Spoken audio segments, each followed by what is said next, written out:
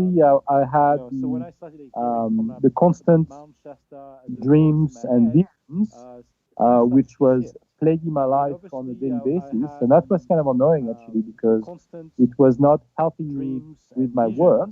I was constantly seeing catastrophic events, these things that never occurred, obviously, but them obviously led to me meeting very interesting people in my life and kind of led me into the remote viewing world simply because after my encounter in 2011, I started developing some gifts, I guess, or some abilities that I didn't have before, not to that extent.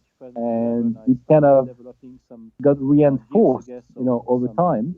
And gradually things start to unfold in a very organic manner that I could, for example, like almost like channel information rather than trying to remote view something and things will just come to me. So without any efforts whatsoever. So I do get it when I can, see some channelers downloading information because to be honest with you, when I've been with you and on other shows and I've been on many interviews and part of documentaries and these sort of things, there are some documentaries coming up and I think maybe some of them are already or will be available on Gaia TV. And that's actually including Sibella Claire, who is a filmmaker. I don't know if you know her. She's from New York, and she interviewed me like 3 times.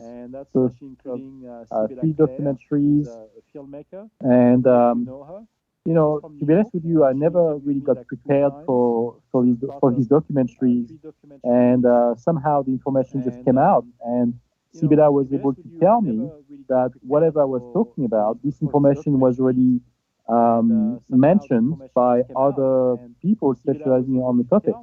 So it's not like I was really making it up. It was something that somehow I just knew, and it just came down that way, and I just talked about those topics, on camera. That's pretty much what I did. Your alien encounter that you had to kind of kick your entire life, your second life, if we could call it that, into going and jumping from neutral to fifth gear right off the bat. Was that a complete shock with you? Did you believe in UFOs or or anything like that? No, not at all. In fact, when the encounter occurred, as I said before, it started as a dream, and when in the morning I could remember this face with that boyish face with big eyes, and he looked like almost like Brad Pitt, on steroids with big eyes, nice hairdo, and maybe better than yours, in fact. And he just was very interested in me, very like smiling at me with a big bright smile. And that's what shocked me because it seemed to me that he recognized me in a dream. But when I woke up, that face remained, stay there, very present. And I, still remember it to this day. And that was back in 2011. And so when I woke up and I went to work on that day, it was actually a bank holiday, November 11th, went to my office, working by myself on my laptop. And then through the window, I could still see his face. He was still there, present for the whole day. And towards the end of the day, that when I sat down on my sofa after dinner, I decided to remain there by myself. That after closing my eyes and trying to meditate on it, see what was going on, that's when I felt this whirlwind around me, and he showed up. He was basically standing up in front of me in full form. Well, to that time, I only saw his bust, so I never saw his full body. But when I opened my eyes, when I felt like this energy whirlwind stopped around me, when I opened my eyes, he was standing up right in front of me. So for sure, everything changed from that moment because um, it was a strange experience for sure. I was not frightened per se, which is strange. I don't know why, but I was not. I was more curious, I guess. The first thing that obviously came to my mind was, get out of my house. I basically saw it as an invader, but I'm very good usually with stress. I've been in the army. I know how to handle these situations. I could have defended myself, but it was not threatening per se. It was just like standing up there, blue haze all around him, and I was just looking at him. And to be honest with you, what panicked me the most was that I could not move and I could not stand up. I was sitting on my sofa, and that's what changed because we had this kind of conversation for a while. I don't know how long exactly. And when he disappeared, I regained movement. So I was able to stand up and walk to my kitchen. And that's when I looked down on the floor, remembering that day and thinking that I completely lost my mind. So that's what really truly changed for me because it completely shattered all the experiences I had or belief systems I had. And I was kind of acquainted to certain paranormal experiences and seeing ghosts and these sort of things all the time, but not something like that. That was very, very unusual. Let alone even seeing a UFO. I never seen a UFO before. So seeing an actual alien being in my living room was definitely something totally new. Let's put it that way. For those who don't know how life-altering and changing it is, this past weekend I did a story for UAPresearch.com with Samantha Mowat, who I believe you know as well, and we were talking about the experiencers and those who have experienced this type of phenomena. It's very hard to, or very easy to downgrade and downplay the extent of what trauma, whether good or bad, an encounter has. Why do you think the UFO field in general has such a tough time, Sebastian, accepting people's encounters these days? It's not so much that. I think it's that they have a certain belief system that if you have a traumatic experience, then that's more valid than a blissful experience that should be, positive, which is wrong. There are certain people in the field who are praising that, and I'm completely dead against it. I think the experience doesn't have to be like traumatic to the extent of like a bad alien abduction where people are, feeling raped or, degraded in some manner or, just having their uterus removed or whatever it is. You just name it. I understand that some people may have those experiences and I don't discredit them. I'm just saying that for those who believe that some experiences might be just a simple exchange because somehow there's a connection there that doesn't have to be harmful, then my experience was definitely real for me, but I understand that people may not believe it's real or have lots of doubts about it. You have to prove to them that this is real because they want to see for themselves. And then if they do, then they might feel panicked and these sort of things. It's not for everyone. And to me, it felt like I was ready for it. I guess I was not, like I said, frightened and highly disturbed to the point of losing my mind and trying to commit suicide or going on pills. I never took any pills in my life, so it's not something that I was doing. And I never smoked marijuana. This is not something that was for me. So again, people could have tried to discredit my experience based on all of these factors, or I was insane, or whatever. You can just name whatever you want. But this is what, again, the within this industry, from those who believe that real alien abductees should have a traumatic experience or not. Stephen Greer is the first one where she says, I don't think that it should be traumatic. I think it should be a blissful experience. I'm actually kind of on those lines. I do believe that there should be an exchange. I also believe there's a lot of manipulation within the alien world. Don't get me wrong. I don't believe this is all nice and cozy. I think there are some beings that are in it for themselves who could be potentially very selfish. We just want to download information from us and learn from us in some manner. even if we might look like apes to them, and we study animals on a daily basis in laboratories, we are probably no different to them than those beings. That's just beings who have to be studied for the sake of it. Somehow, if we are their ancestors, looking at timelines, this is again what I've got as a download and communication with those beings myself, believing that we could be the ancestors of many of these alien races in the future. And then, obviously, with technologies, those beings can come back and come back to this time and explore what went wrong or what's going on with us. They are very curious about the past, our past, and that's fine. 2 minutes before we have to go to break at the bottom of the hour, we have Sebastian Martin on tonight on Spaced Out Radio. Do you believe, Sebastian, that experiencers, because the majority of UFO people and researchers want the science of it all, they want the governmental side of it all, they want disclosure, do you think experiencers are getting the short end of the stick? Experiences are, first of all, some of the experiences, like myself, we had our experiences and regardless of what the government does, what they want to disclose or not, whatever we've experienced cannot be taken away from us. So regardless of what happens on the side, for the majority of the people, this doesn't really take away the experience we all had.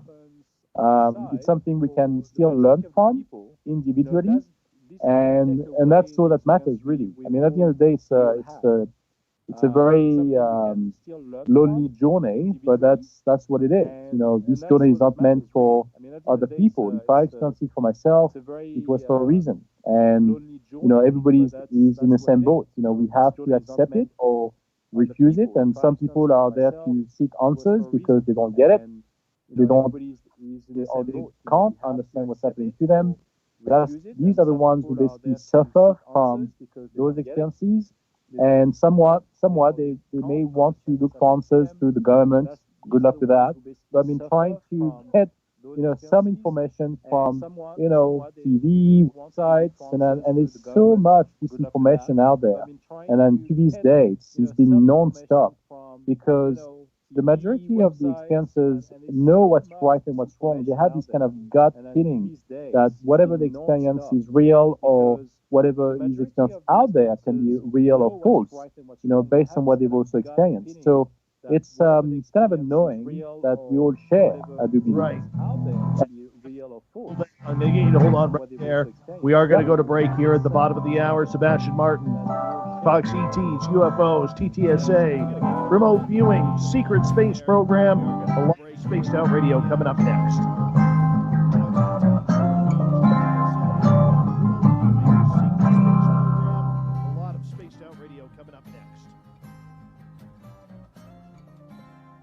Hello. Okay, we're clear. Adrianos, Dave, is any of these interviews real? What's real? What interviews?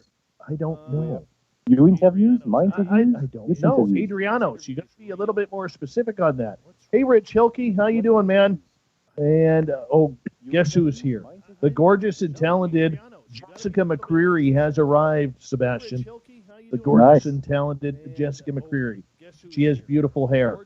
Hello, Jessica. Yes, beautiful hair. She's probably blushing right now, talking to her radio. We can't hear her.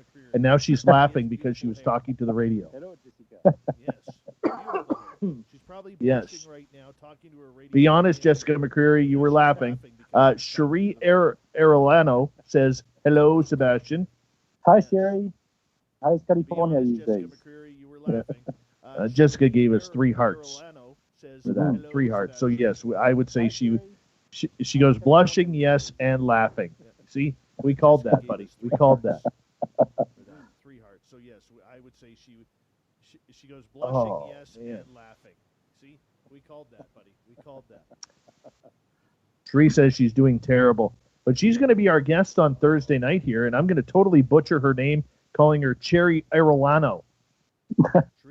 Cherry Arellano. She's going to be our guest on Thursday. Have you ever met her husband? Great guy. Fantastic guy. Good-looking guy, too. Very good-looking guy. Yep, he is.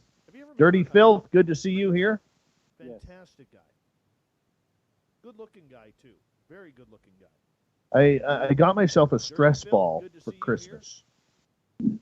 And I'll tell you, this thing feels great. He looks like what my dog would love to have. Yeah.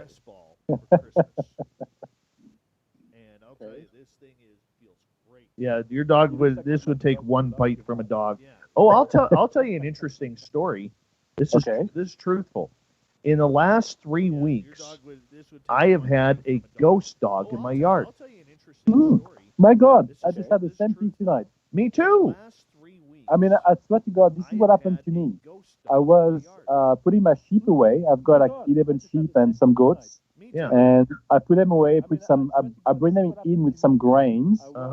And they're usually like standing outside, calling me in, just like, and then actually tonight was late, and I just realized they were still outside, so I went in with some grains, and I could see them outside, and as they were all rushing into the barn, because obviously I had the grains in my hands, in a few totes and stuff, and buckets, and I could see this like white shape in the background, and he just like ran away, instead of going in, and it was pretty large. He looked probably bigger than the sheep. And so I went inside in the back of my head thinking, oh, it's probably a sheep, and one of those that would don't go back inside the barn. So I basically like put the buckets on the ground, and then I went outside looking for that lost sheep who was remaining outside to call her in. And there was nothing. So I went back in, and I just counted all the sheep I had, and they were all there. Weird. Well, so basically, like, they shut the door, and then I left. Yeah. And I just realized if it was like a cougar or something, the sheep would have been like frantic. They would have been crazy. But they were not doing anything. They were perfectly fine. So it looks like there was something amongst them that was not frightening. Yeah. But it was big. And I see, like, we ran away as soon as I arrived there. We don't have like wild dogs per se really like now, especially in this kind of weather when it's raining and so things. And that shape was like really like large, long, like looking like a large dog. Almost like a Great Pyrenees. Wow, that is. And it was like white. See, white. Mine has. We only got about a minute here. Mine has. It looks like my black German Shepherd. Walks like my black German Shepherd. So I saw it a couple weeks ago when I was standing on my patio, called the dogs up. I saw it right below me, thought it was my dog's shadow until it disappeared. And then a few days later, I saw it walking along the fence line from my patio. Okay. And I thought it was the dog again. And then tonight, my dogs were down, and my driveway is kind of sloped, and I have some trees that separate mine and my neighbor's yard. And I saw it walking up, and I yelled up to my dog's Shadow, "Get back down here!" And I looked down beside my dog Doug, and Shadow's standing there beside my dog Doug, and my dogs were not responsive to that at all. So that's 3 times I've seen a German Shepherd shadow ghost dog. 1 second here. All right. Hey, Andrew, how you doing? Good to have you here. And who else has joined us? M. Kuhns, welcome back. Thank you for joining us. Big thank you to Vinster, Chris Reap, and Human Carl for the super chats. Here we go with the second half hour, everyone. Hold on. Chris Reap and Human Carl for the super chats. Here we go with the second half hour, everyone. Hold on.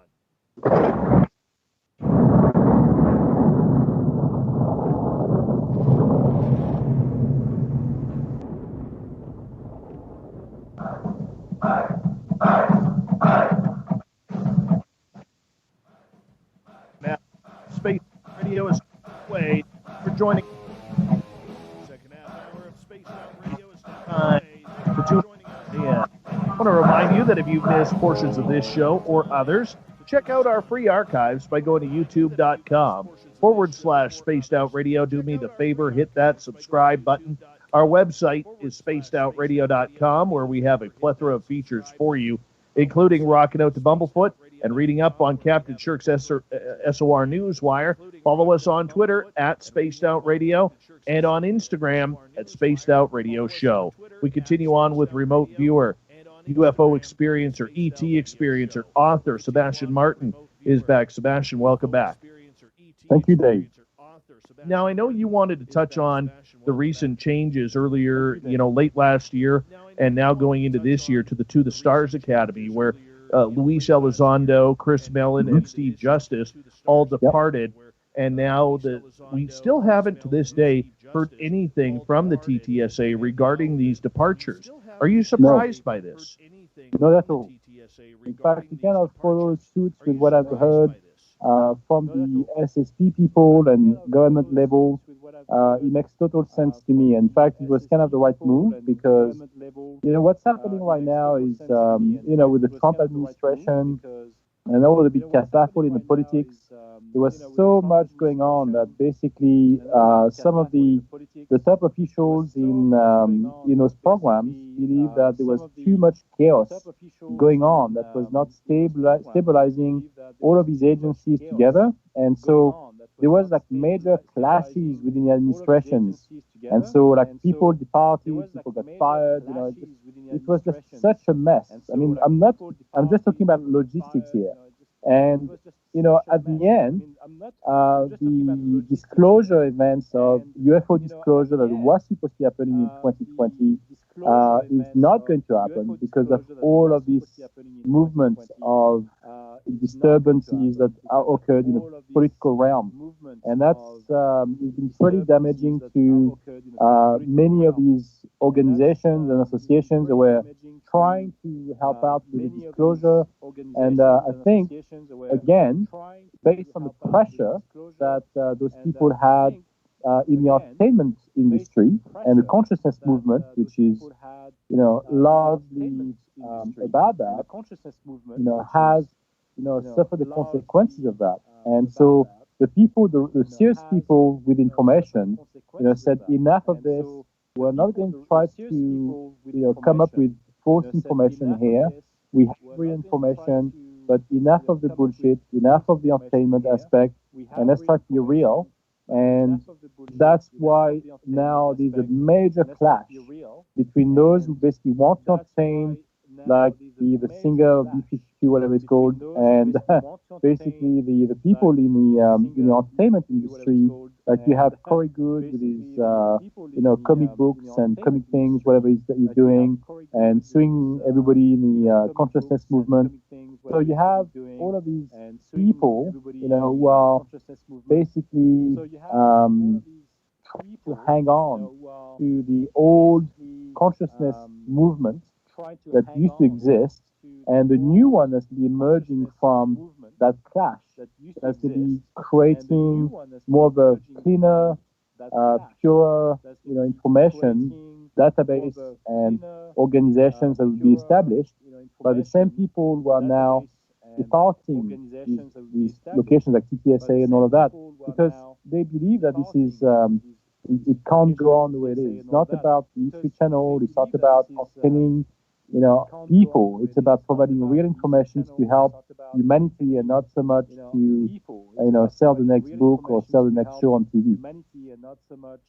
Okay, so the fact that we could pretty much cancel any type of disclosure right now, okay, because of the political unrest, because of the group splitting up.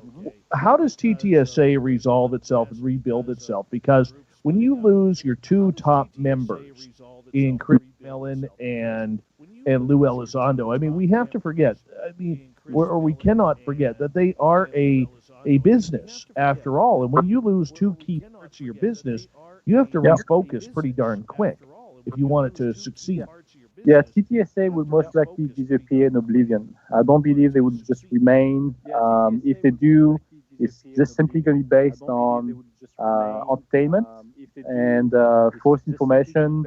I mean, I don't want to say false information, but I don't want to be sued for anything. I'm just saying the real information from people in government won't be going to TTSA anymore, I don't believe. I think, in my opinion, the people who used to work for those agencies are leaving with that information, with their contacts. They want to establish something different, and they did say that. Like Luis Elizondo said that, Chris Mellon will follow. They're going to be creating something bigger, more impactful, that will be less based on entertainment and more about real data coming from the Pentagon, something that would be making more like national news on a regular basis. We're going to be seeing more of that in the future, and it's definitely a bit more serious than what it used to be. That's what I'm saying. That's what I've been hearing. So I'm hoping for the best, but I don't believe this is going to happen. I would say like in the next 6 months, but it's definitely be happening in the next year. Okay, so the fact is, though, they still have some very big key players, whether it's Hal Puthoff, whether it's Jim Semivan, whether it's other scientists that are involved, even ones that were behind the scenes. You know, my biggest complaint probably with TTSA, and I had many, but probably the biggest one that I had was the fact that they really went out of their way to alienate themselves, pun intended, from the UFO community. I think this is a good time for them, if they wanted to, would be to rebrand themselves as the cause for the people. Because MUFON isn't doing it. They haven't made any changes since Jan Harzan was called out and arrested for trying to pick up a 13-year-old girl, which is disgusting. But, you know, there's nobody really who has stepped up to the game saying we want to take control of this and we want leadership. I think they have a real chance of doing that, but somehow I don't think they're going to do that, and that is get involved with the UFO community. I don't think that TTSA would be able to do a much better job with the people they have on board now.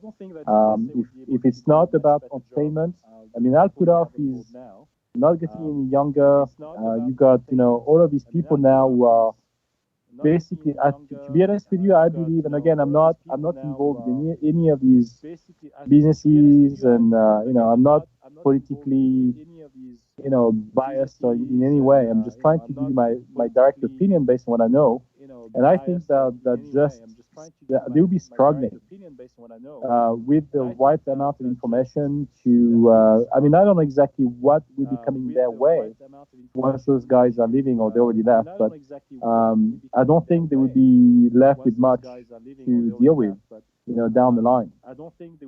So renewing themselves might be very, very difficult if you just have the entertainment aspect to use, which obviously was the main reason why those guys left in the first place, because they want to become more of a platform for entertaining the public. Not so much informing them, but entertaining them, because that's what sells. But that's what the majority of the people who are not into the consciousness movement will just live by the hype of the situation. Will be, you know, looking at, and which is pretty much what you get on the History Channel as well. I think there's a lot of that. And I think it's all about the entertainment. And so some of those stories can be manipulated, changed, you know, so it can look good and fantastic. It doesn't mean it's completely true, but I guess like pretty much like fairy tales. You know, the basis of those are very real, but then it gets skewed and changed to fit a certain story.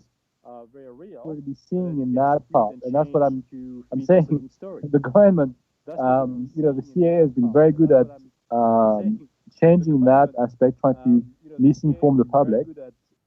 And we're going to be seeing more of that directly from the consciousness movement, because they're going to be like holding onto straws and trying to just make it happen, because that's their way of survival. You know, they want to survive and make the movement still exist. And I don't know. I mean, with what?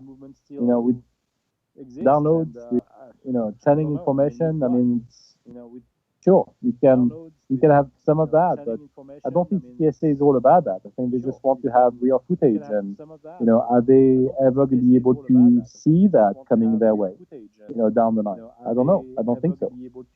I don't think so either. It's going to be interesting to see where it goes. But as for the field of ufology, you know, as we have focused more on the disclosure aspect and the technological side of everything, in your opinion, what are we missing today from ufology?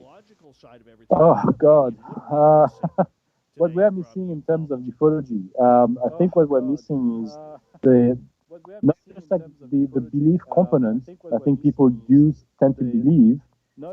It's more about trying to trust themselves, because what I can see, like you've seen that with those statues, or those monuments erected all around the world, with aluminum and metal, sheets and all of that. All of that was definitely like get up towards a false prophet movement idea. Like people are grasping on like, oh, a deity of some sort that's out there, and they're trying to say, oh, maybe they're just here to pick us up, and they're just desperate. People are just desperate. They want change, and that's what I'm seeing within the consciousness movement as well. And you can see a lot of that. It's called desperation, and that's pretty sad, because that's when people can be easily manipulated in those times. And with COVID and all these things that are currently happening, more and more people are just looking for answers and for some solutions. And if they don't rely on vaccines, they want to rely on some kind of alien being that will come over and cleanse the whole planet from all the trauma and the drama that happens right now. But it's not going to happen. It's not going to be like the salvation that people are expecting. It's not that. There are plans already in place for humanity, and it doesn't include, cleansing the viruses that have been created by man or not, for the betterment of humanity. It's all about trying to fit in within that space and trying to make dues with it. So, if it's about adapting to the situation, most likely that's exactly what the aliens are looking for. They want us to adapt to any situation, because we're pretty resilient as a human race. We can adapt. Our bodies always adapt to those situations down the line. And sure, there will be, people dying, and that's what happens all the time. But what I'm saying is, don't expect any salvation coming from alien beings to save humanity from the cuckoo politicians and vaccines and all these diseases, because that's not the answer. The answer is within us. We have to be smarter, and realizing that we can rise from that. It just takes time. Everything takes time, and we just have to be smart about that too. We can't just be taking stupid risks, and we just have to ride the wave and see what happens.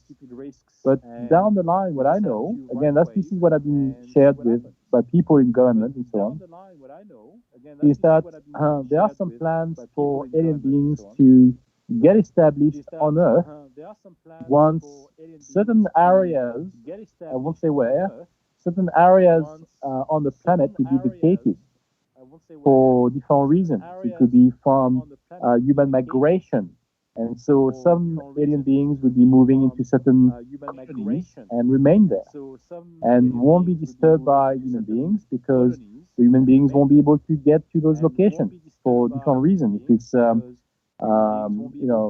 climatic, if it's basically just too hot to move there, so those beings will be perfectly fine, living in those locations, then that's what's going to happen. And we talk about the secret space program.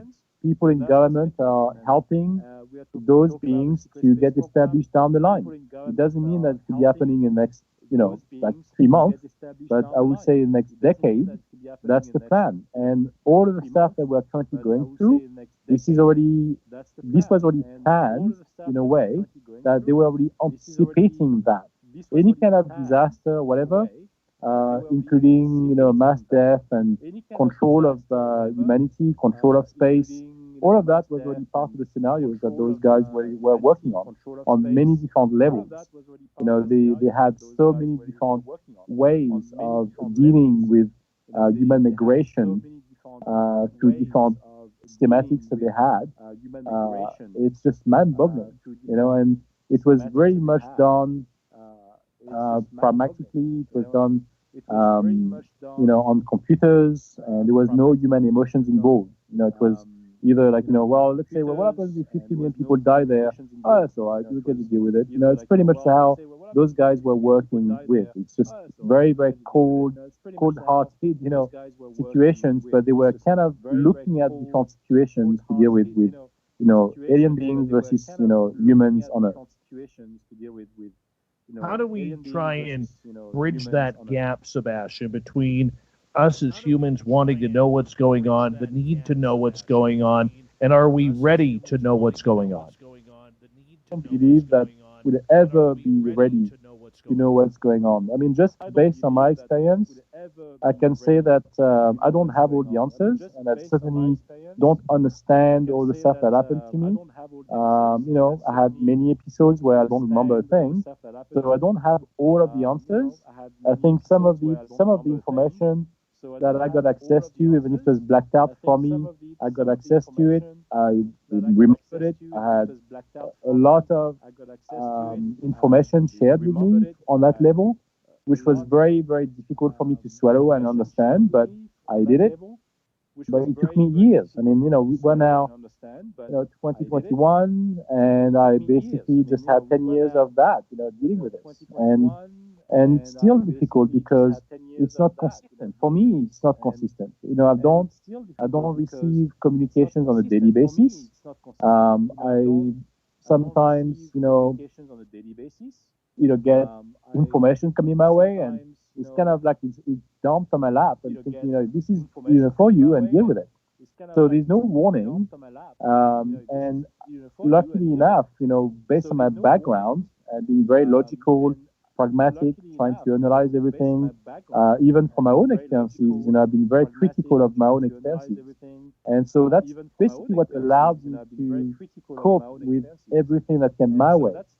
So if you gave the same information to a person who had zero experience with aliens, with UFOs, with this kind of reality, this would be very, very difficult for them to handle this new reality.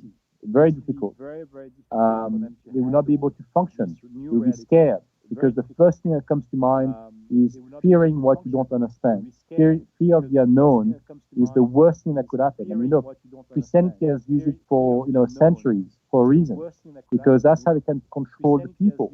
And unfortunately, if we have to embrace new technologies, new alien realities, we would have to understand or have a much better grasp on what happens in quantum physics and quantum mechanics and all of that, because this is already kind of explained theoretically, but in reality, it's very, very difficult to understand, and let alone to experience. I mean, I've experienced quite a fair bit of that on my level, with just about bilocation alone. When you bilocate and people see you at two different locations at once, this can be done in a lab. This can be done with a marble. I wrote that in my book. This was like a Nobel Prize of Physics. It can happen.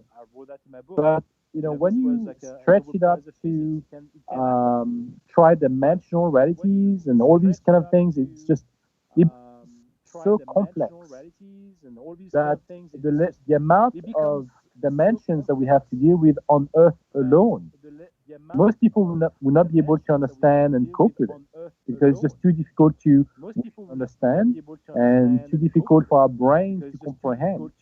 We just have to adapt to situations physically when they happen or occur to us, and we just have to see if we can understand it and cope with it. And on the other hand, we just have to learn about those situations, like those dimensions, and whatever happens to us, let's say in this reality. Let's have an alien being coming from a different dimension. You may interpret it very differently from your perspective than they see it from their perspective, because they have a much better understanding of dimensions than you do. So we are just like, again, I mentioned so many times before, we are like kindergarteners in a world of aliens. So you may have like a PhD in this human life, but it means nothing, in terms of the consciousness movement, because in those of these multiple dimensions and these sort of things, we are completely lost in that. Okay, so as we got about 3 minutes to go here before we got to go to break at the top of the hour, do you believe humanity on a whole, with 7.8 billion people on this planet, are ready for any type of ET disclosure? To some extent, yes. I think we can accept certain realities, like the presence of UFOs from outer space, it's been drawn into media and for the last years. So I think they all accepted it as reality. The Vatican mentioned it. I mean, you have so many newscasts about that. With those crafts, from the Pentagons and all of that. I mean, you have footage out there that shows that this reality exists. The point is, we don't understand. Many people nowadays would try to say, well, those crafts were probably the like drones from a different country or technologies from secret programs that other countries are using into our space. And that's exactly what the Space Force was all about. It was created to control space, not so much about invasions of alien forces coming to Earth, but maybe from other programs that are in existence in other countries invading our spaces without proper authorizations, because they don't care and they can spy on many countries that way. Outside satellite technology. That's probably why those forces were created as well. I mean, obviously down the line, we may see certain, UFOs invading our atmosphere, and those UFOs will be faced with hostility from us directly. And again, that's also the job of the space program. Laser beams like sent their way from Earth has already happened, and I'm sure it will happen again. But those things also occurred from all of these nuclear silos being targeted by those UFOs, trying to dismantle them or disable them, and to say this is enough. You don't need to use that technology anymore. Just go with point energy or whatever. But nobody listens. And so those programs are more nefarious to aliens than they are to help humanity, really, per se. It's completely contradictory to what people believe. It's not necessarily positive. It's more negative to me. Are they ready to embrace this reality? Either way, those programs like the Space Force exist to prevent the public to know what truly goes on in space, to prevent disclosure, to prevent all of that to happen. That's my fear. On that note, Sebastian, I'm going to get you to hold on right there because we are going to go to break here at the top of the hour. Our guest tonight, Sebastian Martin, he's a remote viewer. He is an ET contactee. He is an author. He is somebody who has deep contacts within the remote viewing and governmental communities when it comes to UFOs, extraterrestrials, and the secrets behind them. We're going to dig into more of this, get into the secret space program with Sebastian Martin in hour number 2 of Spaced Out Radio. So do yourself a favor and hold on tight.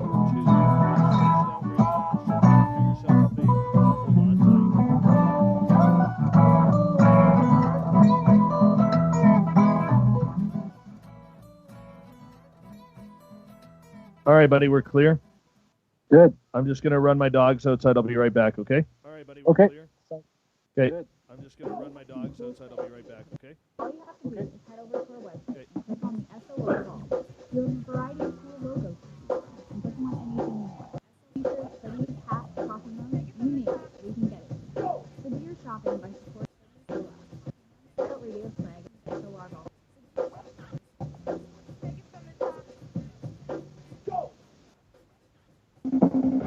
Party is going on. The Bruce Van open until 2 a.m. nightly. The Bruce Mindset will rock while serving some of the best food in the city. The menu starts at $6.95. Why party anywhere else? When the Bruce is right, get your horns up and rock with the Bruce, the official party bar of Spaced Out Radio.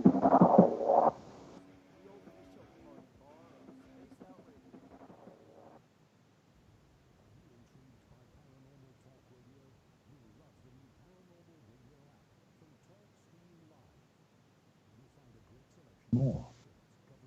Radio.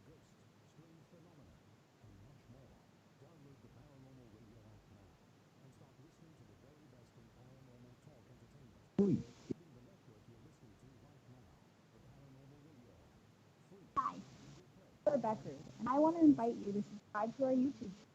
We store all of the SOR show archives, and as an added bonus, every 2 weeks I'm posting brand new content on Twitter.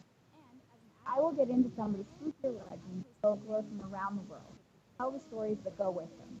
Find us at youtube.com/spacedoutradio and check out Cryptid Tales today.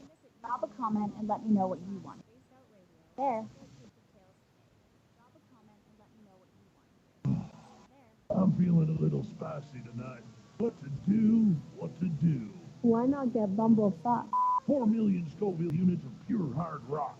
Bumblefoot hot sauces come in 3 flavors. The burning bumble. Tone it down a bit with Bumblicious. Throw the sauce over every bumble. Spice it up. Bumble me, baby. Bumblefoot hot sauce. Get it today at Kajan.com. We all know on Spaced Out Radio we love a good beard and mustache. So why not take care of your facial hair with Mighty Moose Beard Oil?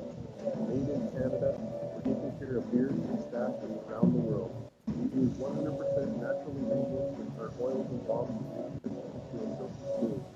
Use promo code SOR2019 at MightyMooseBeard.com today.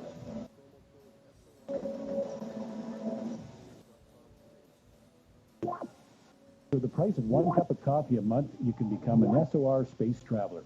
The Space Travelers Club is a place where you can interact with other listeners, either live during the show or on our great forum. We want your stories, pictures, comments, and ideas. You'll get live video streams, exclusive content, and be a part of our newsletter. Stay in touch with everything SOR.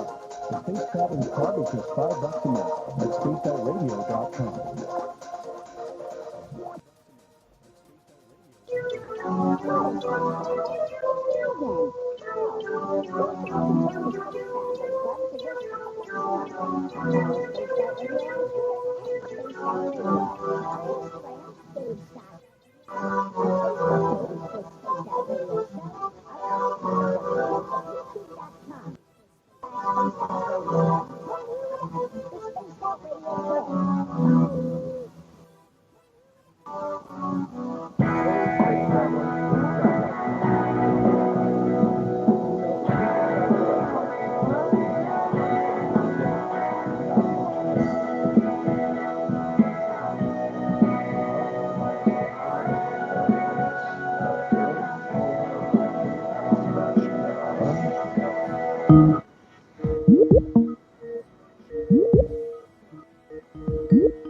There you go. Hey, buddy. How?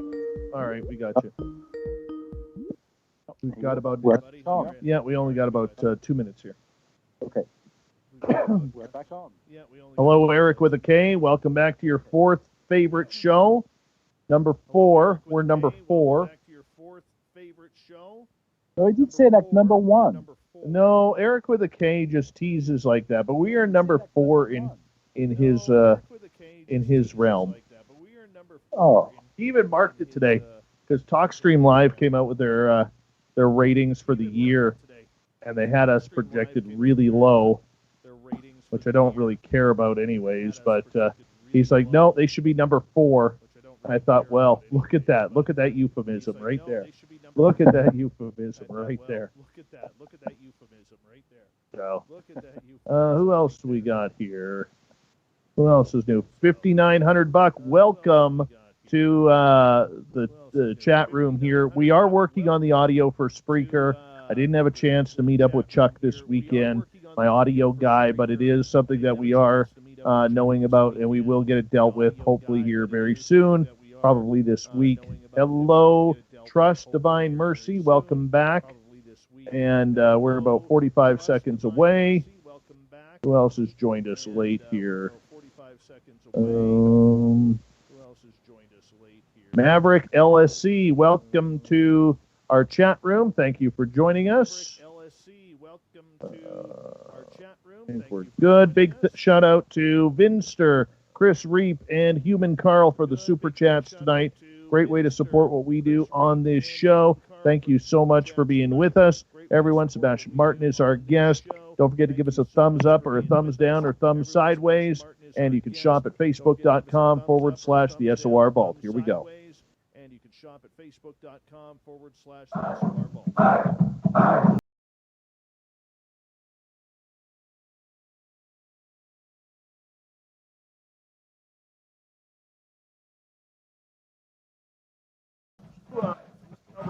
Now under thank you so much for taking the time to tune us on in wherever you are in this great land we call North America.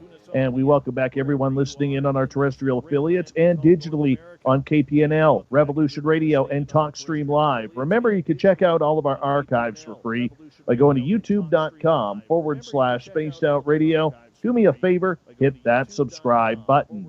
The Desert Clam has set the password for tonight in the SOR Space Travelers Club. What do you got for us, Clam? Emphytusis.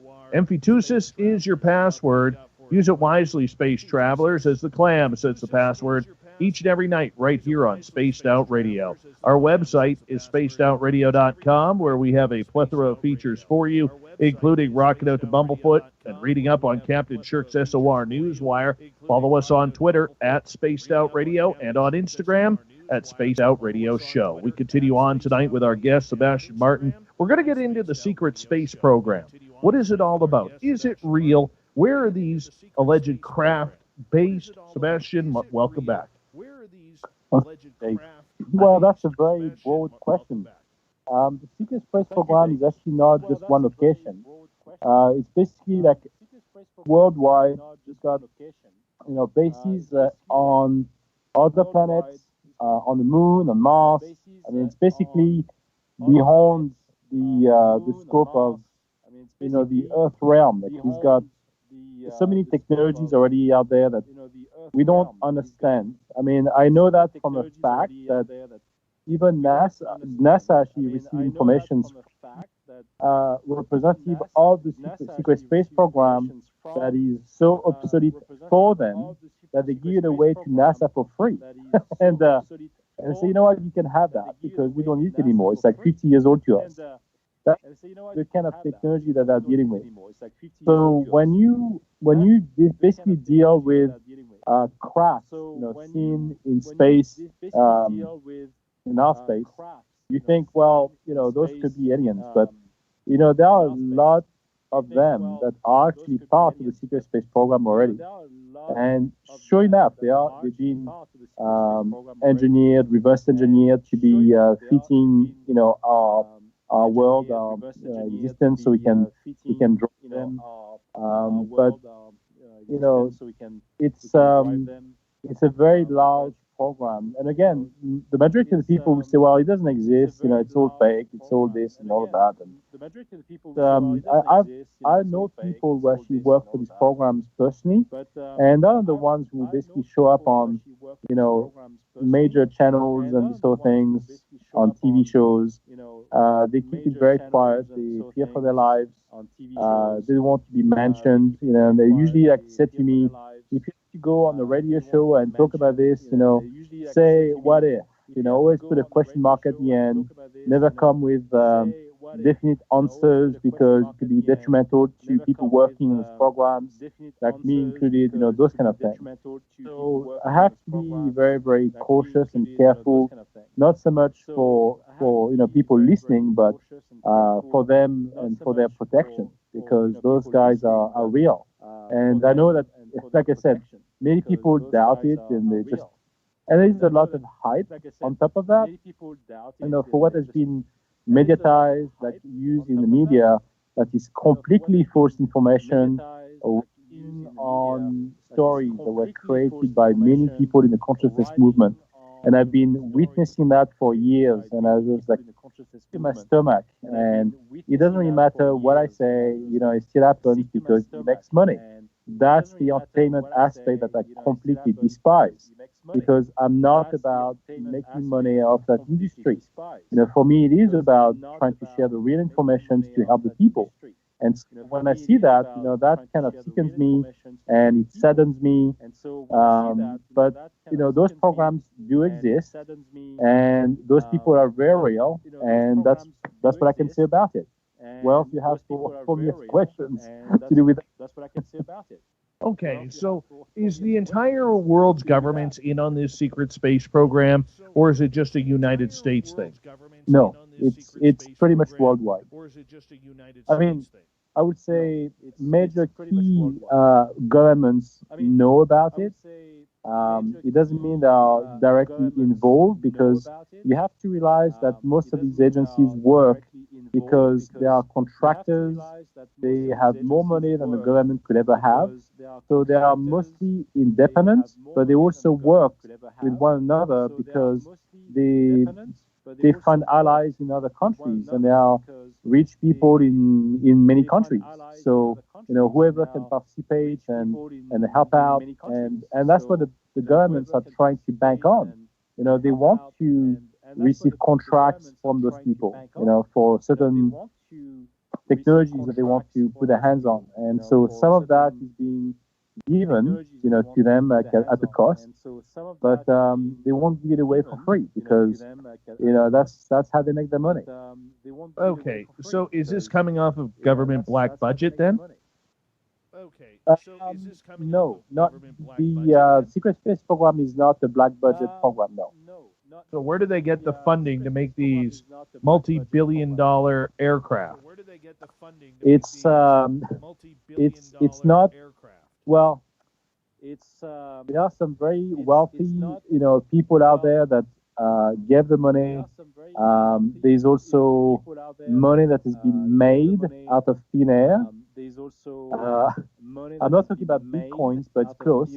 And you basically have those dark programs that try to bank on the secret space program to get the technologies from them, and they do have money, to pay for such technology, and this is not approved by Congress.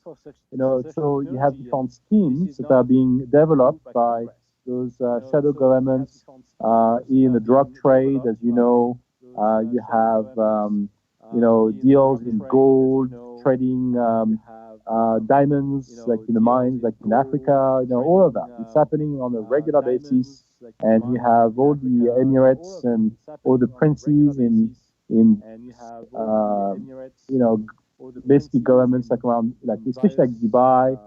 So all of these people have money, and you can imagine that all of these representatives already have a base there. They are well established in those places, and they do deals to create companies and trade insane money on a daily or weekly basis to pay for those technologies. It's buying food. It's not about trying to ward off the next recession. It's all about technology, and it's about ownership. It's about fighting against the next big country that may have this technology before them. It's competition. It's a business world as well. And you also have to realize that those programs, those people working in secret space programs, while some of them, again, it's very fragmented because you have certain people who used to work for the government, let's say for the Pentagon or whatever, in other countries like in Australia. You have people who work for the Navy, who ended up working for those programs. And the transitions for them, for those people working for the Navy, for example, and then ending up in those programs, sometimes the transition is so smooth, they still believe they work for the Navy because they don't know any better. They are still being paid. They still believe that they work for the good guys or whatever, and then things are being shifted so smoothly that they don't have a clue who pays them. They still do their job because they are followers. They are, basically respecting the orders that are given to them from people working sometimes within the same units as they are. And this is how all of these government agencies are being infiltrated by those people in very high-level government agencies that are not so regimented by, countries, per se. Okay, so that's the reason why they are more independent. Okay, so where are they parking these craft? Are they underground? Mostly underground. Well, you would figure on the ground Yeah. usually helps. Thank you. Yep. Yep. Thank you. I appreciate that. Right? No, but seriously, are they parking them at bases like Area 51? Is there a secret area in this world where they are parking these craft? My God, there's places like in Europe that nobody knows about that are inside mountains, where inside of mountains will open up and those craft will go in. You have to realize that most of these technologies rely on plasma technology, and they feed off like ancient volcanoes and plasma running through the volcanoes to get energized. It's all linked to that. That's the reason why you have so many sightings of those crafts in major volcanic eruptions around the world, and it's taken on film, and you can see it on stations around the world and these sort of things. And you can go to Mount Adams and all these places, like you can see that happening, because that's where those crafts are being parked. It's not just like an underground facility like in Area 51, which is not so secretive anymore. There are way more secretive locations in America alone that are not even known to the public, because they want to be hidden from the public for a reason, so they are not known. So they kind of gave away the Area 51 for the public to go there as a tourist site, like Walt Disney. But if you go to those other sites, like I can tell you, you can't even get nearby. It's either like very located in canyons, very deep down, where you have no cars being able to access them. It's all underground. Even the channels to get to those locations are drilled underground for like miles on end.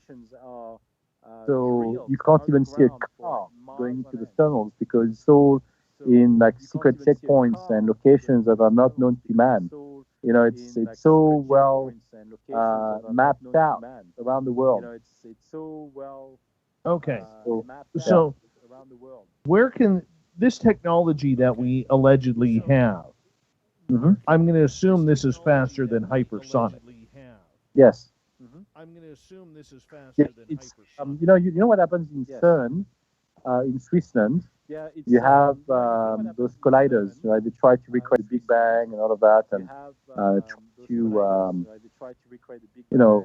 even create wormholes and these sort of things. Well, the same thing happens in Vancouver. Are you aware of that? I did not know that. Yeah. Well, there's actually the same facility underneath Vancouver, going underneath Simon Fraser University, and it's taking all over Vancouver underground, and most people don't know about it. It's kind of funny. But those places exist for a reason, that this is what the government wants to try to achieve. They want to recreate the secret space program already has, and all of this technology, and this is actually from real information. This information has been given to them to recreate that overnight, within like a week. Has been given to them by the secret space program, so they can come up with it and work it out for their own technology, because they won't give their own technology to the government. Okay, what's the purpose of hiding this and keeping it away from the benefits of humankind? Money and control. That's all it's about. Nothing else. And I think one another reason is you have to realize that those programs exist not because the people in charge who still want to control what they have. It doesn't mean that they are fully in charge of their own program, because the ETs who actually work with them basically are there to help them. And we've seen this with Charles Hall, with the tall whites and everything else, So it's very well known, very well documented that you have a lot of alien races working with the government, and some who are not part of government organizations, who basically prefer to work with like agencies like the Secret Space Program, for example, and that's to do with their own interests. It's to do with the human interest. It's for their own interest. So the Secret Space Program respect that, and they have to, because if they don't, those guys will just leave. And there's no way those human beings can chain them down. They can't control them. So it's a give and take, you know. So when you think about all of the alien abductions and all the stuff that happens, a lot of that is actually also created by the secret space program.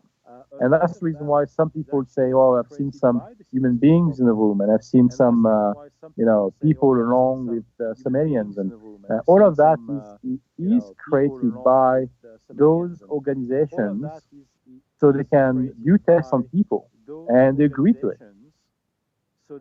Okay, so with the technology that is allegedly out there, as per your saying, where are we traveling to, and how are we getting there? Are we getting there through craft? Are we getting there through jump rooms? Are we getting there through some sort of other type of technology? Yes, there are some jump rooms, there are some crafts. So it depends on where you want to go. If you use a craft, it's usually to go through like wormholes, and you can, or worm, yeah. Usually, like it's to travel from one point to another. If you want to go to one single destination, you just use a jump room. If you want to go back in the past, you can also use a jump room. Or go to the future. And even if the future can be undetermined, that's the danger of going to the future, is because it's not fixed. So whatever you may see might not become a true reality. And so that could change. It could be like an alternative reality. And again, that's where we talk about quantum physics and different realities that may exist or may not exist. So whatever you see from the future, and again, it's the same thing with the Looking Glass project. You know, whatever they were able to see through the Looking Glass technology was not set in stone, because things could change. Okay, well, let's talk about jump rooms here for a minute before we jump into other areas. You know, these jump rooms, they have been alleged for a number of years, most of which through somebody who is not very well trusted within the field of ufology or conspiracy, and that would be Andrew Bishago, a Washington state lawyer who claims he was a child chrononaut. But I mean, if by chance that this has been going on, how are you finding out about the reality of this program and where it's based? Do I find out myself? Yes. Well, it's because of the people I've been working with for the last 10 years. Okay. Tease us a little bit. Well, I mean, it didn't happen overnight, obviously, but as I got connected to one person who I was able to connect with, basically I was able to help. I helped save lives in many cases, and those people, using my remote viewing, experiences, I was able to help people, and those people started to trust me on a human level. I never got paid from those programs at the time. I was just, helping out because I had visions, and I was somehow connecting myself to those lives. And it was very unknown to me at the time, like who they were, what they were doing, but somehow I was able to understand what they were involved in based on what I was seeing. And that was a big, big problem at the time, because I was infringing on something that I was not supposed to know. And so my life got pretty much, changed at that point, because I was under a lot of scrutiny. I won't say all the details, but I went under a lot of stress at the time for many reasons, because I was being tested. And I guess when I passed the test, I guess I survived everything. I was able to help more people. And that's how, knowing from one person to another, like when you know that those guys know each other, that's when you can confirm things. If you just rely on one individual, for like Andrew Basiago you mentioned, if you just ask him one piece of information and he will talk to you about jump rooms, you trust his testimony, you believe him, whatever it is, well, that's your belief against his. But then if you have two people or three people who have basically know each other within government agencies, who work each other, like, if you look at Chris Mellon, you have those people who have those backgrounds, who have stories to share, and you talk to them, and then all of a sudden it becomes clearer, because you would think, why would these people want to lie? Is it to still serve the agenda of an agency? But then at the same time, based on my information and what I'm able to gather and tap onto, like I'm able to detect certain things and lies, and I'm very honest with the information I'm usually receiving, and therefore I'm using it to help people. So if they try to lie to me, I will know. And so when you have more than one person sharing the same information, that's where it becomes more interesting to me because I can validate it. I can't say the same thing for Andrew Basiago because I don't know who his contacts are. I know he's got his own experience, but I personally never was able to connect to that experience personally. That's what I could say. I mean, I'm sure there are some other people who will be supportive of him and can like him, but that's not my experience. Okay. So with these jump rooms, what are they being used for? Well, like I already said, it's usually like to jump from one location to another. Well, I understand that, but are they used for jumping for military purposes? Are they being used for other types of purposes? Usually, it's usually for military purposes and for secret space program people. So to go from one location to another one, so let's say to go from one base to another, they won't have to use craft. They can just like send. Sometimes you have to realize those jump rooms could be fairly big. A rocket could not even take some of the equipment that those jump rooms can handle.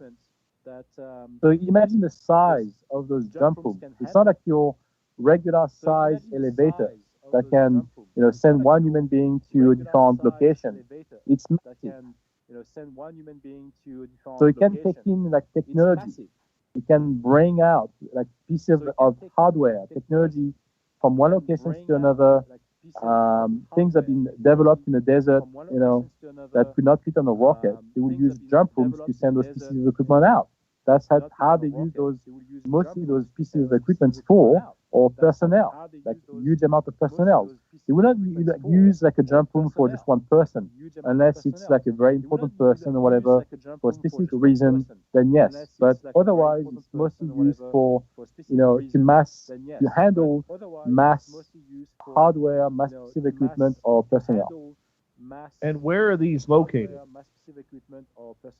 Oh God, all over the place. It's not just in one location. I mean, that's fairly simple technology to them has been created in many locations. And usually they are in the same locations where you could find those massive silos where those, not silos, but locations where the crafts would be, stored as well. Like usually underground, in mountain areas, in large underground facilities. Let's carry that on when we get back from the break here, Sebastian. So Martin's talking Secret Space Program. Sebastian Martin talking Secret Space Program. We're going to get into remote viewing as well in the next half hour. More as we enter the stars.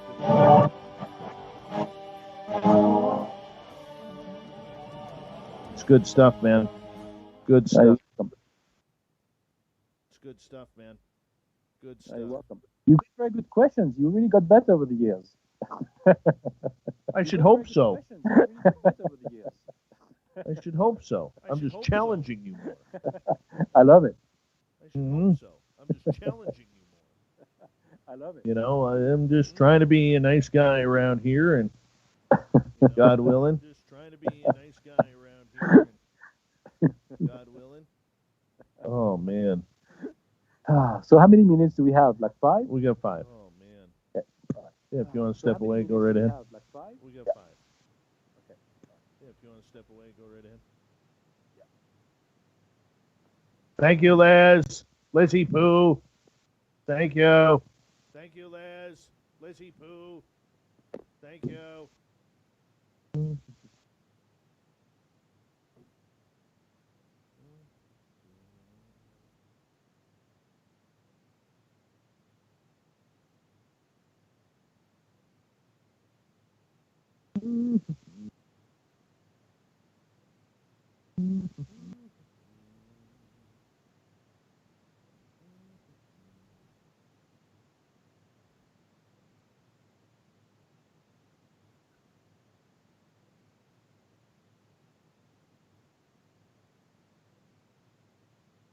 Thank you, Chris. My beard is looking not bad. Probably a good time to show you why my beard is in such good shape, because I use Mighty Moose Beard Oil. You can get it at mightymoosebeard.com. Real simple. Real simple. All you do, take it, drop it into your hands like so. It's also good for the hair, ladies. Rub your hands together, and then just massage it in. You just massage it in. Just massage it in. That's it. Hey, thank you, TH from the United Kingdom. Good morning to you, and thank you for that super chat, man. Appreciate that. MightyMooseBeard.com. It's all in Canadian dollars, people. All in Canadian dollars. So if they say like $20 on the website, when you use your promo code SOR2019, it's only about $16-17 American. Cheap. That's how I do it. MightyMooseBeard.com. Cheap. Yeah. That's how I do it. That's all I got right there. Yes. And a new, Dutch says they're working on a few new scents and a new moustache wax as well. Very nice. Make sure you use your promo code SOR2019. Make sure you do that. Make sure you use your promo code SOR2019. Make sure you do that. We got some questions coming up, Sebastian. Okay, I'm here. I know you're here. You're loud. Okay, I just came back. I know you're here. You're loud. I didn't know you had sheep and goats. Oh, yeah. Well, I live on 15 acres of land, so yeah. Yeah, nice. Nice. And you don't lose any to cougars or bears? I did. And you don't lose I any did. to cougars? But now I'm putting them inside the barn every night because I've lost enough against wild dogs and cougars and bears. So that's enough. I already lost all my chickens from raccoons and minks. So we pretty much have everything around here. We've got like a river nearby. Yeah. So we're in the right spot for them. Yeah, no kidding. No kidding. But I like the seclusion. I like being, away from everyone. I've got my own space, I've got a nice house that no one can see from the road, so like it's just for me. I didn't build it for people, onlookers, to go at my gate and have a look at my house. Very nice. Very nice. Okay, we got about a minute and 10. Okay. Yeah. About a minute and 10. Actually, that Rob, do you know Rob Freeman? Yes, good guy. Yeah, he came over to my farm and he did an interview with me. I don't know, like a documentary that we released. Dan Berg was there too. Yeah, I know Danny very well. Yeah, and so there she did like a very beautiful, drone footage of my whole farm there. It looks very nice. Nice. I think it's available on YouTube somewhere. Yes. 1 second. Thank you to TH, Fabster, Trust, Vinny, Chris, and Human Carl for the super chats tonight. Really do appreciate the love and support of Spaced Out Radio. Love and support. And you can go to our website, get some Mighty Moose Beard Oil. Go to mightymoosebeard.com. Use promo code SOR2019. And if you want some shirts, go to facebook.com/the SOR Vault.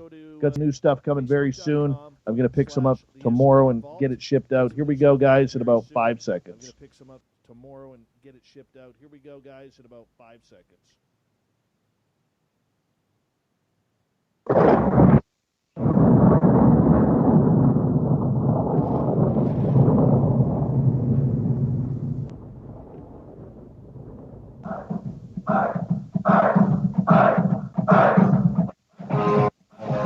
We passed the halfway point, Spaced Out tonight. Your host, we passed the halfway point of Spaced Out Radio tonight. Being lovely, talented, has a fantastic listenership audience out there. My hair does as well. So make sure you check it on out by going and checking out our archives for free at youtube.com/Spaced Out Radio.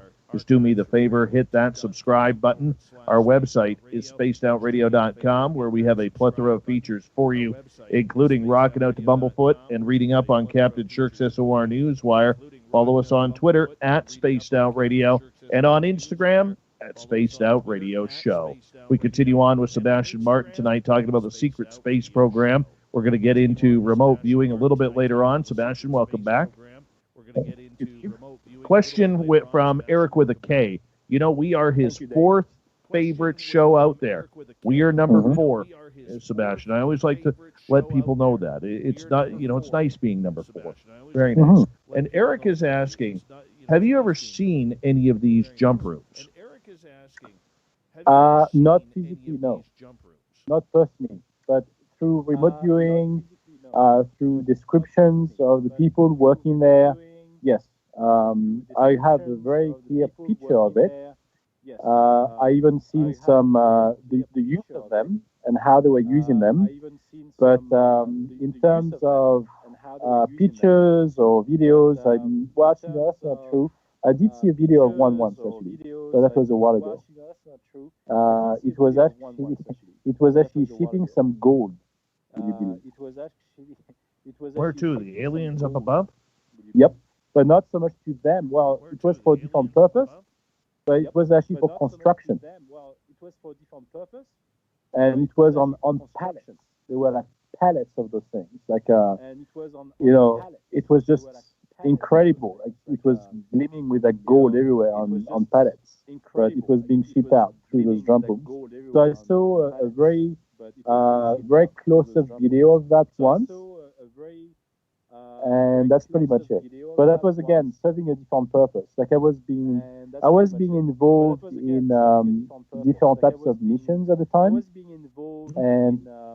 and what we forgot to mention, which was a big part of my involvement at the time as well. Like I'm talking about a year, 2 years ago, I was actually involved in stargates, and like physical stargates coming from Iraq, and that were basically moved up in various locations, and that was actually quite a fascinating work because I was describing certain, you know, pieces of objects that were part of the Stargate that got removed by the elders of Iraq, who were basically the guardians of the Stargates in Iraq, and those lineage of Iraqis were basically like super tall with like blue eyes who don't look like the regular average Iraqi being there.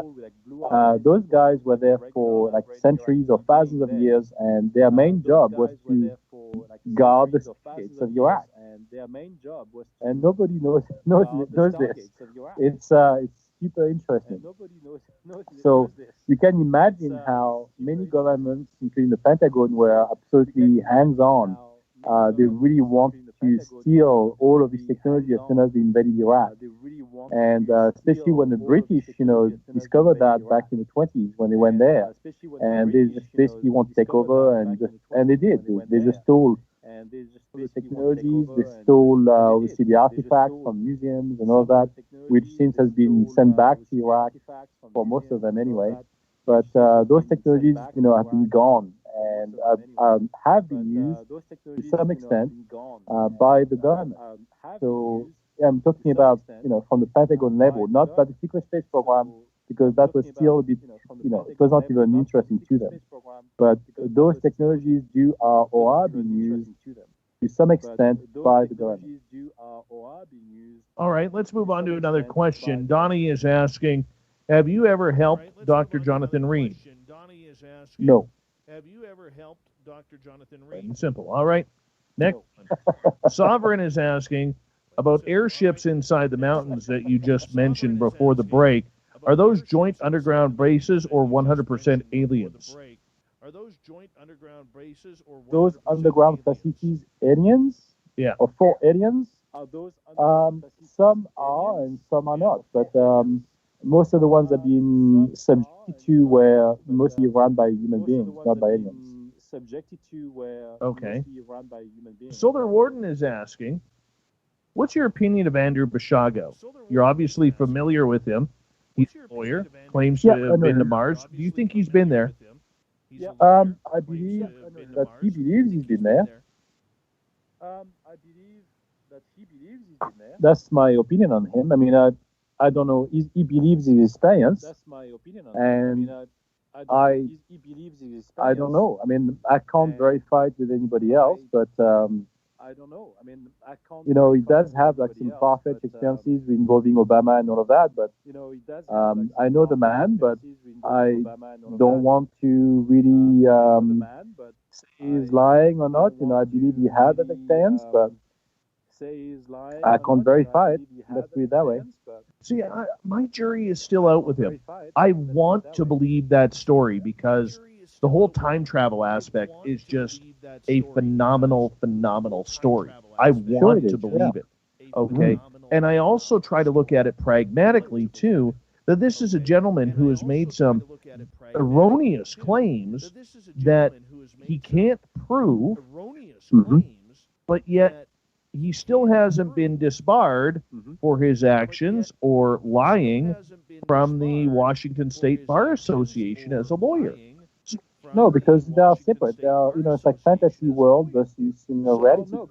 You know, you can't disbar someone because he's got the idea of writing a book on science fiction. I mean, yeah, that's his private life, right? I mean, if he's good at his job and he can represent people, you know, for their cases, maybe he's very good at it. You know, it's like me, being in the business world, still being involved as a director and talking about aliens the way we speak today. You know, my colleagues and, you know, shareholders probably ask me to go into like rehab or something, you know, because it's far-fetched. You know, it's very hard to believe. And for those who don't have that experience, it's very difficult to merge the two. You can't merge the two. So that's the reason why I had to dissociate myself from the day-to-day, because I could have not have represented my company and do trade shows and do like public speaking and all of that while talking about this reality to me. And the thing is, for me, it is my reality. That's my life. I can't change it. You know, I won't deny it. That's the way it is. I mean, look, I just got separated this year. You know, my wife could have easily used that against me for the kids and whatever. Like she could have done whatever she wanted based on what I talked about, right? And as hard as it is, you know, I probably would have lost the custody of my kids if, you know, she went that route. But I ended up to be mostly the caregiver anyway. But the fact is that this is a reality I can't shake away. You know, I will not lie about this reality because that's my experience. Okay, let's move on to another question here. Sovereign is asking you if you are familiar with people disappearing near boulders during geological events, as Andrew Bashago has mentioned.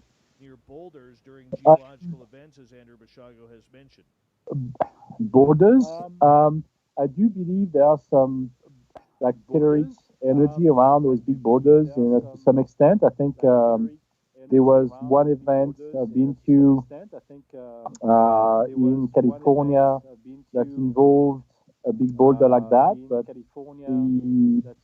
the First Nations of those places believe that it could be like a portal to some extent.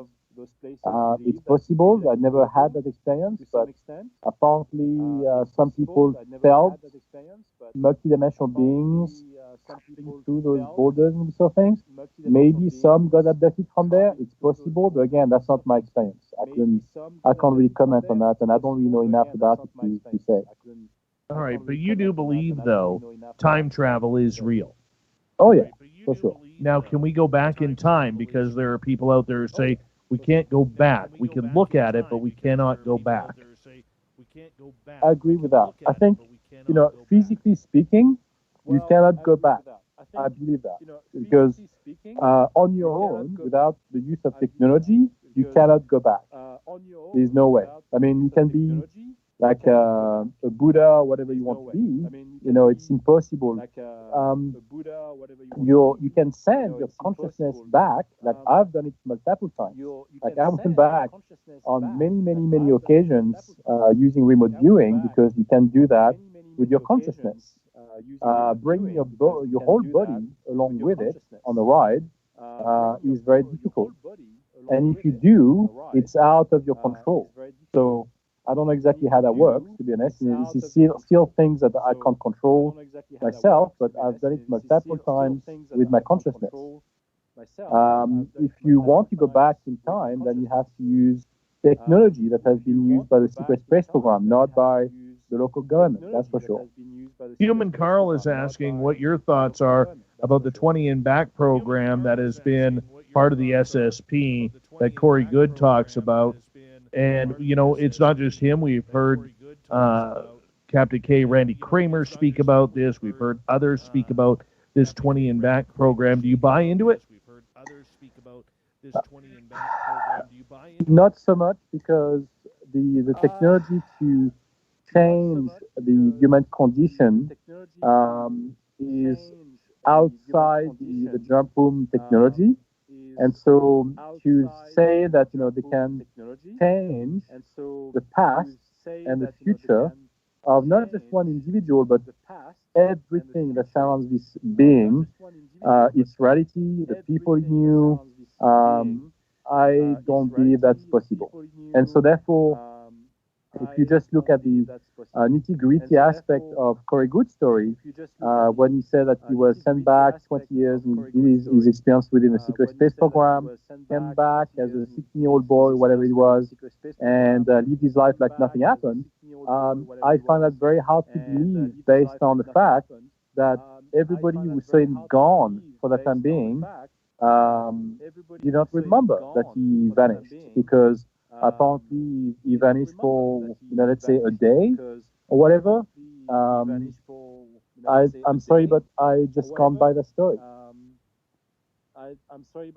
So you're not really buying into it? I'm not buying into that, no. So you're not really buying into it? All right. I believe that for the people who can travel in time, they are sent off on a mission. They can go back, but they would have aged. They would have not changed, going back into their, old self, because that's not what those programs are all about. If you are sent time, it's for a short period of time. It's not for like 20 years and then going back as a 16-year-old. That doesn't happen. Okay, so if we can't go back in time, but we can somehow view it, can we go to the future? Yes. Well, we talked about the looking glass technology. So that's what that does. You can look into the future. That's what they've used it for. And like I said, it can give you, basically details of a potential future, but it doesn't mean that it's going to be a true reality of our current reality. It's going to be a different timeline, potentially. It could be a real timeline, or it could not be. It's very, very difficult to rely on future data, because there's so many. I mean, sure, they can use it for projections and sort of things, saying, okay, well, what happens if we do this? Well, we could be facing that kind of situation using the looking glass technology. Okay, well, what else can we see? Can we use the technology again for seeing another timeline? And so on and so on and so on. That's exactly what they would be using the technology for in the future. It doesn't mean that they'll be sending someone out there in the future to do something. That's not going to happen. It never happened, and I don't think it's ever going to happen, because that person could get lost and then never come back. Okay, Sebastian Martin is our guest tonight on Spaced Out Radio. Let's continue on here. And in a few minutes, we're going to go into remote viewing. And I know there's some questions building up in the chat rooms regarding that. But Ancient Hammer is asking, what does this jump technology actually consist of? Do you know where it was designed? And where did the knowledge come from? The main, I know that the main knowledge came from aliens themselves. So they did provide some of that technology to the people in charge of those programs. As to know what they are consisting of, that is to do with the quantum physics realm that I completely bypasses me. I have no idea. What I know is basically changing, basically all the atoms of your body, and then the molecular structures of anything that goes into those big rooms, and being able to see. And again, I don't know the technology, but what I was able to see is I can see some technology that looks like, the Tesla, like lights, going, like the beams, like plasma lights that goes through the room. I've seen that, but I don't know where it came from. I saw on the top of that chamber there was some sort of like a dome that looked like a spherical dome on top, and that's what I can say. I didn't really see anything else. The room itself looks pretty clean to me. There was no like wires. There was nothing showing up. Everything looked pretty sleek on the inside. Apart from that dome on top, everything looked pretty flat, like flat walls. There was nothing else I could really know from looking at it that looked unusual or being taken out of the equation. I have no idea. I can only describe that. That's what I can remember based on what I've seen. All right.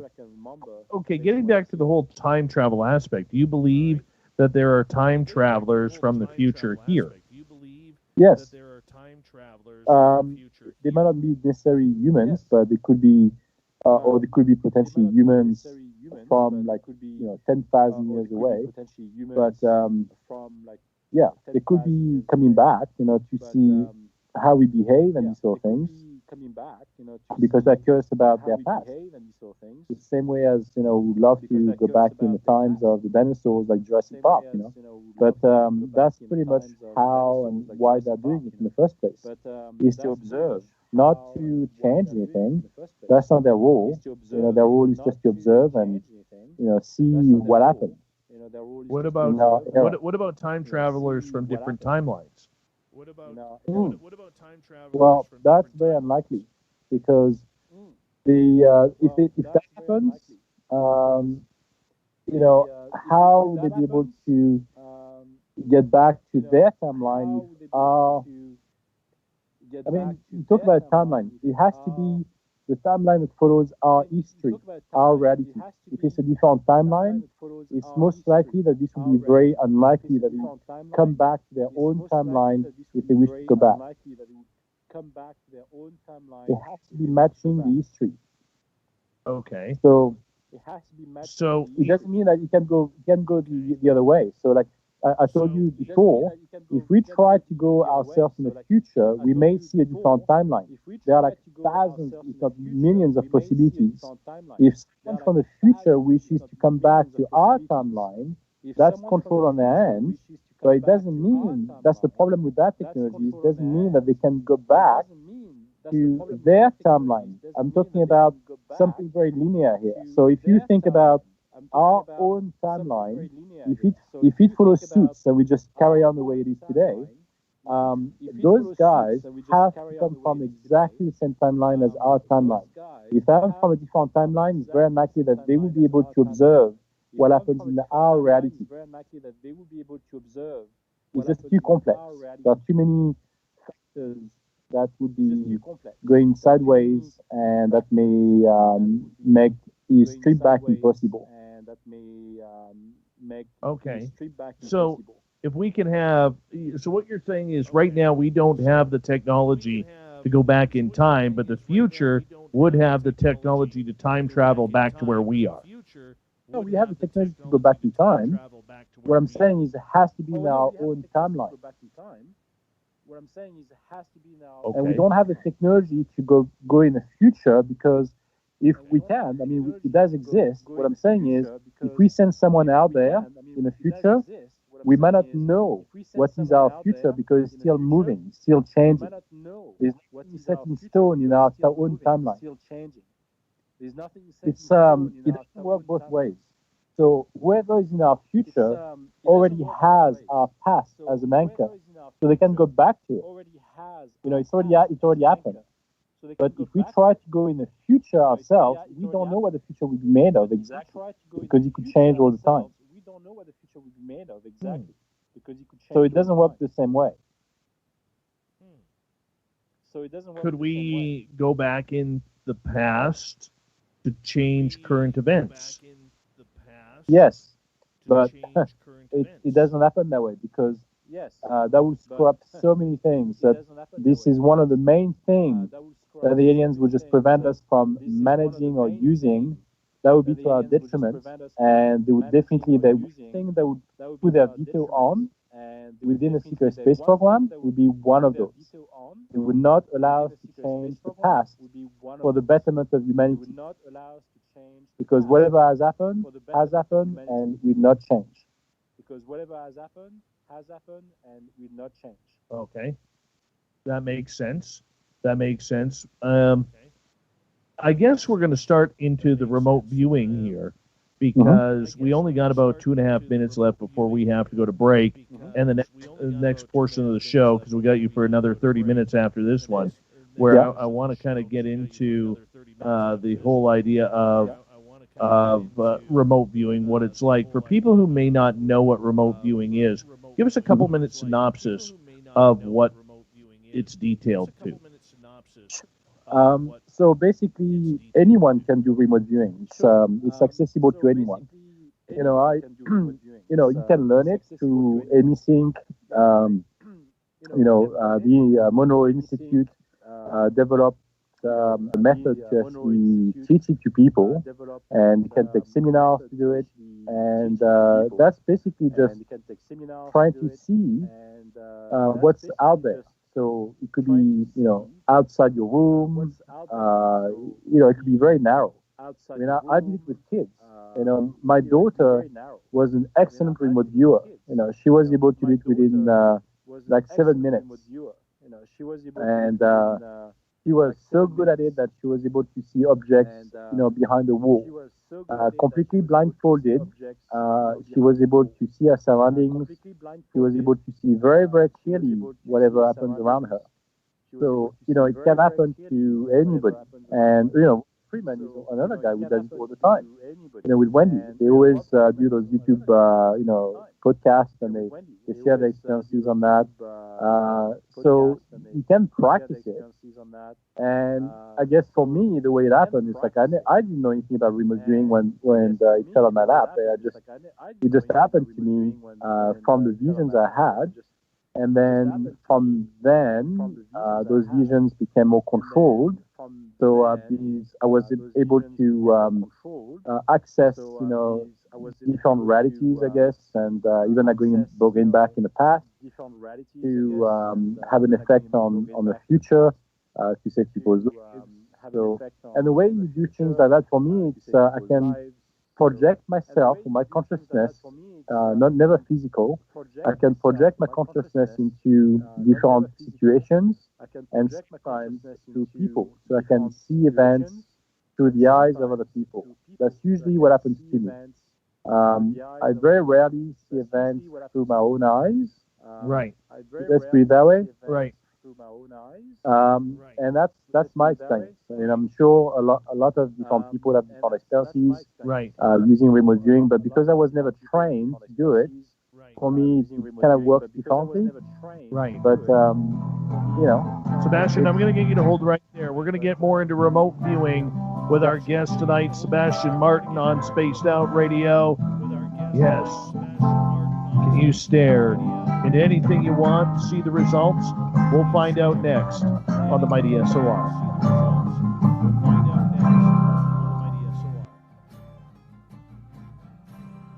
All right, we're clear. Before I go and check out my dogs, in our chat room tonight, the lovely and talented and birthday girl, Elizabeth Anglin. Let's give her a few claps for birthday for Liz.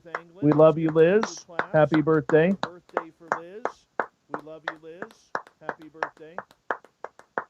There we go.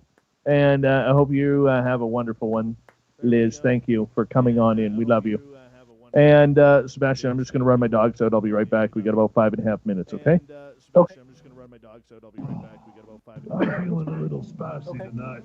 What to do? Why not get bumblefucked? 4 million Scoville units of pure hard rock. Bumblefoot hot sauces come in 3 flavors. The burning bumble. Tone it down a bit with Bumblicious and throw the sauce on everything. Spice it up. Bumble me, baby. Bumblefoot hot sauce. Get it today at Kajan.com. We all know on Spaced Out Radio we love a good beard and mustache. So why not take care of your facial hair with Mighty Moose Beardolin?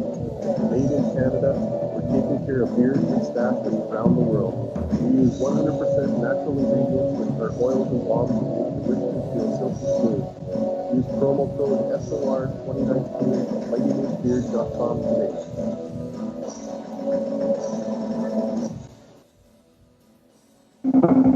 The party is going on.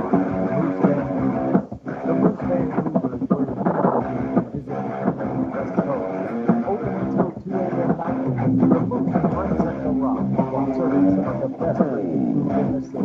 The menu starts at $6.95. Why party anywhere else in the world? When the Moose is right here, get your horns up and rock with the Moose, the official party bar of Spaced Out Radio.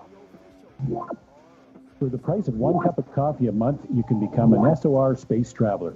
The Space Travelers Club is a place where you can interact with other listeners, either live during the show or on our great forum. We want your stories, pictures, comments, and ideas. You'll get live video streams, exclusive content, and be a part of our newsletter. Stay in touch with everything SOR. The Space Travelers Club is just $5 a month at spacedoutradio.com.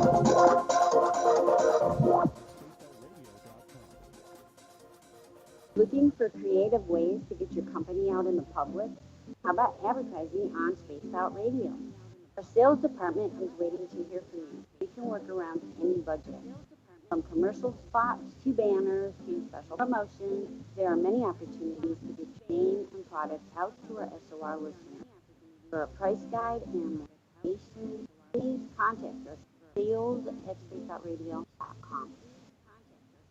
We're adding to the entertainment online for Spaced Out Radio. I'm Amber Beckford, and I want to invite you to subscribe to our YouTube channel and check out Cryptid Tales, where I will take you on a journey into some of the strangest legends and lore from around the world, relaying the stories to you of the strange creatures and experiences that people have had throughout time.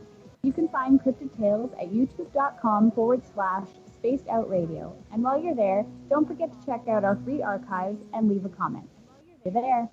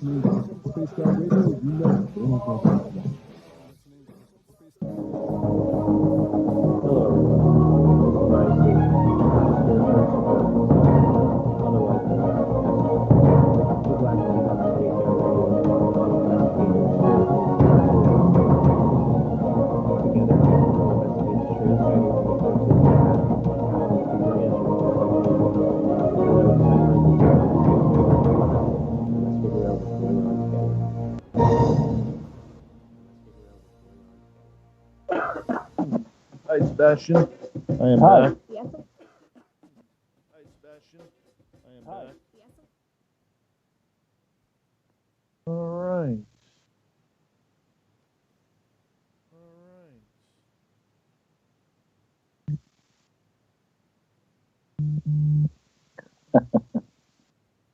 Hi, Scott. I know you're listening and texting. Hi, Scott. Yeah, he is. And texting. Yeah, he is. He's a good dude. Oh, yeah. He's a good dude. Oh, yeah. Has he told you about his alien encounter? No. Has he told you about his alien encounter? He's very shy. No. He should, share it with you. Well, we'll tweak his nipples a little bit and get him going. We'll tweak his nipples a little bit and get him going. All right, we've got just under a minute here. Okay. So once again, just stay with me through the break, and I'll say goodnight to you through the break. Okay. Okay. Go from there. 10 seconds or about 30 seconds. Big thank you to TH, Babster, Trust, Vinny, Chris, and Human Carl for the amazing super chats tonight. Thank you for everybody who's tuned on in. Don't forget to give us a thumbs up if you're new here. Hit that subscribe button. We want to hit 15,000 by my birthday, which is May 24th. and we're creeping on up. We just passed 10,000 about a week ago, and we want to get more into it, man. Want to get more into it? We need your help and your support. Hit that subscribe button. Here we go, everyone. Hit that subscribe button. Here we go, everyone.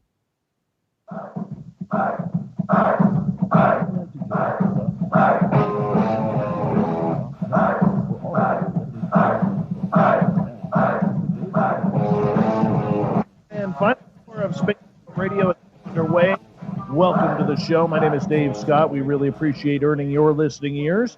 Hello to everyone listening in on our terrestrial affiliates around North America and digitally on TalkStream Live, Revolution Radio, and KPNL. Remember, you can check out all of our archives for free by going to youtube.com/Spaced Out Radio. Just do old Davey the favor. Hit that subscribe button. The Desert Clam has set the password for tonight in the SOR Space Travelers Club. I got tongue-tied. Emphythusis, or something along those lines. Not even going to try and say it twice, as the Clam sets the password each and every night right here on Spaced Out Radio. Our website is spacedoutradio.com, where we have a plethora of features for you, including rocking out to Bumblefoot and reading up on Captain Shirk's SOR Newswire. Follow us on Twitter at Spaced Out Radio and on Instagram at Spaced Out Radio Show. For the final time tonight, we introduce Sebastian Martin. He is a Canadian researcher, remote viewer, and we're talking remote viewing right now, Sebastian. And right before the break, you were kind of defining what it was. Can anybody do this? In fact, I believe that anyone could achieve this through different methods. You can do it through meditation.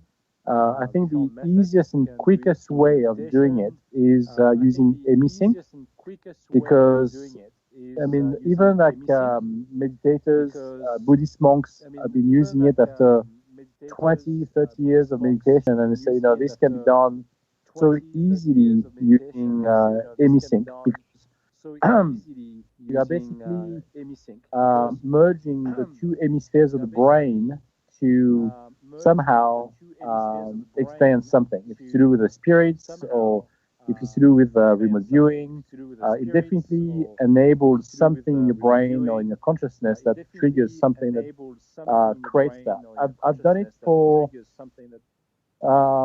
basically just contacting the spirits with Paul Elder in Nanus Bay on Vancouver Island, and I found that experience very enlightening to me. I really experienced every aspect of it for 5 days.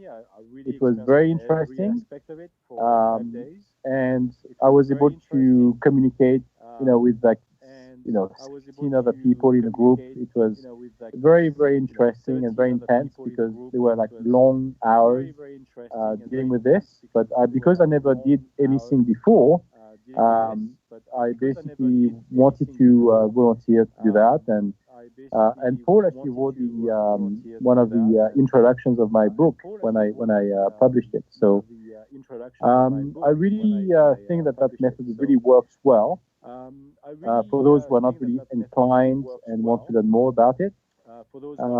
Then you have the alien abductees, who definitely would have more abilities to achieve such results, in many capacities to do with remote viewing, visions. It's very all close.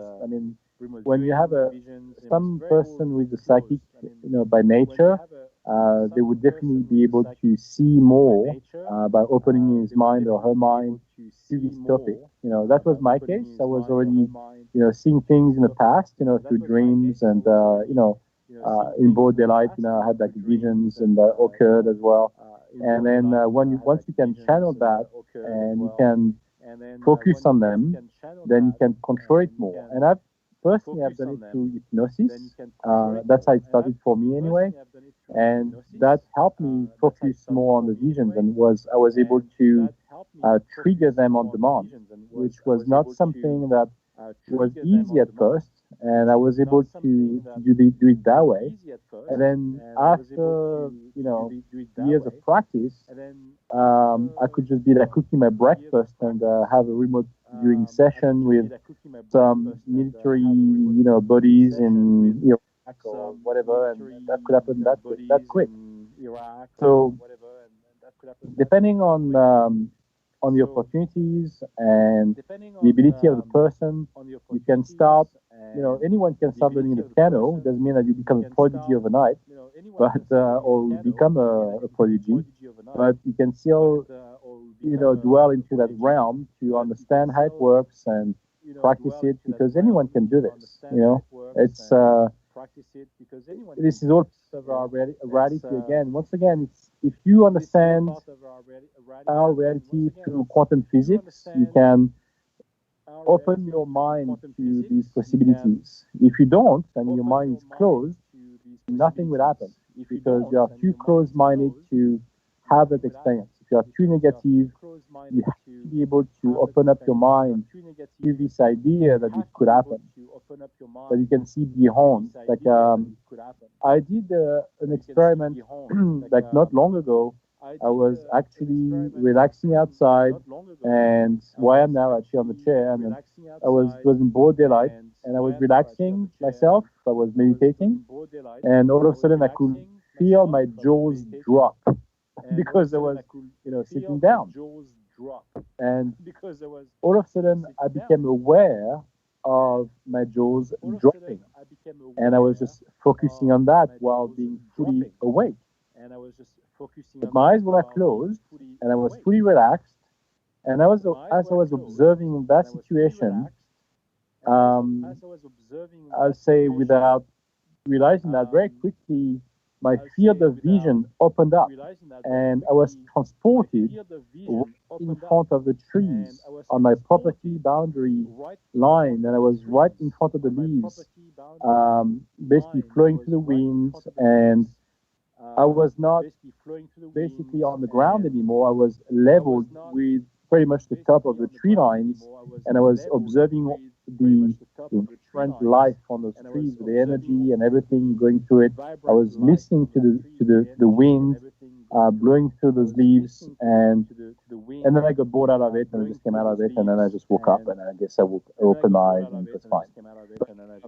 I said woke up. I just opened my eyes.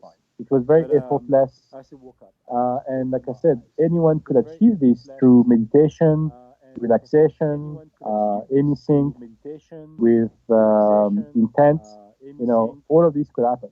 The same way as remote viewing can happen through the C5 method that Stephen Greer has developed for communicating with the ETs in the cosmos, for telling them where you are. So you send your intent out there, and then you hope that those craft will show up wherever you are located. That's pretty much what he's teaching, out there. It's kind of remote viewing.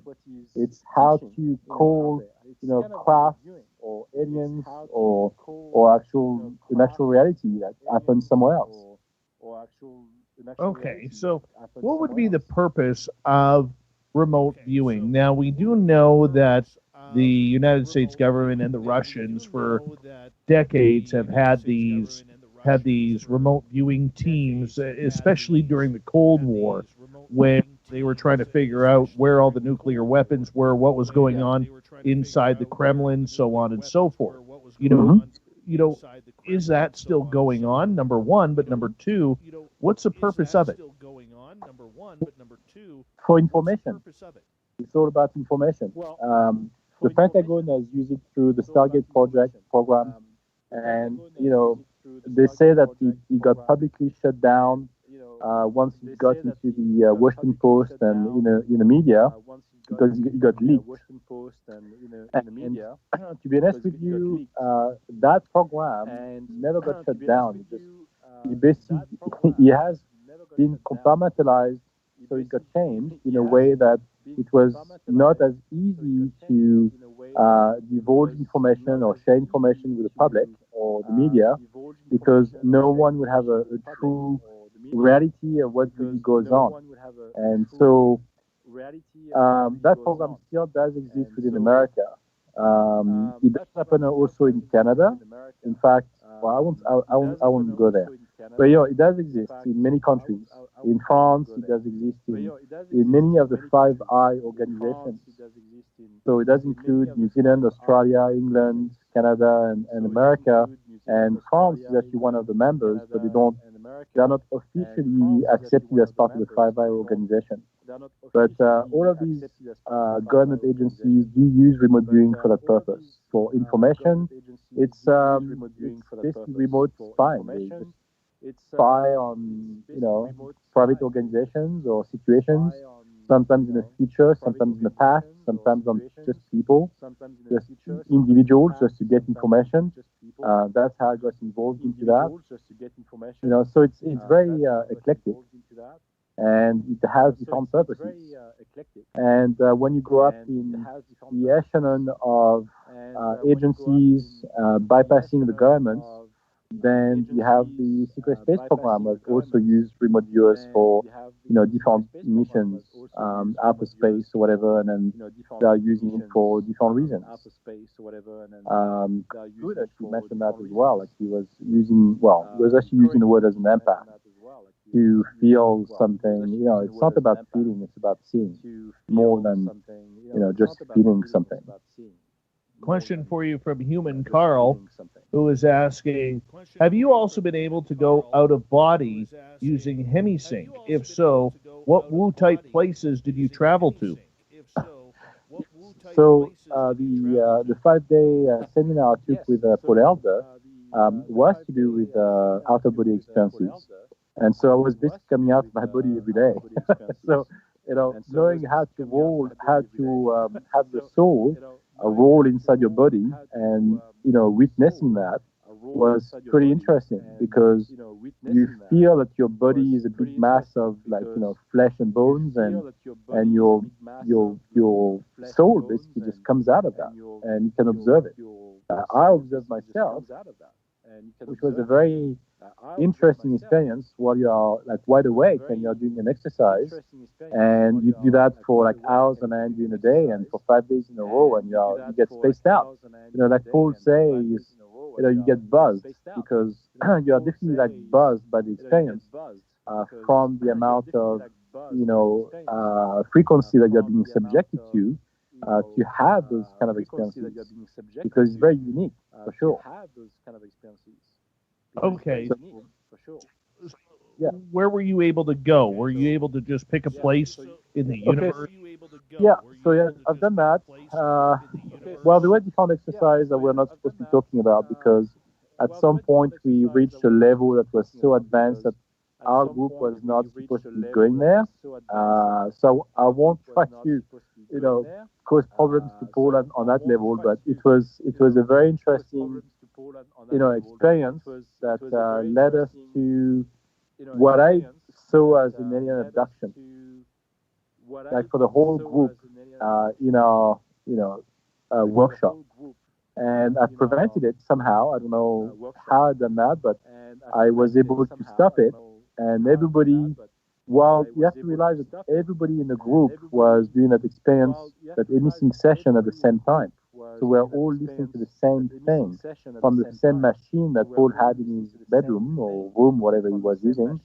So we will be listening to the same thing in our headsets. And I was able to, at some point, see everyone being lifted up.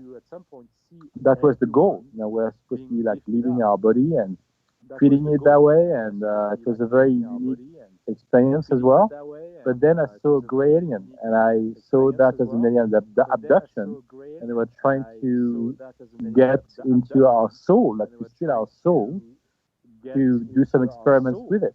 And I blocked it with my consciousness, because I was more aware of them. And the way people described it at the time was it felt like everything stopped, they were stopped in midair while raising up. You can imagine someone being abducted, they being rising up through this white tunnel of light, whatever. And that's exactly what happened to those guys. And then all of a sudden they felt like they were levitating. They were just stopped, blocked in a process of being, sucked up in the air. And it was my doing. And when I mentioned that to them at the end, and I mentioned to Paul as well, during that exercise, that was not supposed to happen, and he did mention about the gray aliens. but it was a very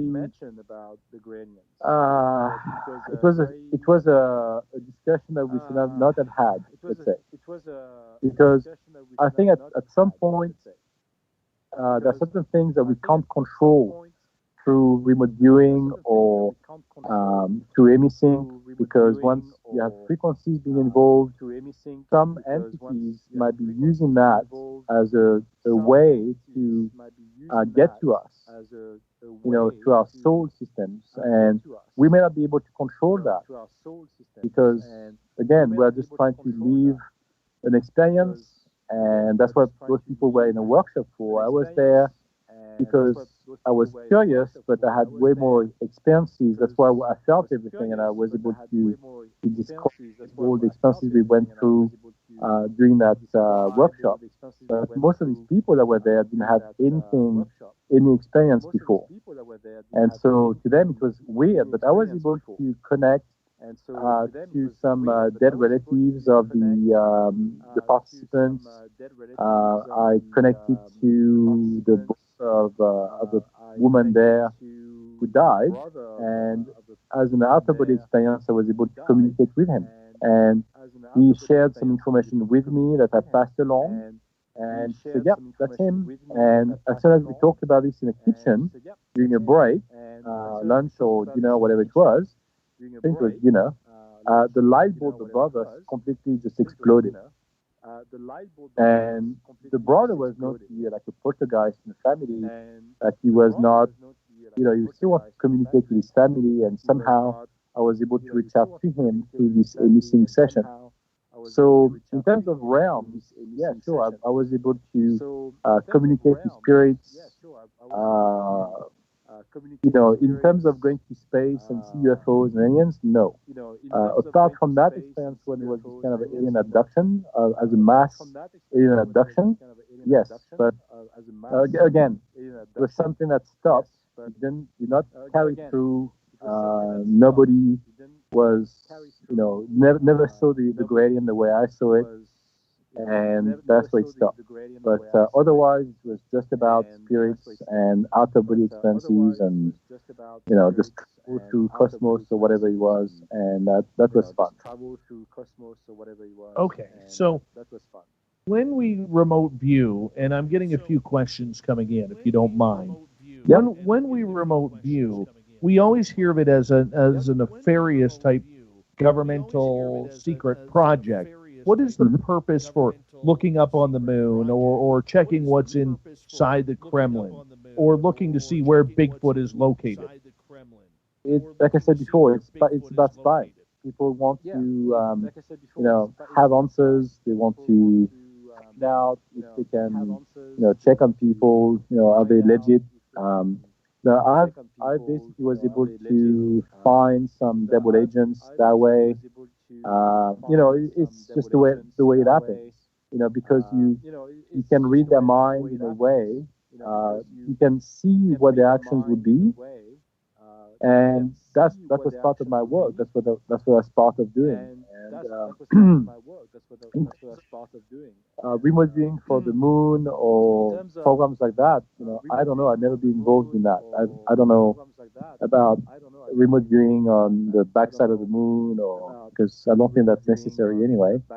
But if people in workshops want to remote the inside of the moon, that would be a very interesting trip. But that would not be a government organization doing it, because they already have the answers for that. Okay, let's get into some quick audience questions. We only have a couple minutes left with you.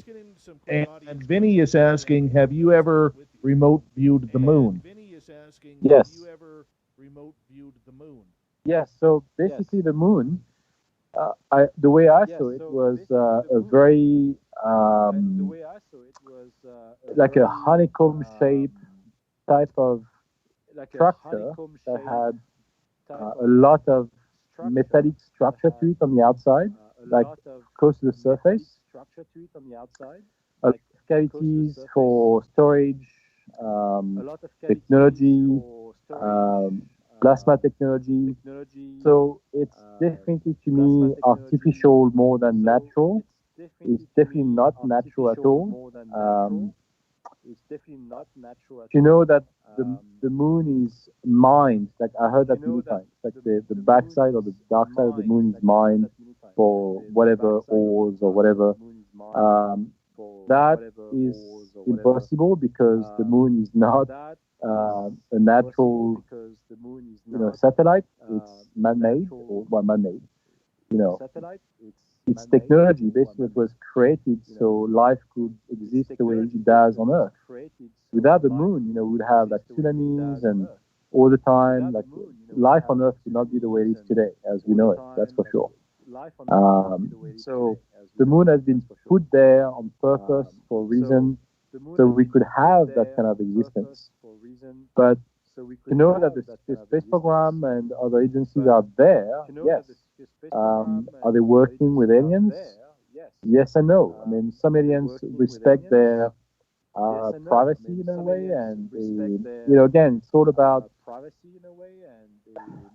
contracts. They have contracts between each other, so they respect each other's boundaries and spaces. Right. So that's the reason why the secret space program is more on the back side of the moon than is on the front side of the moon. You have many entrance ways to access it, and the whole space that you can see from like with a telescope is very different from what it looks like because everything is shadowed. Everything is being changed for your perception. So whatever is being observed from Earth is not truly what happens on a regular basis over there. And that happens on a mass scale. You can imagine like the size of the moon, and somehow there's a huge screen that appears right in front of the moon that completely changes the perception of people observing it from Earth. Right. And it's so slight that nobody's noticing it. Right. We got 1 minute left. Let's get in one more question here. This one comes from Scarborough, Sasquatch. Are remote viewings monitored by the Mind Police or something like that? And we got 1 minute. No, it doesn't work that way because, I mean, unless you fall into the form of a contract, which I was very, very close to do, and I didn't do it. Then once you are an employee, you become a tool and you are under their thumb. You basically have to do whatever they tell you to do. And if you don't, you could be killed for it because you become too much of a danger to them. That's the reality of the situation.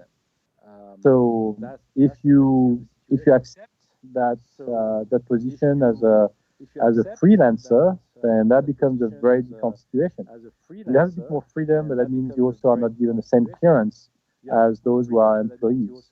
That's pretty much how it works. That's my experience. Well, my friend, I want to say thank you for coming on Spaced Out Radio. It's always a pleasure to have you on, Sebastian, and we'll do it again very, very soon once again, my friend. Okay, well, thanks for having me, Dave. It's always a pleasure. Quickly, 10 seconds. Let everybody know where they can find your book. Oh, my book. So it's Journey in Outer Space, and that's available on Amazon.com and Amazon.ca and Amazon.co.uk in all the Amazon places. Perfect. Coming up next, we got the news wire and the thought of the day. Stay tuned. Coming up next, we got the news wire and the thought of the day. Stay tuned. Good job, buddy. Welcome. Good job, buddy. Thank you. Welcome. Yeah, that's good stuff. That was a lot of fun. Do you have any questions of your own? No, we'll talk. Any questions of yours? Okay. I'll wait how we see there. I'll give you a call by this weekend. Okay, sounds good. All right, brother. You take care. All right, you too. Bye. Bye. All right, brother. You take care. Sebastian Martin, everyone. Bye. Sebastian effin' Martin, right there. Sebastian effin' Martin, right there. Human Carl, I apologize I didn't get to your other question, man. I do apologize to everybody who couldn't get to their questions. Hello, Blixie. Hello, Lunar Tina. Hello, Blixie. Hello, Lunar Tina. Got some fun news tonight. Fun news. Fun news.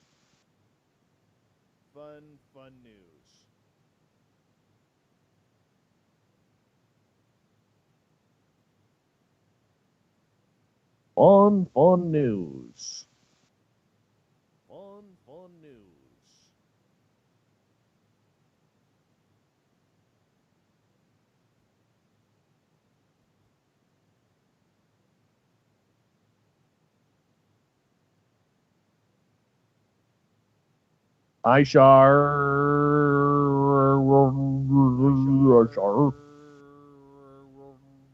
Oh, let's see here.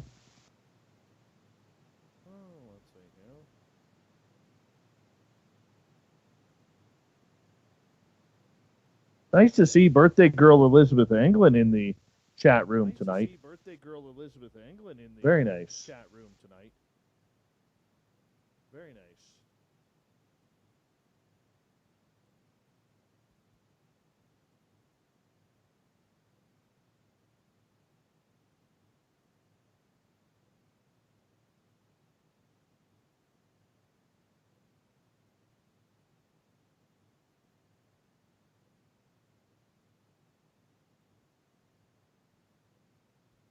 Hi, Dolly. How are you, beautiful? Hi, you never say hi to me on Facebook anymore. I guess you're not a fan. I'm teasing. Thank you for coming on in. Don't forget to hit that subscribe button. Hit that subscribe button. Hit it. Hit it. Hit that subscribe button. Hit it. Hit it.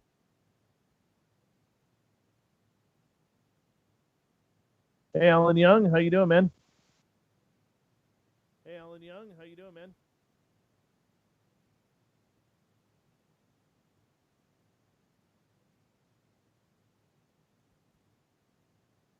Scrub?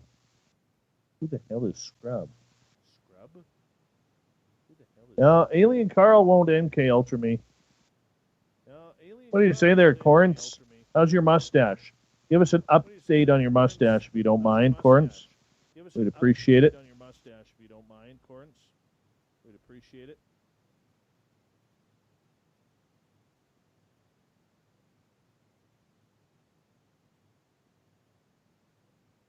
Thank you, Scarborough. Where have you been hiding? You haven't been around the chat room in a long time. Where have you been hiding? You haven't been around the chat room in a long time.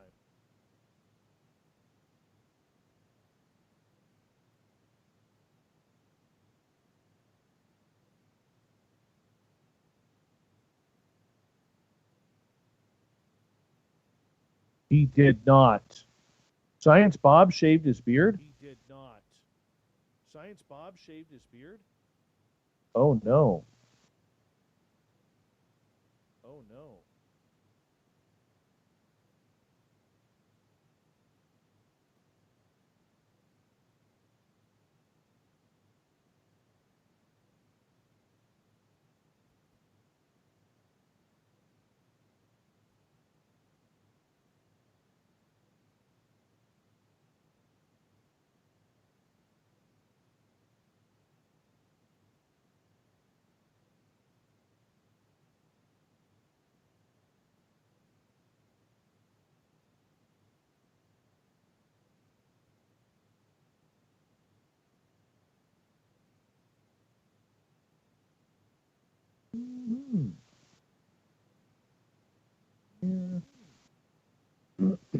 And you got 30 seconds. And you got 30 seconds. Oh, that's terrible. He didn't even text me to tell me he was doing such heinous things. He didn't even text me to tell me he was doing such heinous things. Not a thing. Weird. Not a thing. All right. Well, let's get ready for this. You know what? Let's all keep that quiet. Get ready for this. You know what? Let's all keep that quiet.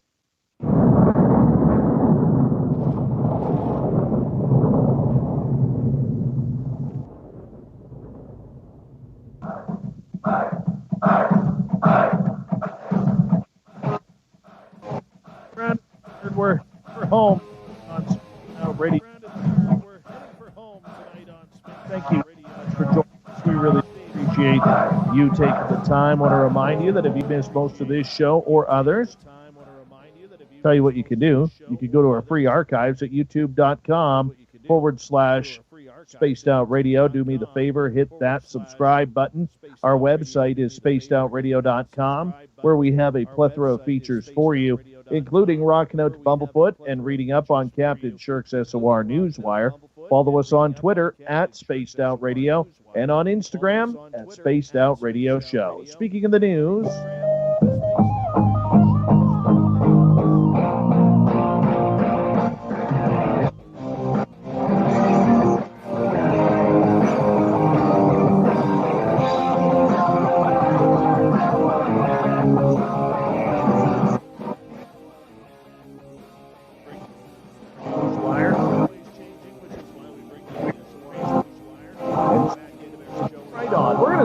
Sherbrooke, Quebec.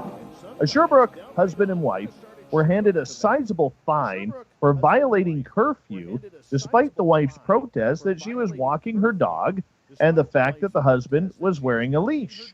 The woman and her husband were each given $1,500 fines by police for violating curfew. The pair was caught walking at 9 p.m. on Saturday evening. Police said the two were walking towards downtown and did not cooperate with the officers. When questioned by police, the couple said they were happy to receive the ticket and claimed they were following the rules set forth by Premier Francois Legault. Quebec's officials have said people may walk their dogs after 8 p.m. curfew, provided they stay within 1 kilometer of their house.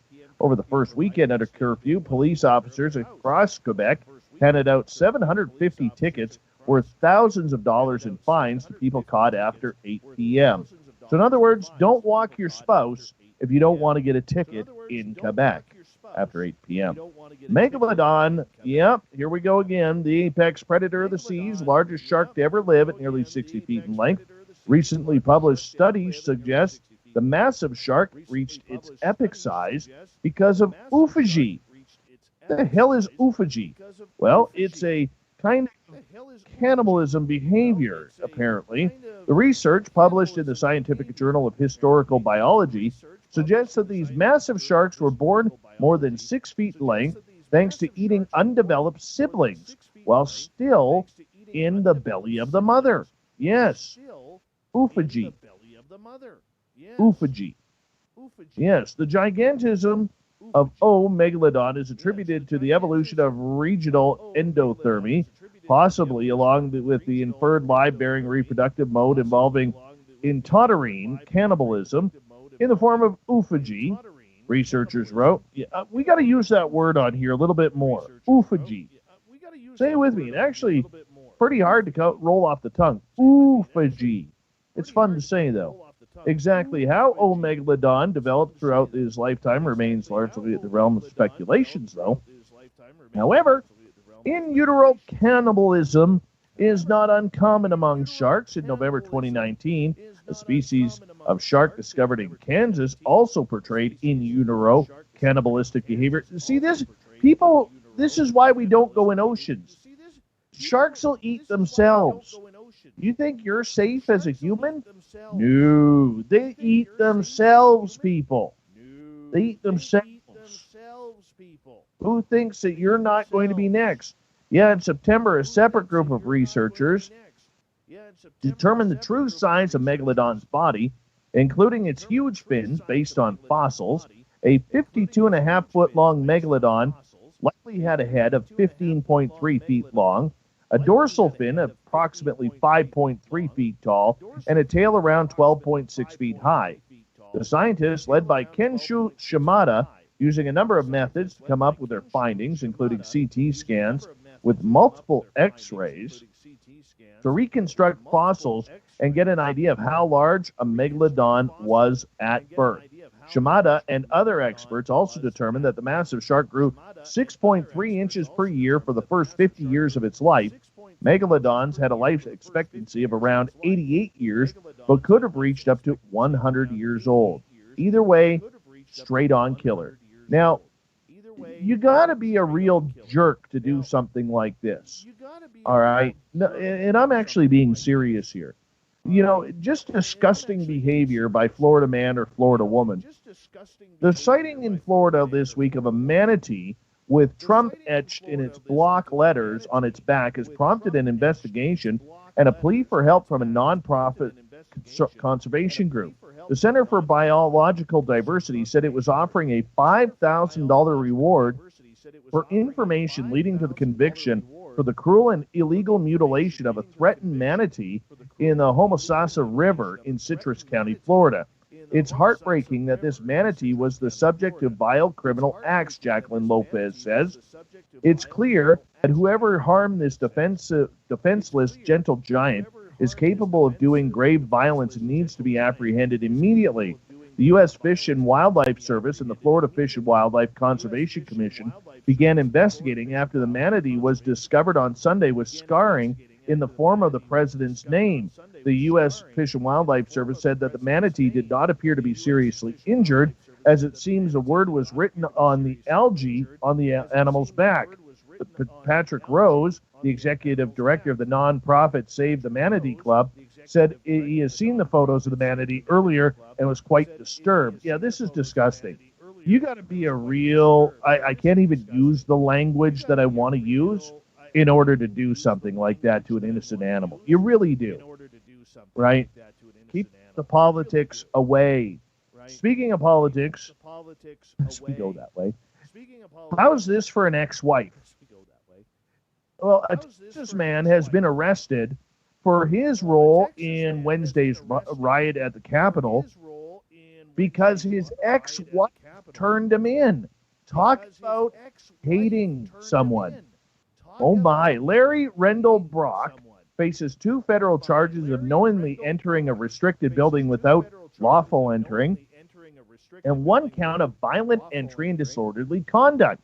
Brock surrendered to FBI agents after the 53-year-old agreed to meet with them at the police department in Grapevine, Texas. Brock's arrest affidavit alleges that more than one person turned in Brock after recognizing him in the news footage, but his ex-wife of 18 years was one of the people who reported him to the FBI. I just know that when I saw this was happening, I was afraid he would be there, Brock's ex-wife allegedly said. And lo and behold, guess who was there? Yeah, Mr. Brock. Another person reported Brock saying he recognized the distinctive tattoos. Looks like him as he has pilot wings on his chest in this picture. He was an A-10 pilot, worked at L3, an aerospace and defense company, and still has contacts that work within the L3 that he knew was flying to Washington, D.C.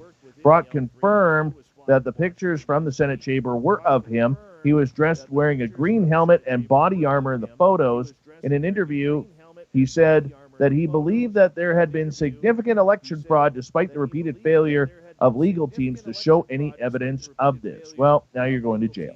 It's just that simple. Let's go to British Columbia here, where a Surrey woman has been told by her strata council to get rid of her beloved dog Scout. Why? Because the 9-month-old golden retriever is more than 14 inches tall at the shoulder, contrary to Boundary Park Place's bylaw governing pet height. After unsuccessfully trying to fight it rather than say goodbye to her pet, Rabia Mirani has decided to sell her Newton home and move on. It's kind of become a bit of an uncomfortable environment, and unfortunately there's a few people in this building that just aren't really demonstrating kind of values that I want to make sure I live by. And so for that reason, I want to find a new place where both Scout and I will be welcome. Good for you. Good for you, Miss Mirani. Mirani received a letter from the strata manager, Kathy, a.k.a. Karen Blake, on November 6th with a copy of the council president telling her your dog is already taller than the bylaw permits, 14 inches at the shoulder, and as such, Strata Council voted that you must remove the dog from the premises. The date the dog must be removed is by December 6th. However, Mirani said, nope, not gonna do it. Good for her. She's an incredible dog. She actually is my first puppy. I've had pets before, but she's my first dog, and it's been wonderful because I work from home now. She has been my saving grace this past year. I got her when she was exactly 8 weeks old. She's been with me every single day since then, and I just can't, it wouldn't be my home. Like, I wouldn't want to live here without her. It wouldn't be my home without her. Good for you. Good for you. The dog is important. That's an owner taking responsibility. Taking responsibility while the Karens on Strata Council, who have never had power before in their life, go to flex their muscles as per usual. If you're on Strata Council, shame on you. Any Strata Council. You got to be... Oh, don't even get me started on that. No fun people. You know, they're the kind of people go on an airplane. Hey, we need a doctor here. I'm on Strata Council. That is against our bylaws for anybody to have a heart attack on an airplane. True. Totally true. Restaurant Britain attempted to use weather balloons to send a samosa to space, but the food item ended up crash landing in France. Niraj Gadar, owner of the Chaiwala Eatery in Bath, England, said he came up with the idea to send a samosa to space as a means of bringing some mirth to what has been a difficult time. I love this guy. I said as a joke once that I would send a samosa into space, and then I thought during these bleak times we could all use a reason to laugh. The feedback is that it's brought a lot of laughter from people, and that's what we really wanted to do, spread joy. Gadar and his friends attached the samosa to a weather balloon to see how high it would go. Yeah. They outfitted it with a GoPro camera and a GPS tracker so they could follow the food item's journey. But shortly after launch, they discovered the GPS was malfunctioning. Gadar said that he thought the project was a loss, but the next day the GPS reactivated and revealed the balloon had crashed in a field in Pécabie, France.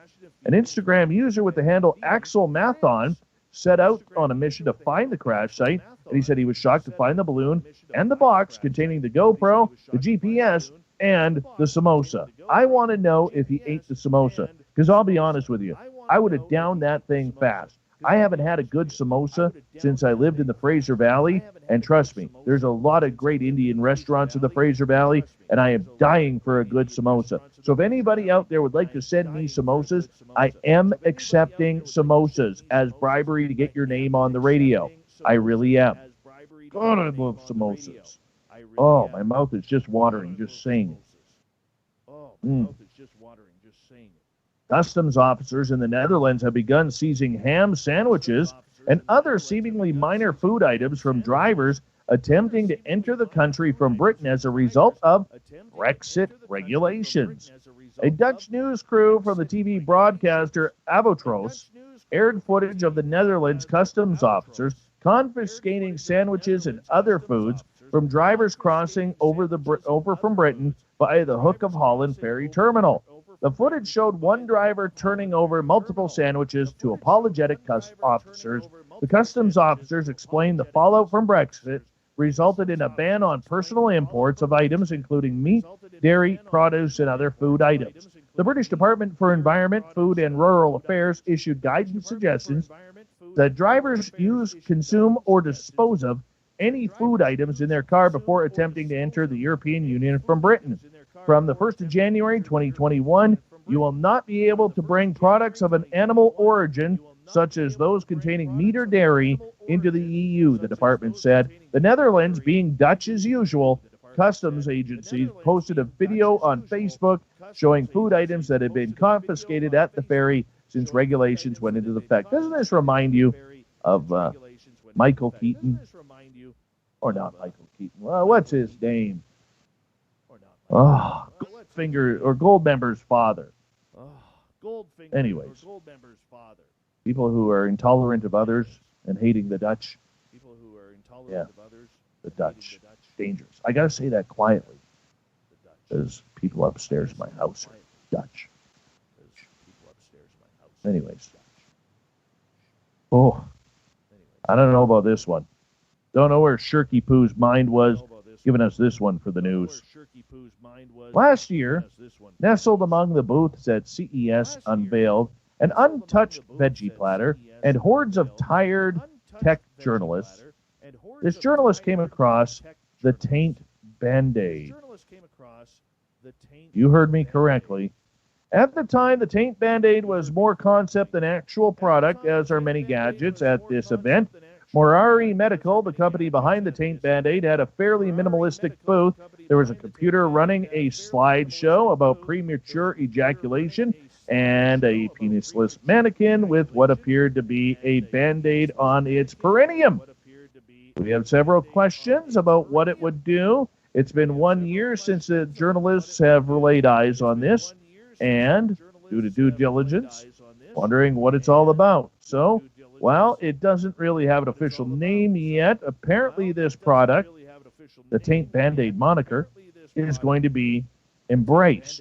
Over the past year, the company has tested the patch on real people during beta testing, resulting in a prototype to help men and women out, if you know what I mean. We realized we had to make a couple of modifications to the product from the original design, but it's getting where they need it to be. Taint Band-Aids, people. This is our time. And finally tonight, we haven't had a good Florida story in a long time, so let's just go there, okay? 2 men charged in Polk County, Florida, accused of stealing 4 sets of human remains in a cemetery as part of their religious practice. Yes. Brian Montalvo Tolentino and Juan Burgos Lopez face 4 counts of disturbing contents of a grave and abusing of a dead body. DNA evidence led authorities to Tolentino after the bodies were removed from Edgewood Cemetery in Mount Dora last month. The men told investigators they took the remains, 3 of which belonged to deceased veterans, as part of their religion. Tolentino and Burgos Lopez were practicing Palo Mayombe, which branches off of the Santeria and was developed in Cuba among enslaved Central Africans. Investigators executed a search warrant of Burgos Lopez's home, where they found a religious shrine and 7 skulls in a shed. 4 of the skulls belonged to the remains from Mount Dora. The men told authorities 2 others were found to be fake. Yeah, they're going to be in jail for a long, long time. Guys.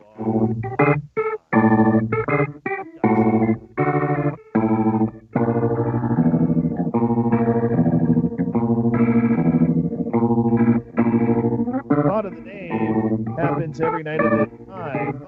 Before we get to a question on our Facebook page, your question on Facebook here, because a lot of the audience participants around here.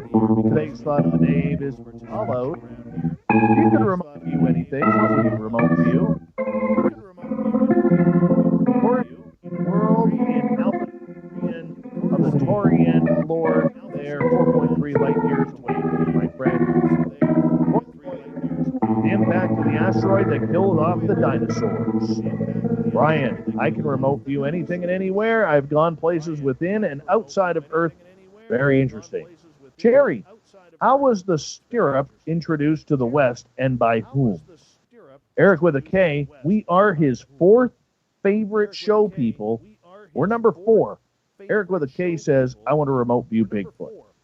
Haunted History, would love to review a Banksy piece of artwork being created in real time. Maybe view a Freemason meeting. Wouldn't divulge either, but just curious. Banksy would be cool. He is one of my favorite artists. Nick, I know someone that works for the NOAA. The disclosure rumors are 100% true. And the species in question, well, I want to remote view it. 13 ballads. Remote view the reptilians arriving back at their home planet, whilst the wife and kids reptilians waving as daddy lands the mothership to a perfect landing. Oh, that's romantic.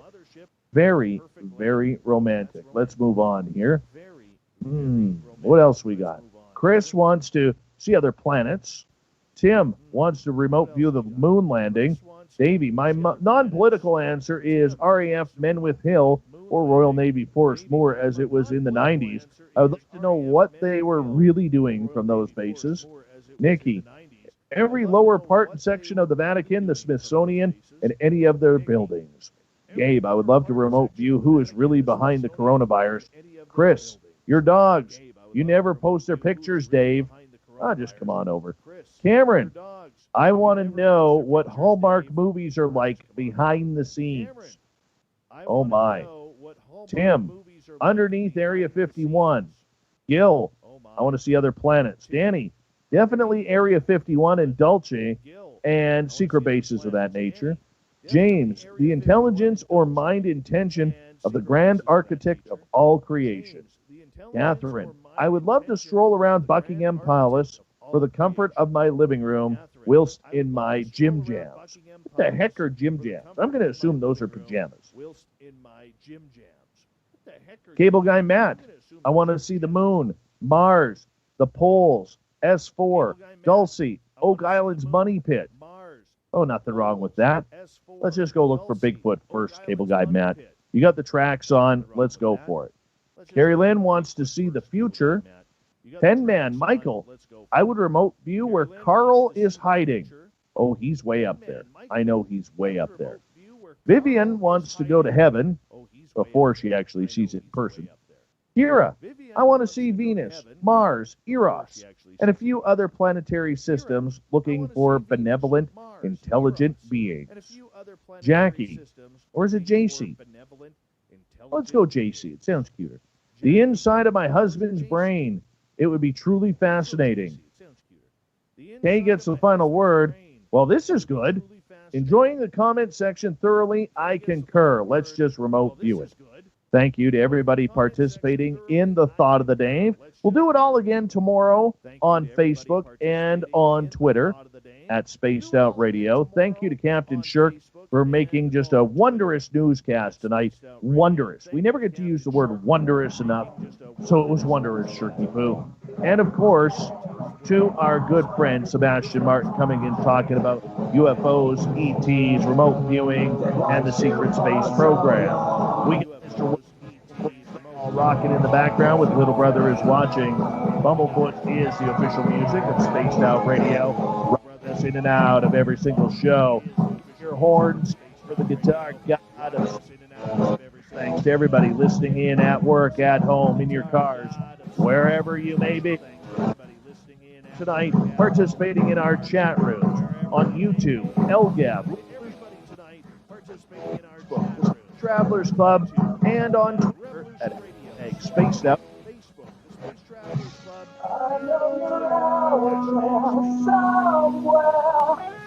Remember, this show is copyright by Spaced Out Radio and SOR Media Ventures Limited. Thank you so much for choosing to share your evening with us, because together, my friends, we're watching. Because together, my friends, we own the night. Mr. Bumblefoot, we need a favor. We need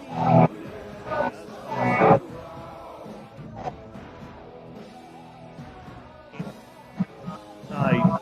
But tomorrow, friend, yes, the Woo train has docked for the night. Your never higher. Your seats are always available. We've got for them. And if you want to bring a friend, we've got for them too. Good night.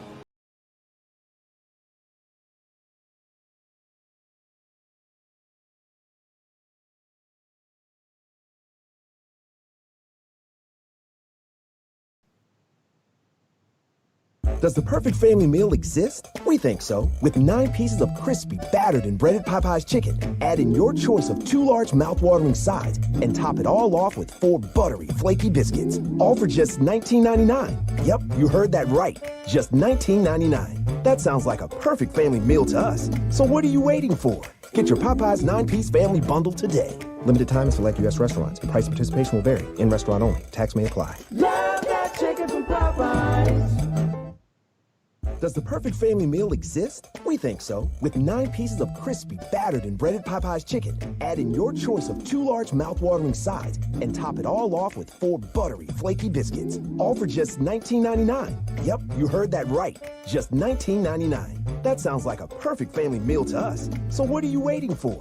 Get your Popeye's 9-piece family bundle today. Limited time in select U.S. restaurants. Price and participation will vary. In restaurant only. Tax may apply. Love that chicken from Popeyes. Go. Okay, we're about 30 seconds away here, everyone. Gorgeous Manitoba Becky, how you doing? Kate Haley, you're looking lovely tonight. Mere person, hello, gorgeous. Good to have you here. Greek, my friend, Justin, Bassmaster, Mr. Apnea, good to have you awake.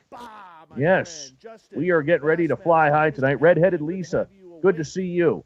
Raul, how's it going, man? Praying and Sasquatching. We do not squatch here, people. We do not squatch. Squatch is a bad word. We don't do that here. We do not squatch. You want to see me want to step into the octagon with you, man? Use the word squatch on this show. I'm telling you right now. pisses me off. All right, here we go. Seconds, everyone. Remember, the super chat is open. Hit the subscribe button if you haven't already. Thumbs up. Let's have a good night. We got Jeremiah Fountain here coming up right now. Let's have a good night. We got Jeremiah Fountain here coming up right now.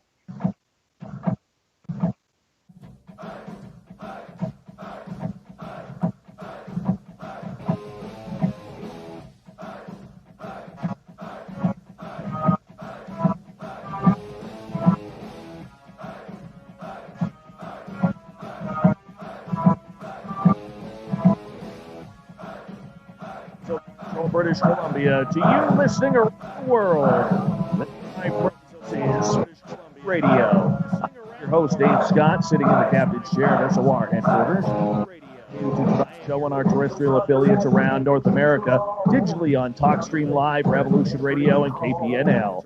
If you want to take a listen to our archives, they are free for you at youtube.com/Spaced Out Radio. Just do old baby the favor, hit that subscribe button. Follow us on Twitter at Spaced Out Radio. We're not blocked yet. And on Instagram at Spaced Out Radio Show. Our website is radio.com, where we have a plethora of features for you, including rock and reading on SOR Newswire. Tonight's is brought to you by Chive Charities. Help make the world 10% happier by visiting Chive Charities today. You can find them on our website. Jeremiah Fountain is a fighter. Literally, this dude can kick some butt and take names. He's a former professional MMA fighter who is now looking for his next match. However, it's not about stepping into the octagon for this one. No, that next fight is going to be in the forests of North America, searching for the elusive Bigfoot. He's seen the creature, experienced paranormal activity, and now he's ready to come face-to-face with the reigning hide-and-seek champion. Jeremiah wants that belt and make Sasquatch tap out and enter into existence. Then at the bottom of hour number 3, I will bring you the SOR Newswire, brought to you by Paranoia Magazine. Jeremiah Fountain, welcome to Spaced Out Radio for the first time. How are you? Good, Dave. How are you? It's an honor. It's an honor to have you here, my friend. I'm just some bloke from Canada who, loves talking Bigfoot, man. That's all I am. Who am I? But you're the man tonight. No, I like talking.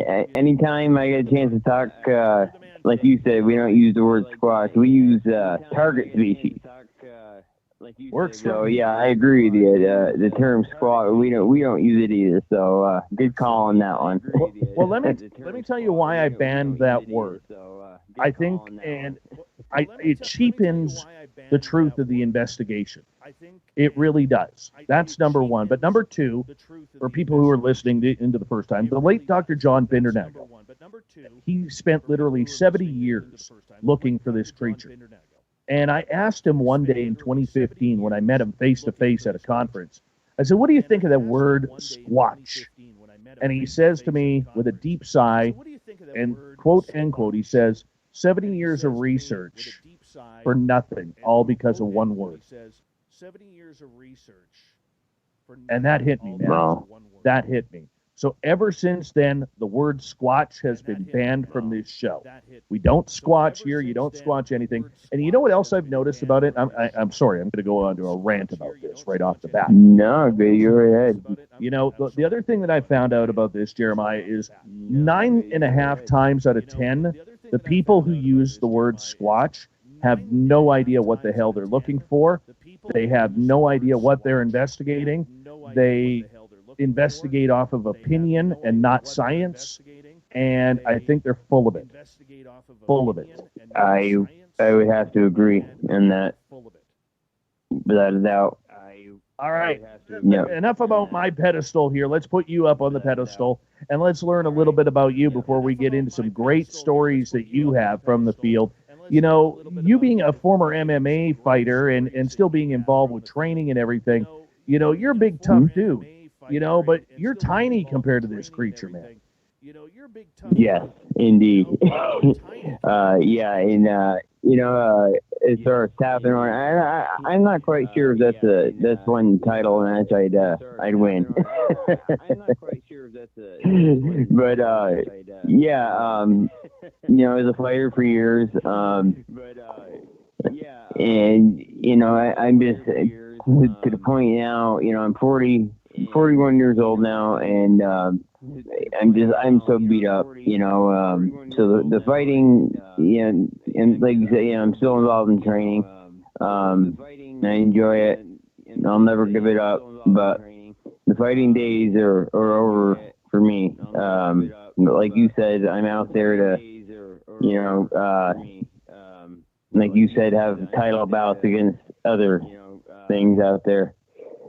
Well, you know what, and I say that in jest and everything, but for people who have had encounters, this is a life-altering event. It doesn't matter whether it's Sasquatch, Dogman, ghosts, aliens. When you have that close encounter, it's something that changes you, and it changes your perspective on life, as well as how you deal with things, how you deal with everything life. Because when you see something that you cannot explain and that is not supposed to exist, it really changes you, doesn't it?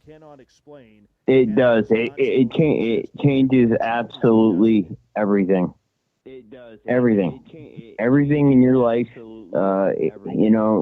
It changes it completely. You look at things different. Now I'm a hunter as well. And after my first encounter, which I'll get into in a little bit, that messed up my hunting for about 2 years. I refused to go in the woods. It just changed everything. And even now, even if I'm not in the woods doing my research, my head's on a swivel. If I'm in the woods hunting, my head's on a swivel, and you find yourself constantly looking for sign, and it changes everything. I mean, I know there's different. We all have our different theories on what these things are, and that everyone is entitled to their own opinion, and it changes everything about everybody that has these different opinions, if that makes sense. It totally does. Let's go back in time here. When did you first start learning about Sasquatch before you had your own experience? What did you know about this creature? Well, I come from a logging family, many generations back. My grandma was Native American. From a very early age, I was learning, the lore, how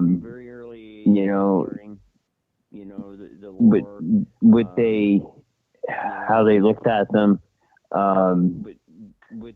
hearing stories from my grandfather who worked, he worked in the logging camps, back around the time of the Great Depression, and age 7, this is when it really kicked it off, when the obsession really started. My mother bought me a book called The Mysteries of the Unexplained, and I turned to a page, and there I saw the old girl Patty, and I said to my little self, what is that? That seems pretty interesting. And ever since then, that's kind of when it began. As far as the interest and the obsession goes. Now we own lots of family land that we log. I actually live on a 250-acre plot in a cabin in the middle of nowhere, where my wife and I have had numerous encounters up in the very northern tip of the Adirondacks. And we don't know. We lived up there. We lived up there in 2016, kind of off the grid. While we were building this cabin, we lived in a camper. Okay, and talk about activity that summer. It was just insane. Just insane. I went, my first encounter was in 2000. All right. And if you let me go into that now, I had no problem doing that. Let's go. Let's just do it. Okay. You know, it was hunting season. It was muzzleloader season. And I decided it was starting to. I got in there a little late. Okay. And on the far end of the property, we have a beautiful, beautiful natural artesian spring. You can see the white quicksand bubbling. It's actually absolutely gorgeous, which I think is one of the reasons that attracts them here. Is that water? You know, that clean, fresh water. You know, which also attracts the game, which is going to attract other predators as well. You know, I'm sure anyone that's into this field would agree. Well, I'm sitting in the stand, and it was starting to get a little darker, and I walk out of the stand, and I start walking in to the spring, and kind of loops around like a bend around the pond, and I noticed something wasn't right, you know, and you know, I kept walking. I picked up the logging road.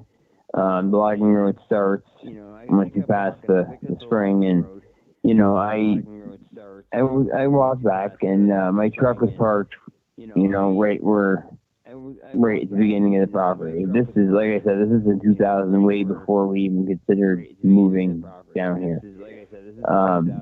I got about, I'd say, quarter mile or less from my truck.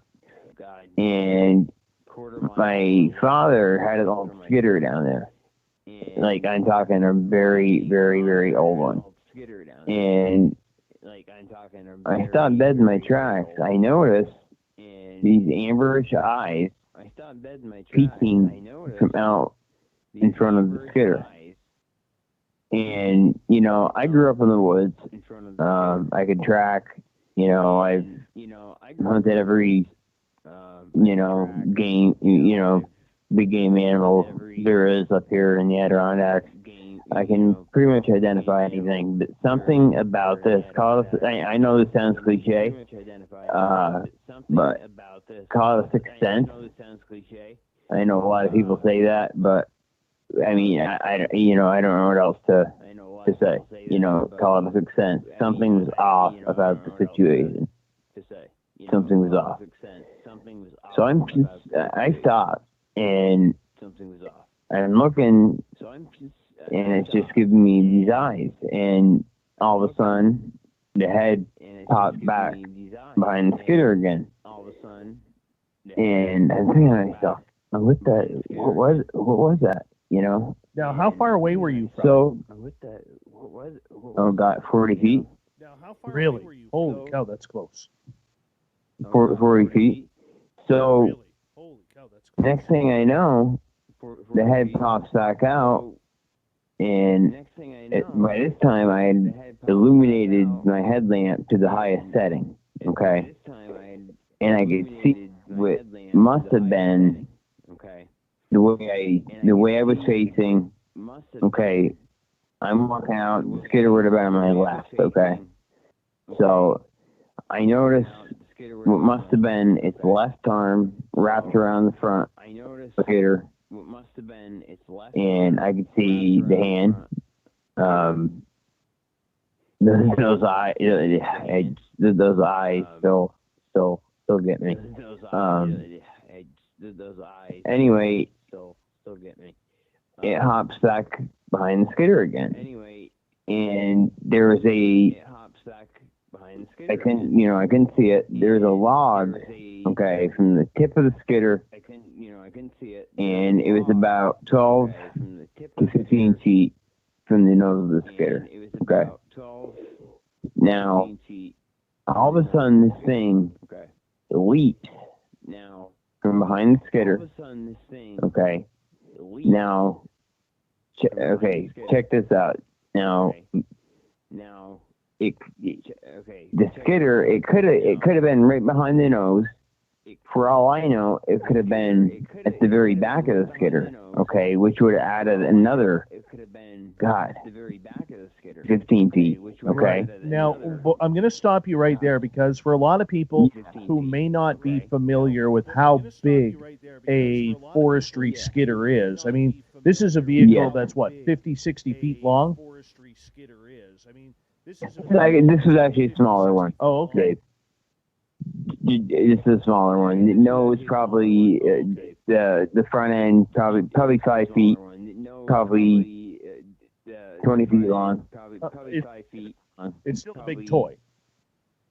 It's still a big toy. My father loves his toys. It's still a big toy, and this thing leaps, man.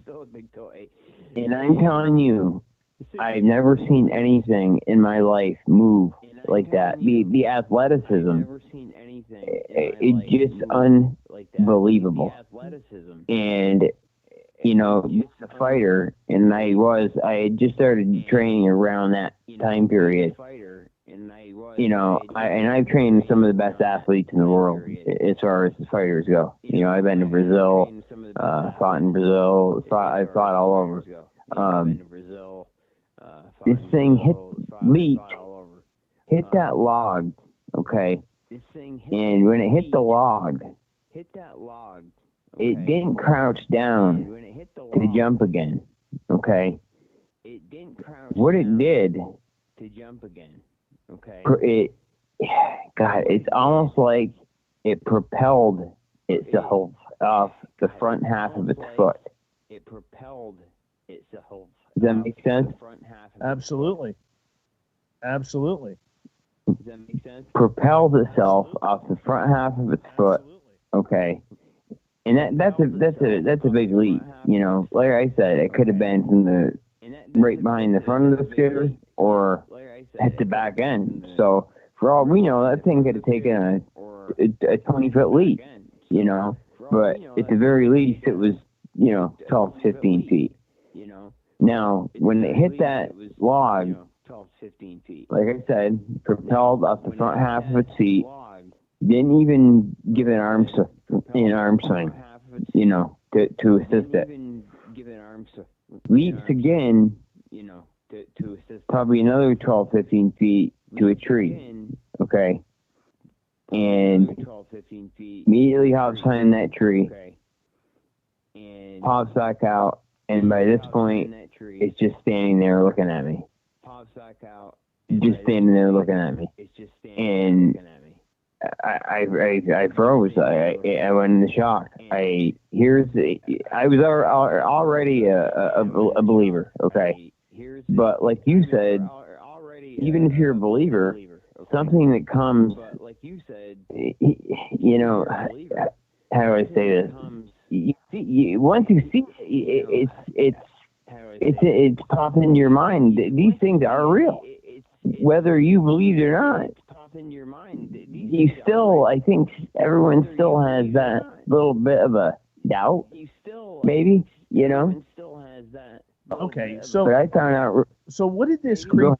For people who may not know out there in Radio Land, they may have seen images, but for you, being within 40 feet of this creature before it took off, what features were you able to see?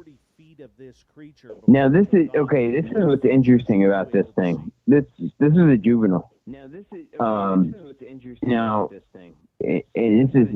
When I tell people, I tell very few people. I told it on other shows, and I told two friends.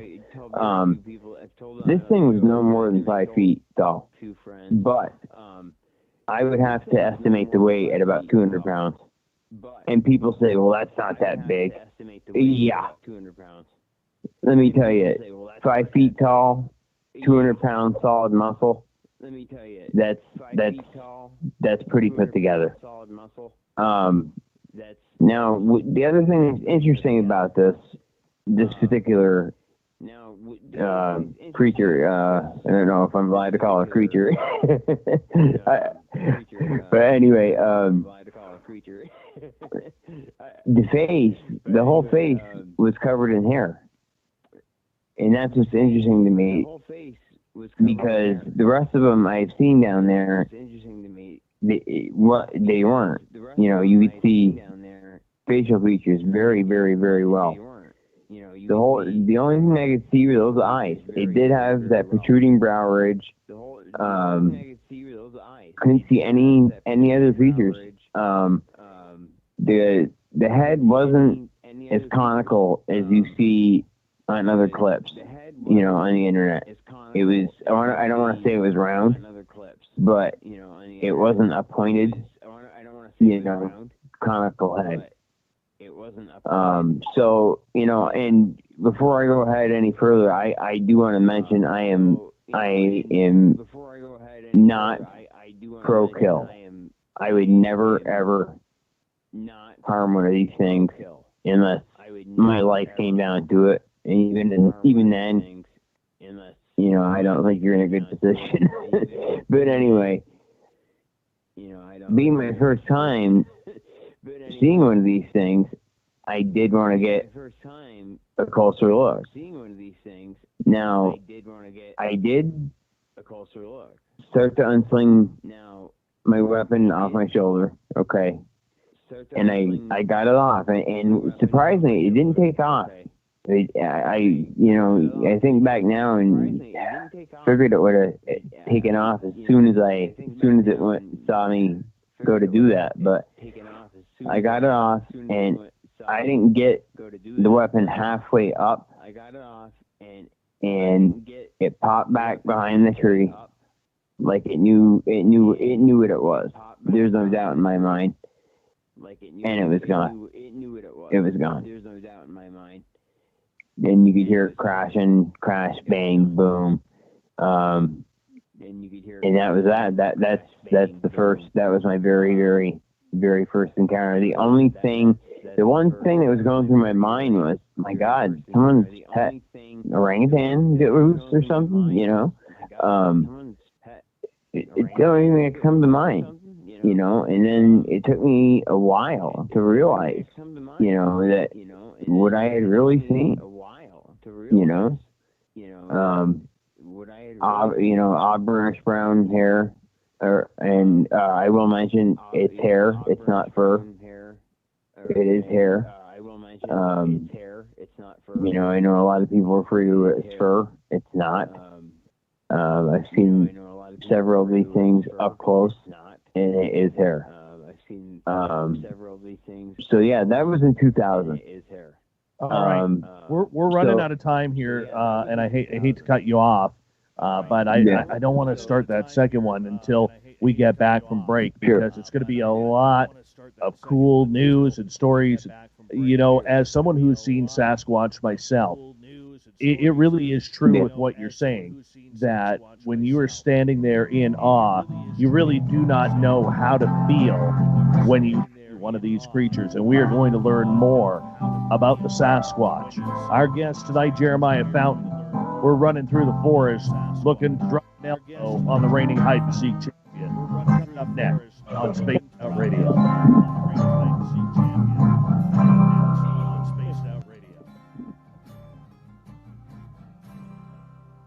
That's a good first half hour, man. You have to pardon me, and I always get, I had no problem on my shows. I always get a little bit for the first few minutes on other guy shows. I always get a little bit jittery, yeah. That's why I apologize. Oh, no worries, man. No worries. But yeah, it was quite the experience, man. It just changed my life, you know. You know, like, you know how it is. I totally know how it. Yeah.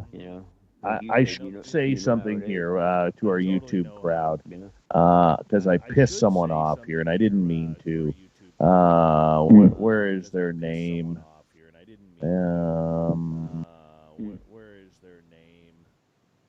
Praying and squatching. That wasn't directed towardly at you, okay?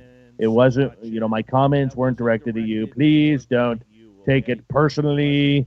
I'm just giving a statement. I'm sure you're a good person, and, we all have our opinions, and I apologize if I offended you or hurted your feelings. Praying and squatching, you should see Joe Monk's hair. Bigfoot would be jealous of Joe Monk's hair, and he's like 6'9" or something like that. 6'14" or something. I don't know. Oh man. 6'14" or something. I don't know. Yes. Say it, says Emily Bigelow, Alaska's greatest athlete. By the way, just so you know, want to see something cool, YouTube? So my hat I have on, I stole this from my old man when I was like 12 years old. And I'm going to show you the original color right there. I'm showing you the original color. That's how much it's faded over the last 37 years or 35 years that I've had this hat. And I love this hat. I will be buried with this hat. Buried. And I love this hat. I will be buried with this hat. Yeah. I've got a couple like that too, dude. I have electrician's tape holding the back end together. I have electrician's tape holding the back end together. Yeah. I know. Oh yeah. And then the front is all frayed, and oh man, this hat and I through it does. It does. And this is the only thing I will not allow anybody in my family to have when I die, because it will go with me. It will go with me. Yeah. I love this hat. Like there, you can see the back is all worn out and ripped, and I've got electrician's tape holding it together.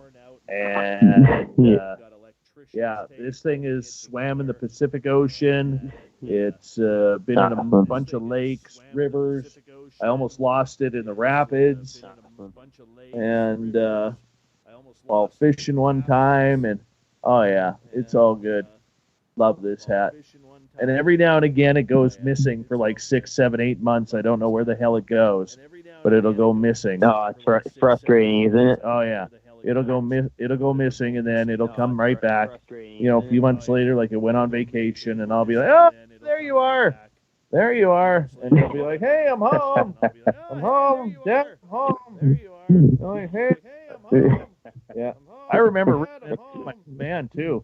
It was a Labatt. It was an old Labatt blue hat, and my dad had a friend who was like he worked for Labatt Breweries, so he would give my dad all this swag. And he gave my dad this Labatt blue hat, and I just fell in love with it. And I'm like, "Dad, I'm stealing that." And he's like, "No way, man, that's my new hat." Yeah, pretty much screw that, and I stole it from my dad, and I've had it ever since. My dad was like, "Throw that piece of shit out of here," and I'm like, "No, get the hell out." Was like, "Throw that piece of shit out of here." Oh yeah. Oh, get the hell out. Sounds like my father. Yeah. Nate, it does say Labatt Blue on it. Here, check this out, dude. I don't know if we can get that close, but I think you can see it there. Hold on. I think you can see it there. Yeah, there it is. All right, we have about 30 seconds before we're going to get going here. Big thank you to Bigfoot and Jason McDaniel for the super chats tonight. Thank you to everybody who's given us a thumbs up listening in so far. And actually, Joe's Maine, I have stepped into the Pacific Ocean before, and it was funny when I was down in Oregon when I was like 8 years old. A week after I left, there was a shark attack. Same thing happened in California when I went into the ocean there at 17. Shark attack. Same thing happened in California when I went into the ocean there at 17.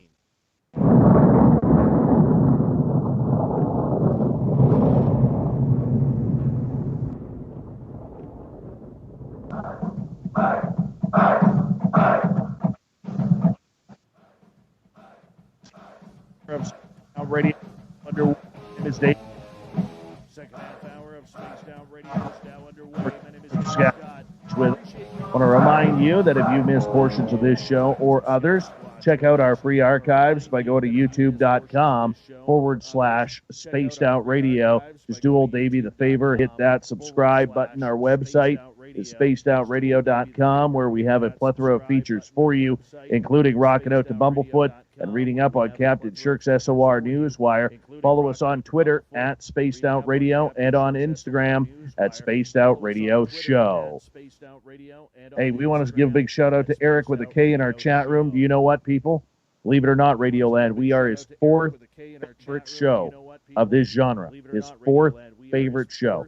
We are moving on up, people. We are moving on up. Our guest tonight, Jeremiah Fountain. He's a former MMA fighter. He's an experienced hunter, and he's also a tracker of Sasquatch, having his own encounters.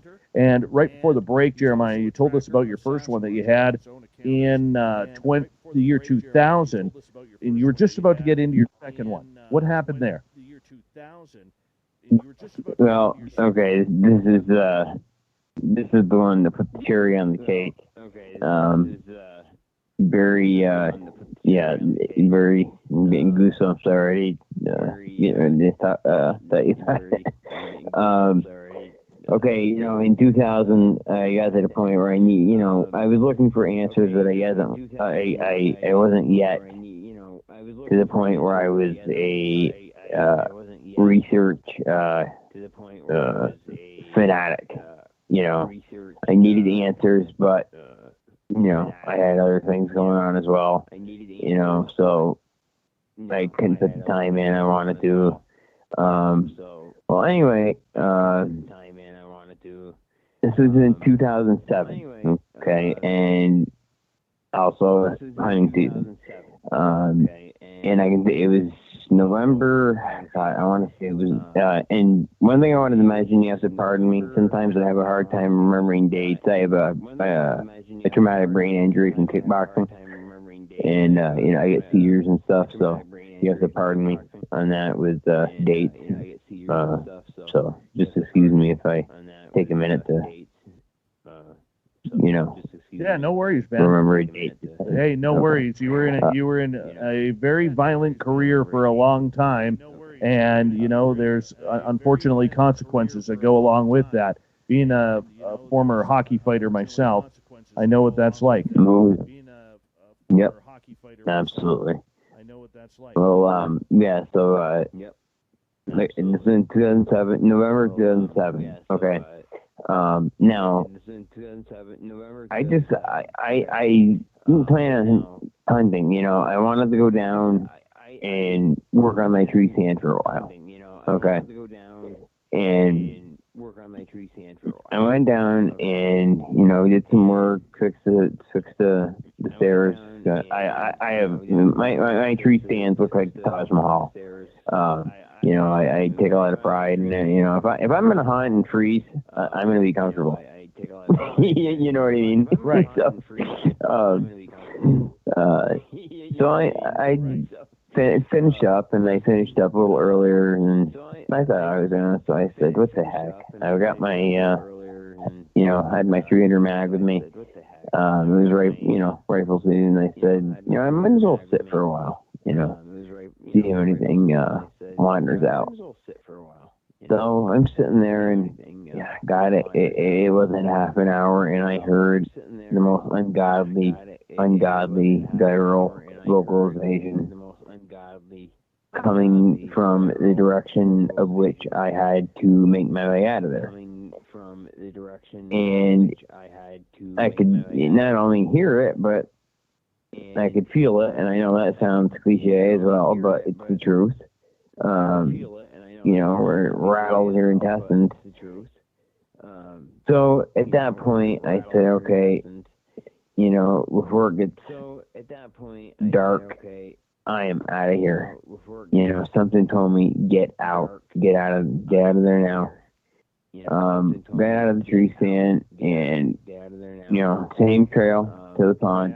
this time I get to the pond. I'm just about to the pond, and I noticed there's this tree, okay, about 5 feet offshore that I had never seen before. I'm like, okay, that's tad bizarre. I walk a little closer, and well, the tree decides to turn, and it was a female Sasquatch, and here I am, and we're locked. Our eyes are locked, and the eyes just black holes. I know other people describe other things, but these were just black. And we sat there, and she had vegetation in her right hand. I don't know what she was going to do with it, but she had vegetation. And when people say they have to turn at the waist, they're absolutely right, because that's what she did to get a good look at me. So she's staring at me, and I see her eyes move towards. She could see the barrel of the rifle over my right shoulder. So flickers her eyes back towards me, and gives me a look. And I'm going to give my partner, Sean Wilson, credit for giving me this idea, that the way he put this is hilarious. She gave me that, like in the movie Tombstone, when Wyatt says, "You gonna skin that smoke wagon?" And she looked at me and, hey, go ahead, skin it. But I guarantee you do. I'm going to get to you first, and it'll turn out good. But I could also, at the same time, she was also, don't get me wrong, we weren't having mind communication or anything, okay? It was just reading I got off her.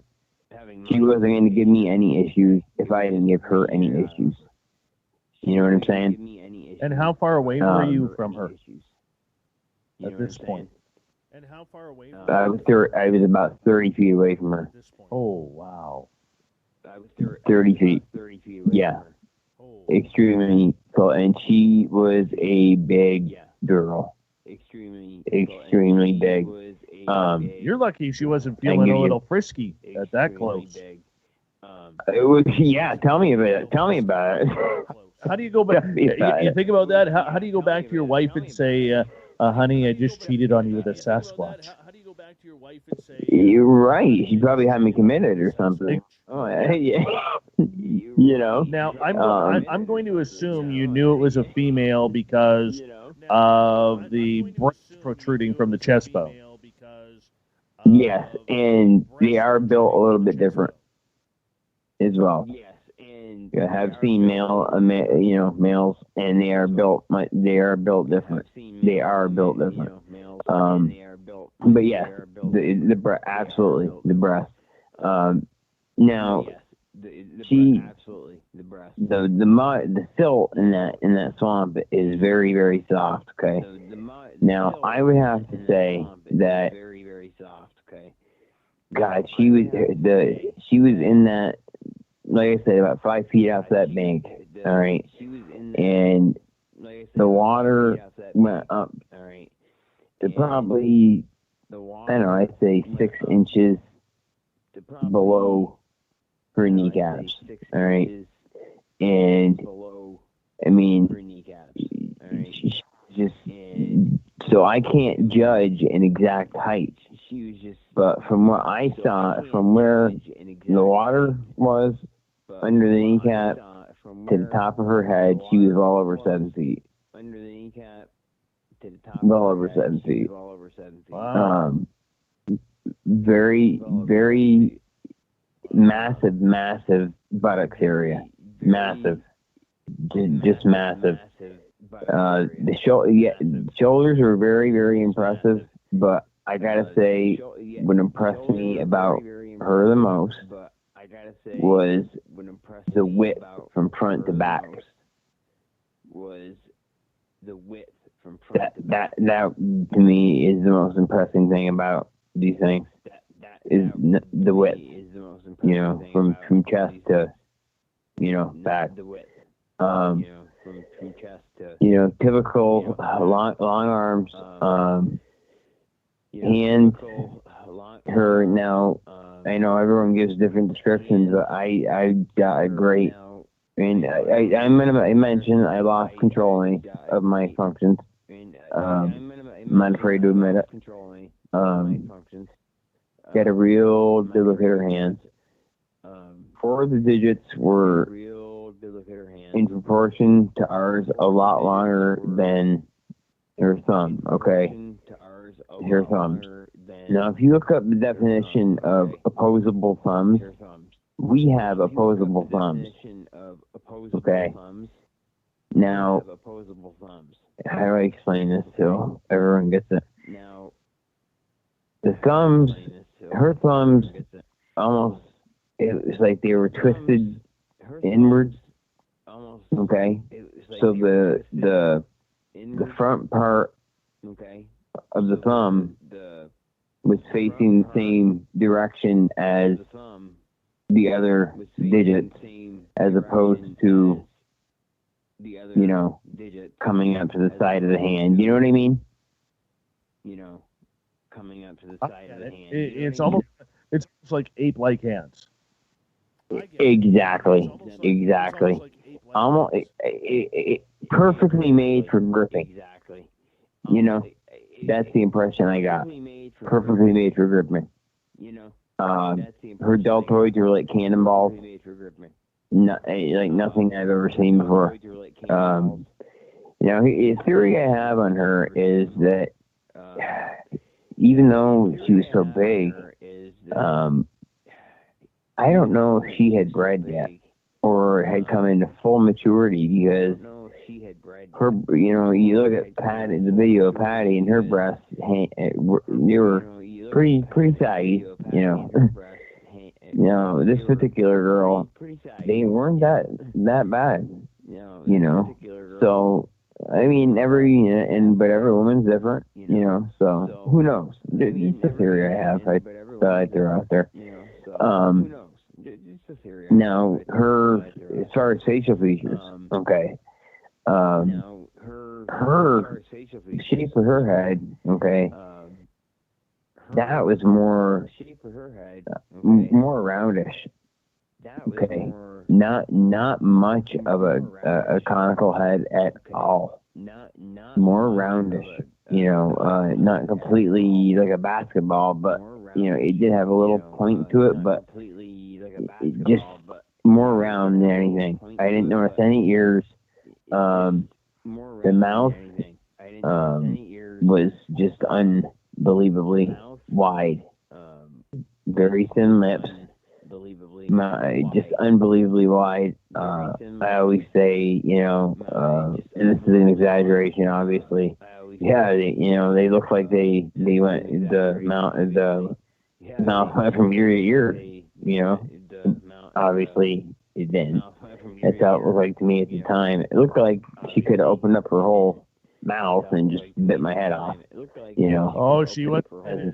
I'm convinced she wasn't going to do that, my friend. I am, and I'm saying this seriously. You're lucky that she didn't run after you to make sweet love. Honestly, you were lucky. Yeah. I mean, you know, I have thought about that. And I dealt with well, we'll get into this later, but I dealt with cases like that. So yeah, I have thought about that. I have.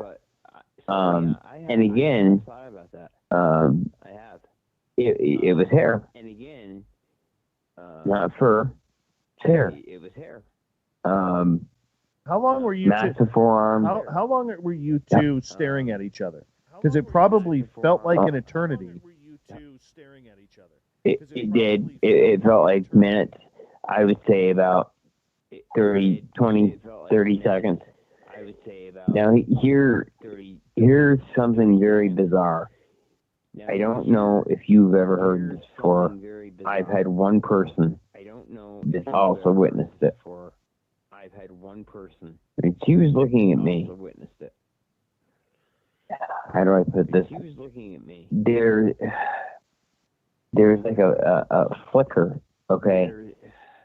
It was like a transparent, but not quite transparent, almost like a membrane type thing. It came from the bottom of her eye, from underneath the eyelid, and she kept flickering it in both eyes. I had no explanation for it. I really don't. You know, I've had thought about theories. Maybe it's something to do with helping them see at night. I don't know. But I saw it. I want to ask you if you don't mind, Jeremiah. In regards to being, this is now your second close encounter with one of these creatures, to the point where 30 feet with any animal in the wild, you're not running away. You are not running away. No. Were you frozen out of fear, or was that your hunting instincts that came into play and just said, look, I got to be as still as possible and as unthreatening as possible to make sure that this creature doesn't attack? I think it was a little bit of both. If it had been a bear, you know, I would have stood my ground, because like you said, you don't run from a predator. With this thing, yeah, I think it was a little bit of both. If I run, is she gonna come after me? But also I was frozen. I was frozen solid. If I had wanted to get that rifle off my shoulder, I couldn't. I wouldn't have been able to. I was frozen. Frozen solid. And once she knew I wasn't a threat, she hopped out. She took one leap onto that bank, and she took 3 leaps, and she went about 60 feet in 3 leaps. And I know this because I checked after.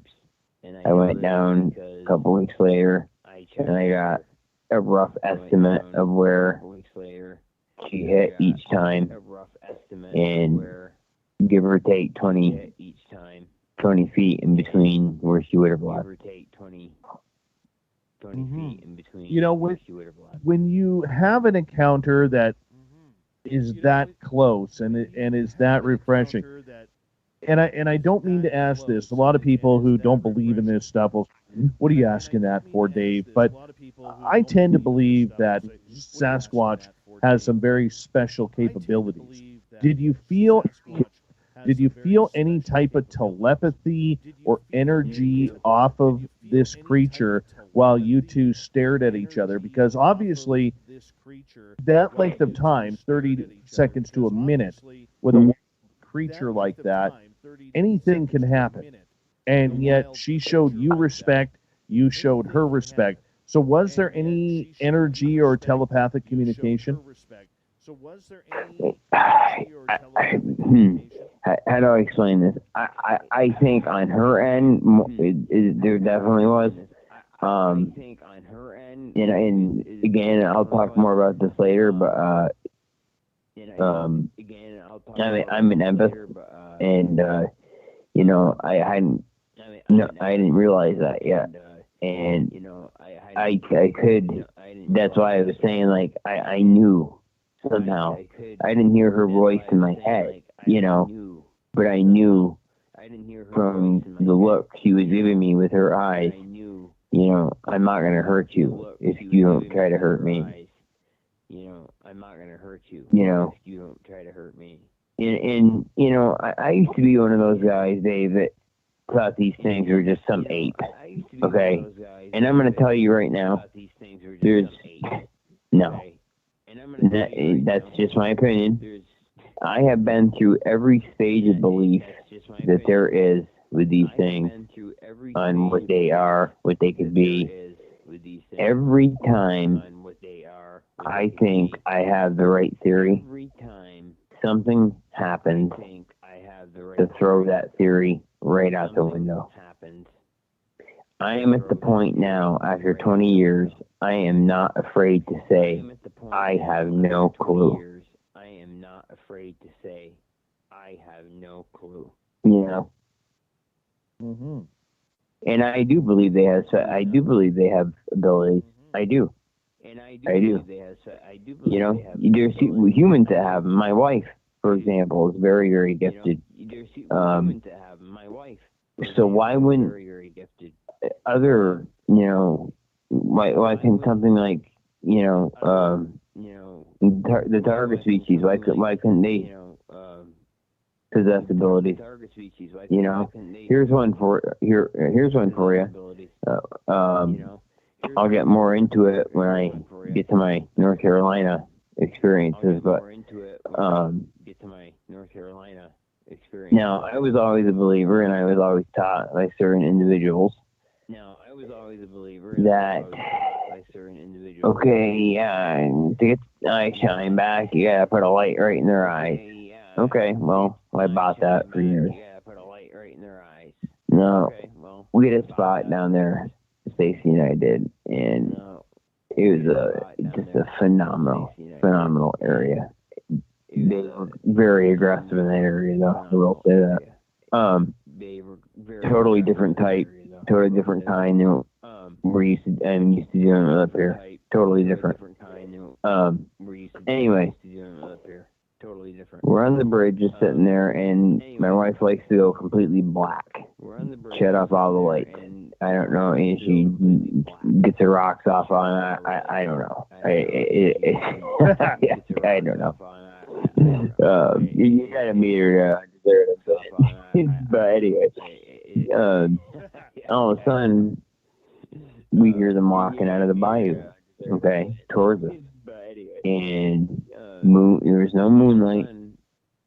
We didn't have any lights on, and all of a sudden there was no moonlight.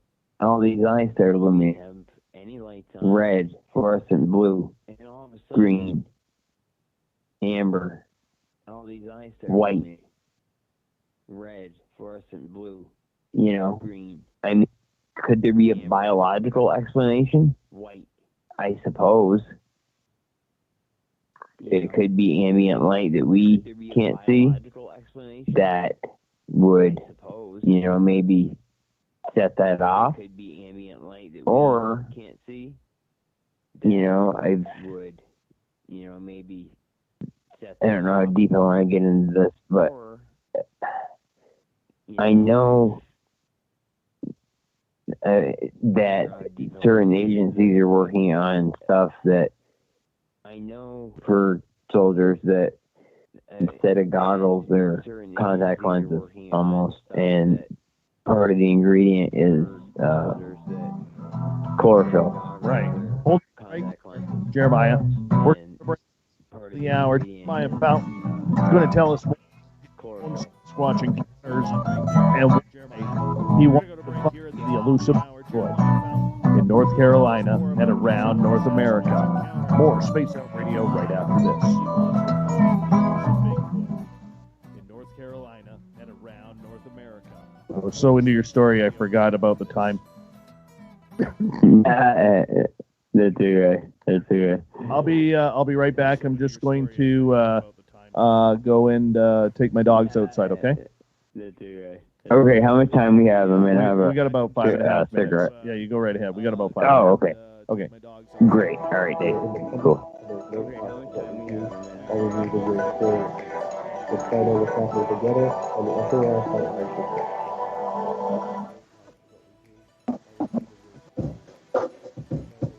SOR vault is open for business. and maybe have some cool swag for you to pick up. All you have to do is head over to our website and click on the SOR Vault. You'll have a variety of cool logos to choose from, and put them on anything you want. T-shirts, hoodies, hats, coffee mugs, you name it, we can get it. So do your shopping by supporting the story you love. Get your Spaced Out Radio swag at the SOR Vault.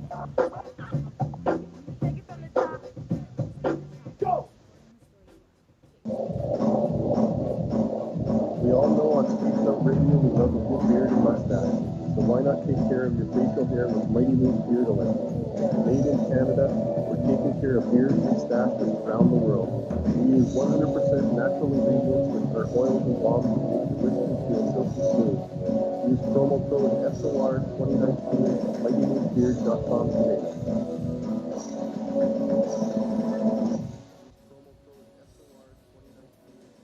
Get your horns up with me on Spaced Out Radio. This is Ron Bumblefoot Thal. Come tune in to SOR where you can hear me rock out with Little Brother Is Watching, the official theme song of Spaced Out Radio. And then come on over to bumblefoot.com where you can find out about my tour schedule, my music, and everything else. Bumblefoot.com keeps you up to date on what I'm doing and the best way to stay in touch with my music and music camps.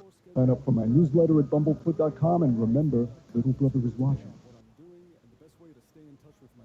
We are scouring the world for intriguing stories of your day.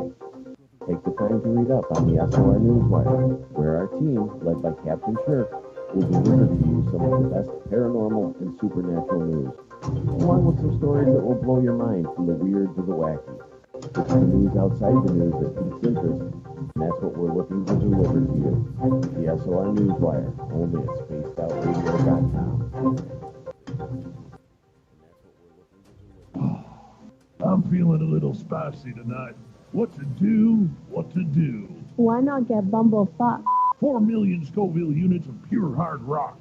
Bumblefoot hot sauces come in 3 flavors. The burning Bumble. Tone it down a bit with Bumblicious and throw the sauce on everything. Spice it up. Bumble me, baby. Bumblefoot hot sauce. Get it today at Kajan.com.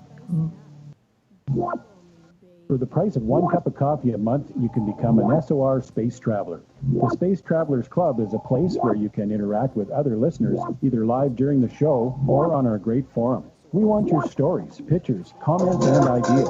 You'll get live video streams, exclusive content, and be a part of our newsletter. Stay in touch with everything SOR. The Space Travelers Club is just $5 a month at spacedoutradio.com. Are you intrigued by Paranormal Talk Radio? You love the new Paranormal Radio app from TalkStream Live. You'll find a great selection of talk shows covering UFOs, ghosts, strange phenomena, and much more. Download the Paranormal Radio app now and start listening to the very best in paranormal talk entertainment, including the network you're listening to right now, the Paranormal Radio app. Free in Google Play and the iOS App Store.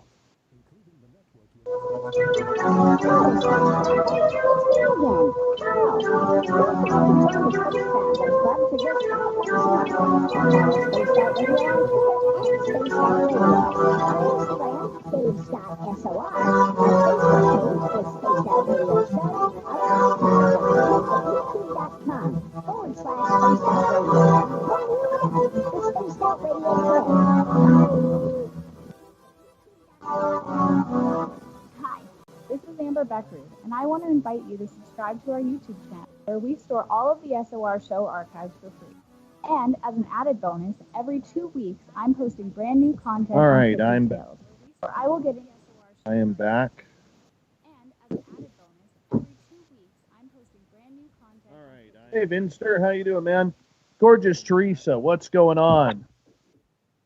We've got 90 seconds, my friend. Hey, Vinster, how you doing? Okay, that's Gorgeous Teresa, what's going on? We've got 90 seconds, my friend. Who else we got coming in here, sneaking on in? Lexi, how are you? Who else we got coming in here, sneaking on in? Lexi, how are you?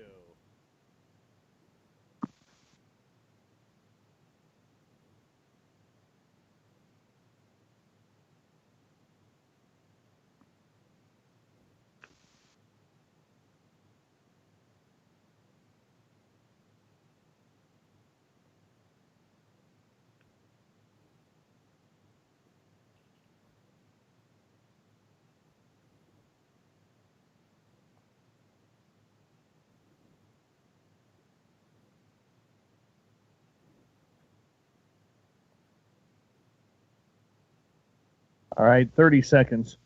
Thank you, Bigfoot. Thank you, Jason McDaniel, for the awesome super chats. Thank you to everyone who has tuned on in and given us a thumbs up. If you're brand new here, don't forget to hit that subscribe button. Also, a great way to support our show, do a little shopping at facebook.com/the SOR Vault. We got some great T-shirts, including Bigfoot T-shirts in there, so make sure you check them on out. Here we go. Facebook.com/the SOR Vault. We got some great T-shirts, including Bigfoot T-shirts.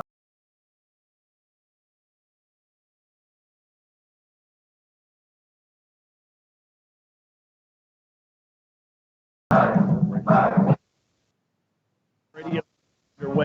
Thank you so much for taking the time to join us.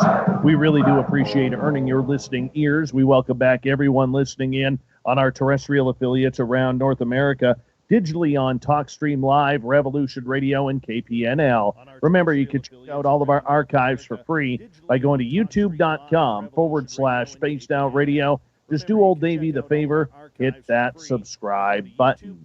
The Desert Clam has set the password for tonight in the SOR Space Travelers Club.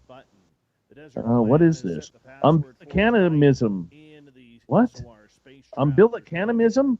Is that it?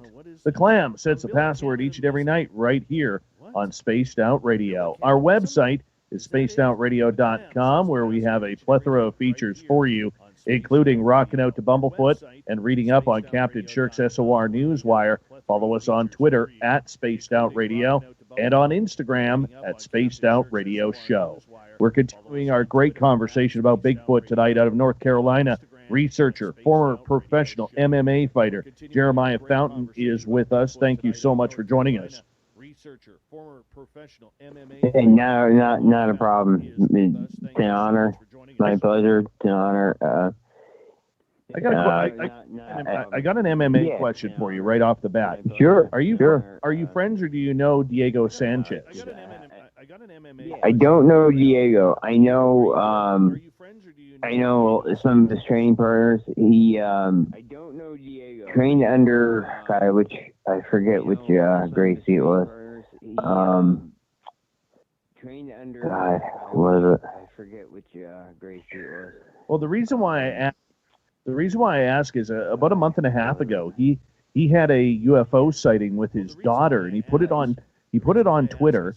And I messaged him, and we started chatting on Twitter about him coming on the show, talking about UFOs and his sightings. And, he's a very spiritual dude. And he's like, yeah, man, let's line it up. Send him some dates, and haven't heard back. Oh, I can hook it up. I know a lot of mutual people. I'm just wondering if he got shut down, for instance, because it wouldn't have been good PR. You know what I'm saying? He may have, yeah. Very well could have.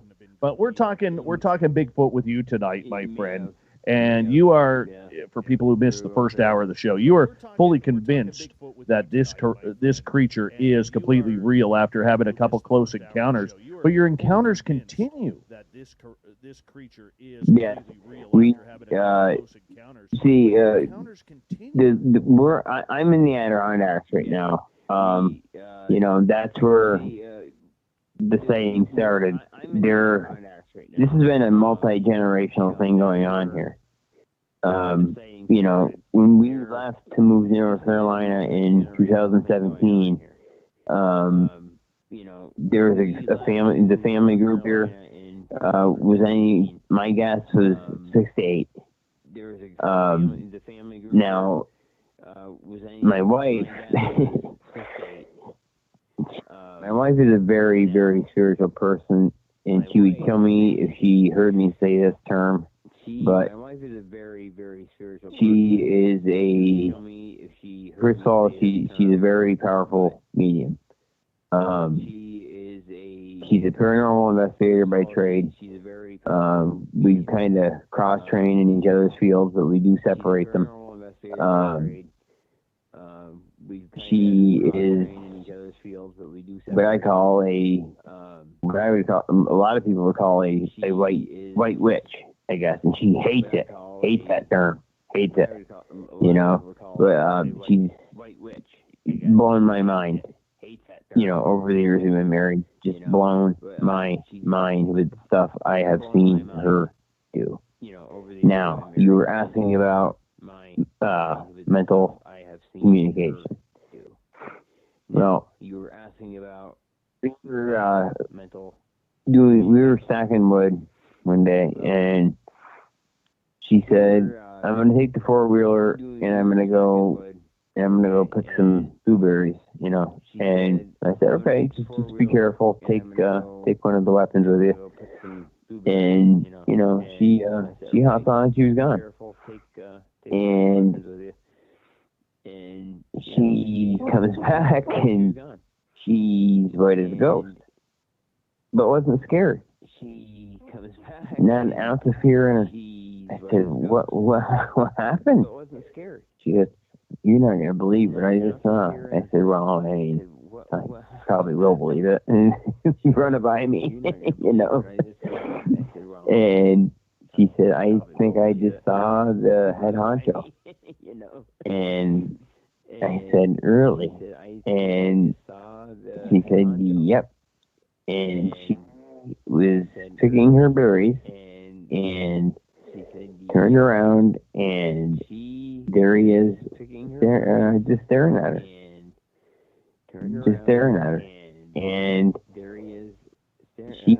the description she gave me of him, and I know that he's massive because we have found his tracks. He leaves 19-inch tracks. He's a beast. He is a beast. I haven't seen him personally, but I trust my wife with everything. She's gonna come out of the blue and make up. Okay. So I said, "Well, tell me about it." She said, "Well, there's nothing really to tell." And she said, "We kind of looked at each other for a few seconds, and that was it." I said, "Did you feel threatened? Did you feel afraid?" No, she said, "It was actually kind of soothing, kind of like a mutual thing." And she said they communicated. And my wife, with what she does, she doesn't tell me a lot about her, her practices and stuff like that. Now, she describes his feet, or excuse me, his shoulders as being, she said they had to have been 5.5 feet wide. At least. Oh, wow. That's a big dude. It's just gargantuan. Just huge. I said, "Well, how tall was he?" And, a lot of people misjudge, and I kind of had a feeling she would. She's like, "Oh, he must have been 12 feet tall." And I said, "Well, why don't we go down and you show me where you saw him, and we'll get an idea how tall he was." So we rode down, and she showed me the tree and the limb. When he turned around away from her, he walked into this limb, and he only cleared it by about 3 inches, a few inches. Okay. So I had her hold the tape on the ground. I sit on the 4-wheeler, and I brought the tape up, and to the bottom of that limb, it was 10'6". Incredible. And I brought the tape up, and to the You're bottom of that limb, it was looking at a 10'3" creature. Incredible. Yes, give or take. Yeah, And that personally is the biggest one I've ever. I know people have seen larger ones, but me personally, with someone I know, that's the that's the Mac Daddy. Now here's where we get into something. Oh, and here's what else she said about you hear a lot about, and this goes for all of them on this land. you hear about matted hair, the smell, disgusting, putrid. We never experienced any of that. She made a joke and says his hair is beautiful. I felt like asking him, where do you get your hair done? She made a joke out of it, and we've never experienced any of that. I know a lot of people have. I don't know. Maybe it's a glandular thing. When they get worked up, they can they can release it. Maybe it's a glandular. I mean, but wild animal and bears stink. So I don't know. That's one that's got me baffled. That's one I'm pondering about. That's one that's got me. She said it was almost like I'm pondering about.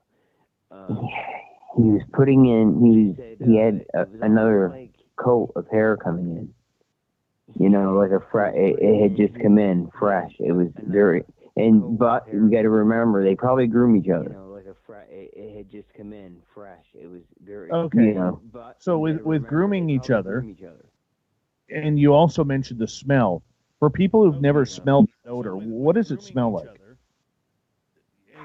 I've heard everything from rotten carcass to fecal matter, garbage. I've heard everything from rotten carcass to. So yeah, I personally have never smelled it. I have lots of friends that have, but yeah, I personally have never experienced it. Me never, not one time. Yeah. Personally, I've never. I think that's why I'm leaning towards a glandular thing. I just don't know. I don't know. It's a good. Definitely, it's one of those things about them. It's a good. Definitely toughie. Definitely toughie for sure. Now here's where I'm gonna hit on something real quick. Actually, let me go back to North Carolina. Then I'm gonna switch back. Okay, so as I was saying before, these eyes illuminated, and heard from very reliable sources. Certain agencies are working on, instead of having to put night vision goggles on certain individuals, they're trying to make a contact lens, and the main ingredient is chlorophyll. Now, what if from the vegetation they eat, okay, what if there's some sort of biological way that they can do it? What if there's some sort of biological way that they can It makes me wonder. It was a hard pill for me to swallow at first as well, until I thought about it. It could make sense. It very well could make sense. It's just so many things. A lot of the things that I'm just such a. I do believe they do have abilities. I do. But I think some of them, there could be biological explanations for others. No. They're just such a fascinating creature, But yeah, we watch them all pop on. I've got a video. I think I may have sent it to you. My stepson and I watched one come out of the swamp one night, straight towards us, and he did the same thing. He did the same thing. Incredible. Have you ever heard them talk? The jabber? The jibber jabber? Yeah, like that. I heard it last night. Last night? Yep. Oh. My buddy and I took a walk, and we heard it. And I got it, and all I had on me to record with was my phone, so I'm going to isolate it and bring it out, and I will, when I get that done, I will send it to you. Because in 2018, my buddy and I heard it out in the deep forest of British Columbia here. And when you're all alone in a forest and you know you are all alone, that is something that you immediately hit the brakes on, wondering what the hell is going on around here.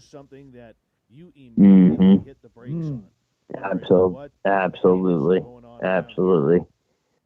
They, I mean, and especially when, you know, we did here in North Carolina at one point too, extremely aggressive group that we were researching down there, extremely aggressive. I mean, boulders thrown at us. I'm not talking just rocks. I'm talking boulders, you know, from 80 feet away. We did have one good Class A down there. Myself, my stepdaughter, one of her friends. I took them down. We went. I said, let's head under the bridge for a little bit. And get the perfect view of the bayou. And I was actually texting, it was one of my guys, either Gary Spikes, Travis Bone. It was one of those guys, one of my partners. And all of a sudden, my stepdaughter and her friend, they, what is it, Jeremiah? What is that? What is that? And they stand up. And they were getting ready to run. And I said, stop, calm down. By the time I looked up, they saw the frontal view of this thing. They saw the whole thing. By the time I looked up, it had made its way. It had started making its way up the hill towards the train tracks. I believe to cross over on the other side. Okay. Now, I lit it right up. And it was, I would say, the vegetation was about 5 feet. So he was a good 7.5 feet. Very barrel chested. More of a square jaw and a very protruding brow ridge, and he was gray. He was gray and gave back fluorescent blue eye shine. Okay, I want to ask you about the eyes, because so many people who see this creature have seen it with yellow eyes, with red eyes, with blue eyes. Do you think that Sasquatch has different colored eyes, much like humans do? Or do you think that this is something a little unique to maybe different characteristics of different breeds of creature? Yes, right there. I do. I think it's I think it's ignorant for us to think, you know, how big this continent is, and to think that there's only one species of these things running around. You know, I believe, you know, I personally believe there are many subspecies, and within those subspecies, there's probably more. I think, you know, each subspecies may be able to give off a different, you know, they may give off a different color eye shine. But then again, like I was saying, I did see red in North Carolina too, but who knows? That could have been a totally different entity I was dealing with. Which is going to bring me to another topic of conversation in a second. Now, we moved back up here and moved into the cabin, and You know, they're here. We had one. They've banged on they went quite a long way. You know, they went a long time without having us here. You know, they banged on the side of the cabin and let us know where they were around. And, we've never had a problem with them. I've had one issue with them where they got aggressive, and that's when I interrupted a hunt one night before we lived down here.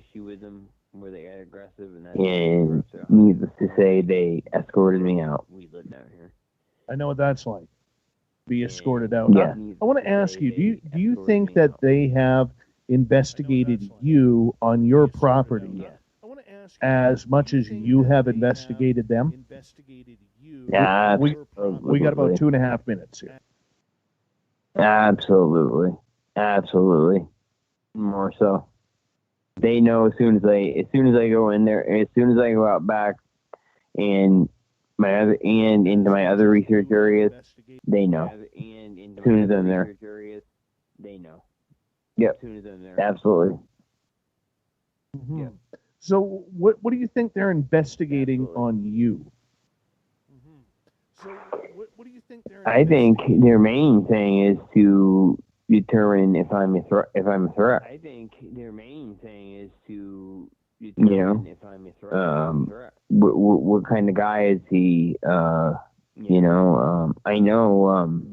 You know, one thing they don't like is when they do bring people out back that they don't know. One thing they don't like is when they do bring people. They do get a little worked up, but they chill out after about an hour. But they definitely have investigated us, and that's a fact. No doubt in my mind. No doubt in my mind. What do you think they're looking to find out about us? No doubt in my mind. What do you think they're looking to find out about us? I think they're looking to find out what kind of a danger we pose to their species. They're looking to find out what our next move is going to be. I think they're well aware of the problems going on in the world. I think they know. Let's face it, Dave. Human beings, we are the most dangerous animal on the planet. Okay? We are the only species that off each other in record numbers. Okay. We are the only species. And I think they are well aware of that. Record numbers. They've seen it. And I think they are well aware of that. You know? They've seen it. Now, in modern times, I think that's what they're trying to find out. Now, in modern times, what is their intention with us? Are we going to end up like other species? Are we going to end up like? I don't know. I really don't. I just think they. I don't know. I really don't. They carefully analyze everybody, and they analyze the big picture. Right. The big picture. On that note, I'm going to get you to hold on right there because we are going to go to break here at the bottom of the hour. Jeremiah Fountain. Personal encounters with Watch. Some fantastic personal encounters with Sasquatch. And we're going to continue this roll with Jeremiah right after this. Stay tuned.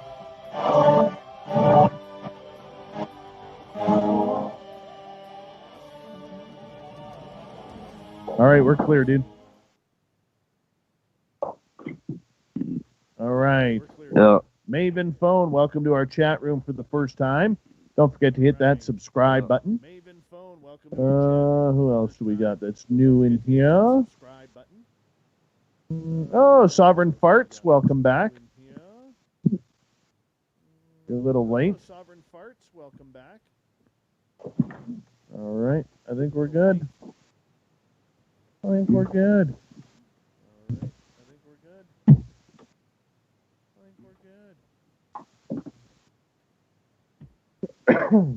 I'm having a blast listening to you, man. Thank you so much for doing this. Thank you, Dave. I'm having a blast with you as well, man. This is awesome. We got to get you to the West Coast, man, and get you over to Washington State and BC, so that way you can come with Nate Foote and his son, if we can pry him away from the Hallmark Channel. And you got to watch out for Corey that way. For sure, I definitely got to make it out there. I do have some relatives in the Pacific Northwest, but I know you guys are a long ways from Lake Tahoe, but I know that's that's a pretty active area too, isn't it? Yeah, well, where I am in BC here, we have Sasquatch all over here. All over. Yeah. Just a matter of trying to get them to connect. Right. Trying to get them to connect. Right. Nathan. Yeah, the thing. People think, you live in New York. Well, people think in New York, they think of the city. They don't realize the Adirondack Park is 6 million acres of nothing but wilderness, bigger than Yellowstone, Yosemite, Glacier National, Grand Canyon, Smoky Mountain National, and the Everglades put together. It's massive, Not a lot of people realize that, I don't think. It's just massive. And, even within my little area here, some my native relatives, they talk about a couple different types. My native relatives, they talk about a couple different types. Hey, Antonio, how you doing, man? Good to have you back. Hey, Antonio, how you doing, man? I can go. Well, let's see. The first prints that I found, if I were to draw a straight line from my house, they're probably about 9 miles away. The first prints that we found. The talking that we heard up here was probably 24 miles from here. So not that far, really. No. Hey, Bushy, how you doing, man? Good to have you back. Not that far, really. No, not that far at all. Dude, I go 3 miles to the east. I'm in deep forest. 3 miles. Dude, I go 3 miles to the east. I'm in deep forest. It's got to be gorgeous up there. Oh yeah, man. On top of the mountains. On top of the mountains. The only Beautiful. the only difference here is, you're dodging so much wildlife here. That's the biggest issue. Yeah. It's not just black bears and cougars. You have the wolverines, you have moose, you have wolf packs all over the place. Right. Grizzly bears, dog men. Yeah. Oh yeah. Yeah. Yeah. Oh yeah. Yeah. We got just over a minute here, dude. Okay. Yeah, I'm having a lot of fun. Like, hey, everybody in the chat group, let's give Nate Foote a clap for recommending Jeremiah tonight. Good job, Nate. Absolutely. You redeemed yourself from your holiday Hallmark binges. Good job, Nate. Your son, not from your holiday Hallmark binges. Your son, not so much yet. All right, we got about 15 seconds. Thank you to Bigfoot and Jason McDaniel for the super chats, and here we go, guys. We're gonna get kick off the second half of the show right now. And here we go, guys. We're gonna get kick off the second half of the show right now.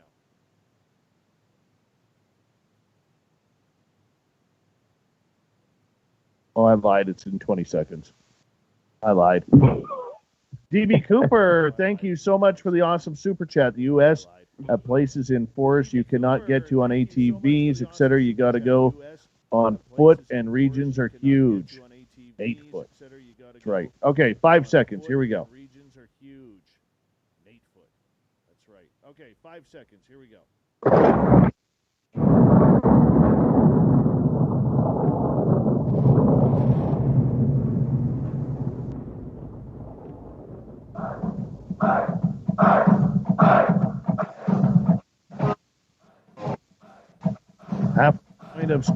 Radio has been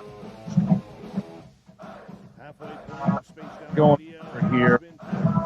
Goal here on Spaced Out Radio. I want to say thank you to everybody listening in all around North America. And if you are looking for our archives, check out our free ones at youtube.com/Spaced Out Radio. Just do me the favor, hit that subscribe button. Our website is spacedoutradio.com, where we have a plethora of features for you, including rocking out to Bumblefoot and reading up on Captain Shirk's SOR Newswire. Follow us on Twitter at Spaced Out Radio and on Instagram at Spaced Out Radio Show. We continue on with the experiences of Jeremiah Fountain. He's a former professional MMA fighter and kickboxer. He now searches for Sasquatch out in the eastern area of the United States. That's all I know, because this is secretive. This stuff is totally secretive. He's not going to give it up. Not going to give it up. Where are you? Where are you, by the way? You're in North Carolina? No, right now we just moved back to the Adirondacks. Oh, very cool. Very cool. Yeah. We're in Carolina for almost 2 years. Oh, okay. So when did you move back? We just moved back in September. Okay. I want to ask you a question. Do you remember a year ago where that little boy in North Carolina stated? Yes. Okay, so see a 4-year-old little boy, gone 4 days.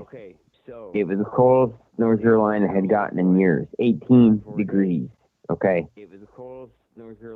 Now, if anyone thinks a 4-year-old boy would have survived in the bayou for 4 days, 18 degrees, nothing to eat, nothing to keep him warm, scared. If you think he would have lived, no.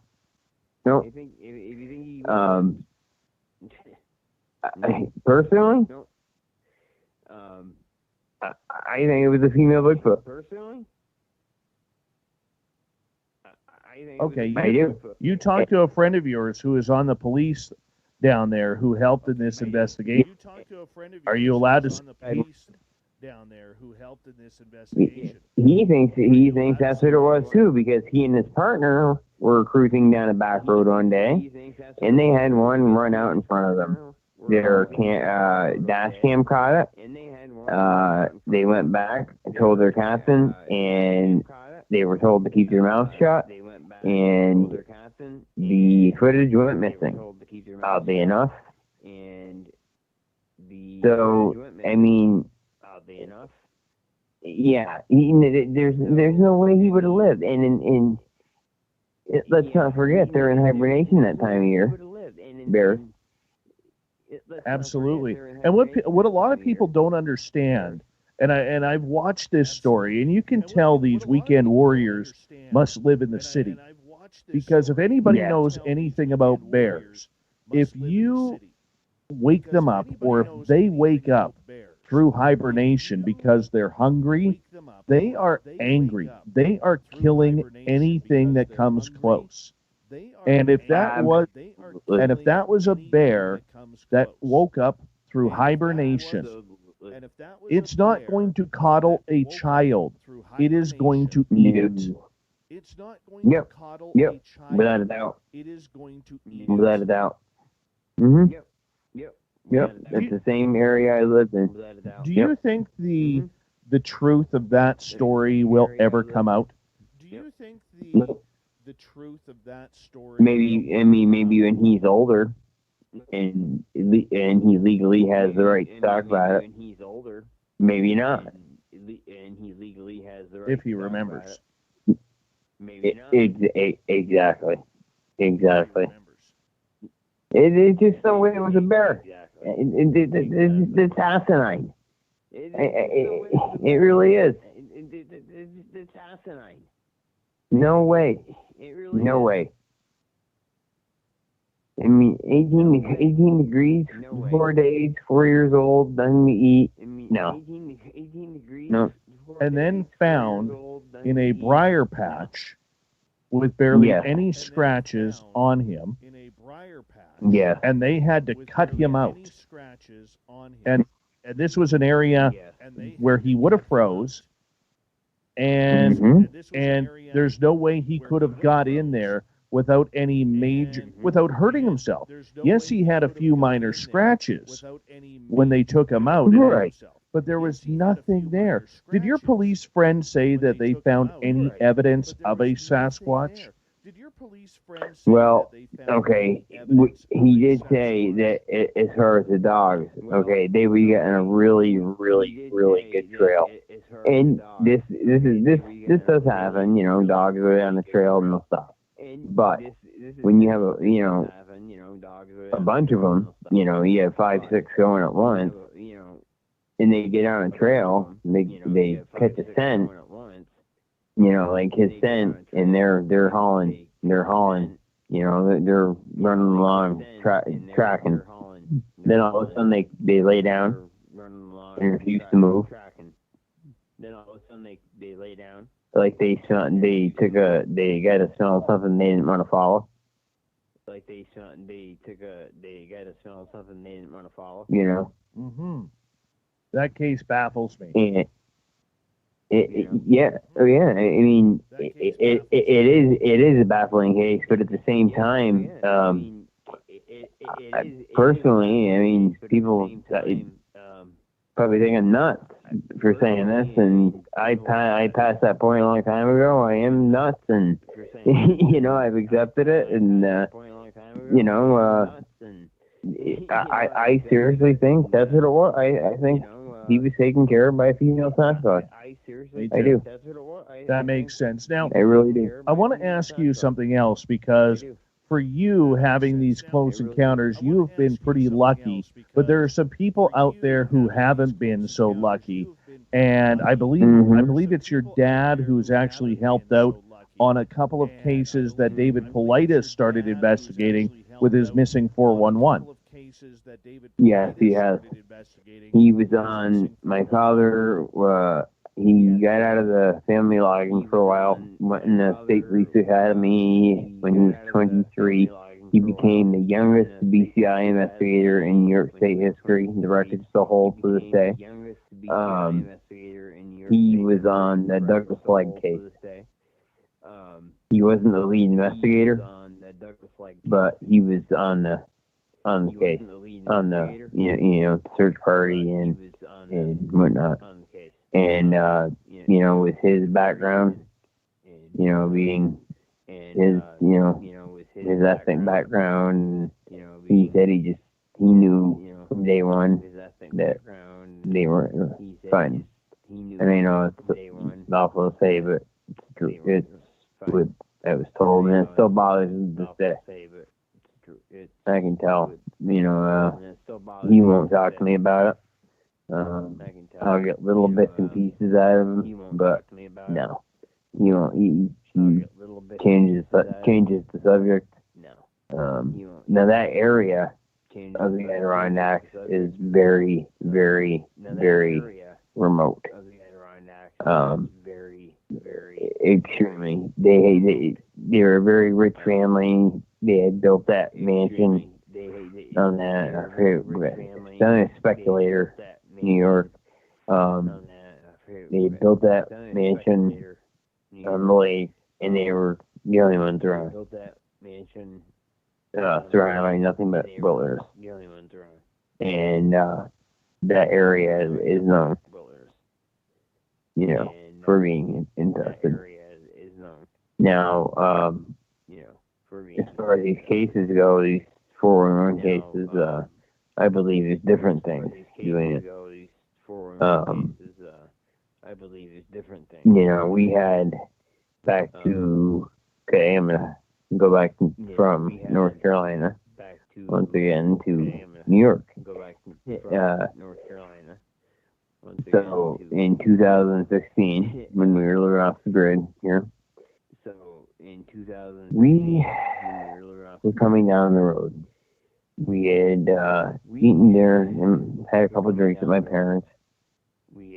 Coming down the road, and I look on the side of the road about 60 feet ahead of us. and this thing's leaning against a tree. One arm. Okay. Very lean looking, but built kind of like a basketball player, a pro basketball player. I said, "Hey," I said, "slow down. You know, you're doing 60 miles an hour. You know, that thing jumps out, you're going to hit it." She slowed down, and when she started to slow down, that thing leaped in the middle of the road.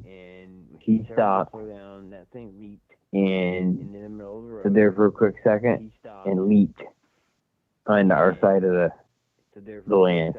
This is right in front of our land. This is on the other side, the opposite side of the road, and it went onto our property.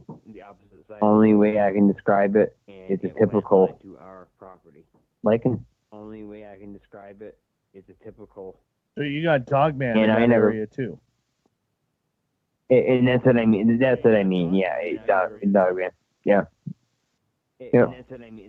Now the ones we hear reports of up here, and I didn't get it. This one was moving so fast I couldn't tell. It didn't have a tail. I can tell you that much. But I got a report from a girl. Okay, been known for years, who's actually a DEC officer in New York State, and her and her wife were going down the road, and this is actually near the Mohawk Reservation. Same kind of deal. This thing lunged out into the road. Now, when they stopped, this thing turned and looked directly at them. Now, they got a unbelievable look at it. 7.5 feet, probably 400 pounds. They got a good look at the legs and the feet. The feet were like, you know, a Sasquatch's, you know, no tail. In the head like a wolf. In the head like you know. And I know other people see different type looking ones, but those are the what we see up here in the Adirondacks mostly. I've been trying to get her to come on the show, but the wife of the girl is full-blooded Mohawk, and she just won't do it. Yeah. I know there are areas up here where I live where a lot of First Nations people won't go because of the fear of Sasquatch or other creatures. Yeah. So that makes complete sense. Absolutely. Yeah, and I was telling you, I got a couple of cool, interesting stories for you if you want to hear them. Yeah. This one's passed down from my granddad. He and I told this on the show, one of the shows the other night that we did, me and the guy. But they were in a camp, working at a logging camp. Okay, this is around the time of the Great Depression. Now jobs very hard to come by, obviously. Now they would go out each morning, split up into groups, work their area. Well, these three kept coming back to camp at night saying, something's stalking us, something's following us. You know, they had seen it, seen them, you know, from behind trees, you know, screaming at them, seeing them up in the trees, watching them, just stalking them, you know, for one purpose, I can think of. And anyway, they went and they told the foreman, we will not go back to that area. So in the morning, don't even try to send us there. So next morning, the foreman says, well, you three are going back to that spot. And they said, no way. Nope. No way. Now, one of them ended up staying. Two of them left. Okay. And this is an area that you had to get to a horseback. Okay. So they left. Two of them left. One of them never made it home. One of them never made it home. Oh my goodness. His wife, sent a letter to the foreman and said, "Have you seen so and so? He never came home." And they went out. They looked for him and couldn't find him or the horse.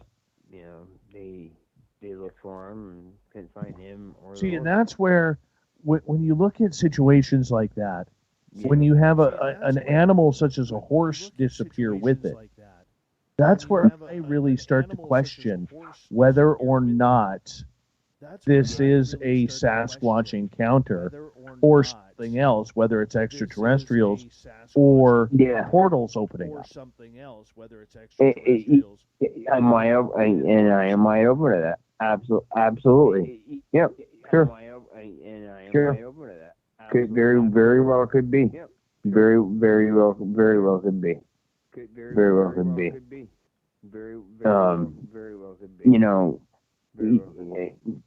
I don't want you and everyone else out there to think I'm crazy. I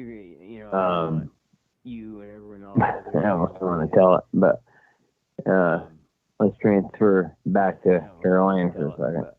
Sure. My stepdaughter and I went down to the bridge, and I believe I sent you these pictures and video. We were taking some weird. We experienced a lot of UFO activity down there as well. A lot of it, and we got a lot on film. A lot of it, and I'm filming something in the sky one night, and I didn't notice anything else. Now, when I got home in September, I went through all that footage. Okay.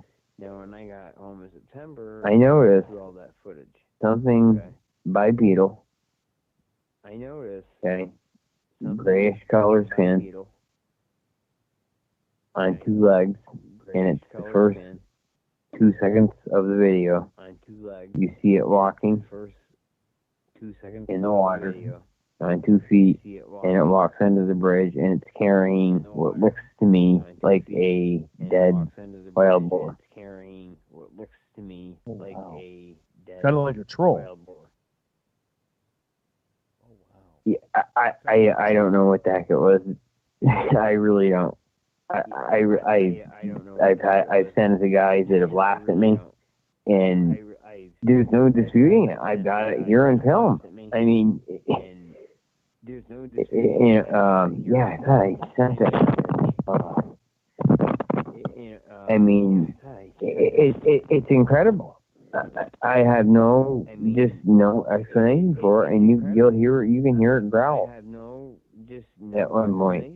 And then the same bridge, my wife and I had a big yellow orb or type thing, circular yellow orb, follow us around for over 45 minutes to an hour. It did not get any higher than 40 feet off the ground, and it stayed no more than 60 feet away. And when my wife communicated with it, it does some pretty funky stuff. What was happening? Well, it would get bigger, smaller, and at the end, what she does, she was taunting it. She thinks it was a spirit of some type. At the end, it says a pretty nasty word. You gotta wear buds to hear it. Probably directed towards her. But yeah, it's just crazy. So I'll send you that too because it's just it's incredible. It really is.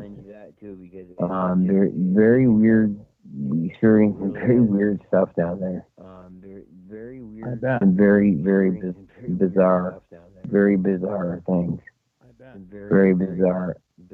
And now we're going back to New York once again. Now, as far as that, Dogman thing that crossed the road in front of us, okay?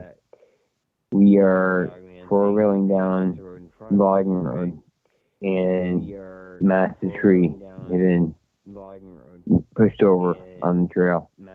And I went around it, not thinking anything of it. Well, about 100 feet down the trail, there's another one. And I got thinking, what's going on here? Well, lo and behold, another 100 feet, there's another one.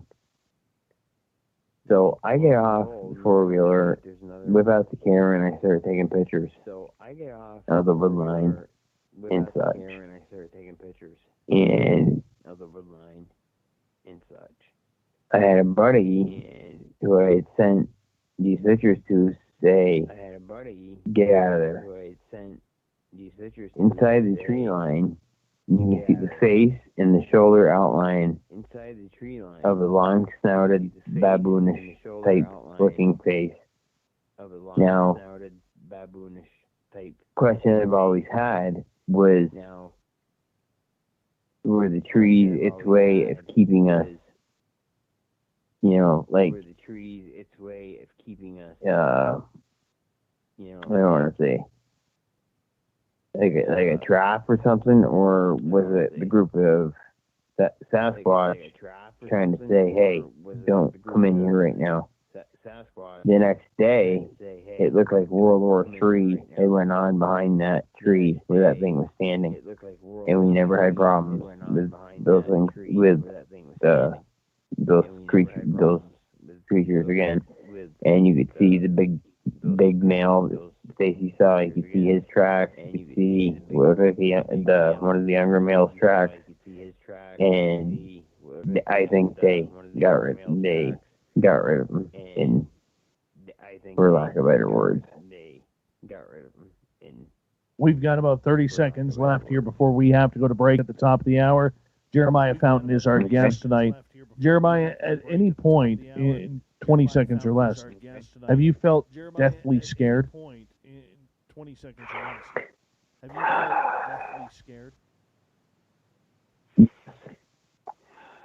Yes, I have. Yeah. Well, let's get into that when we come back here, because it's going to take a minute to explain it. Yeah, because these matters. These are wild creatures, whether they are supernatural or whether they are of this earth. We don't know what they are, but we need to find out. Bigfoot, Squatch, all night long. We have Jeremiah Fountain for another half an hour here on Spaced Out Radio. Then we get to the SOR Newswire and the Hour 3 of Spaced Out Radio coming up next.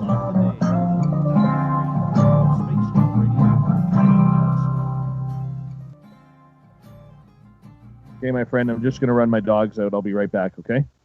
Not a problem. Okay, we got about 5.5 minutes.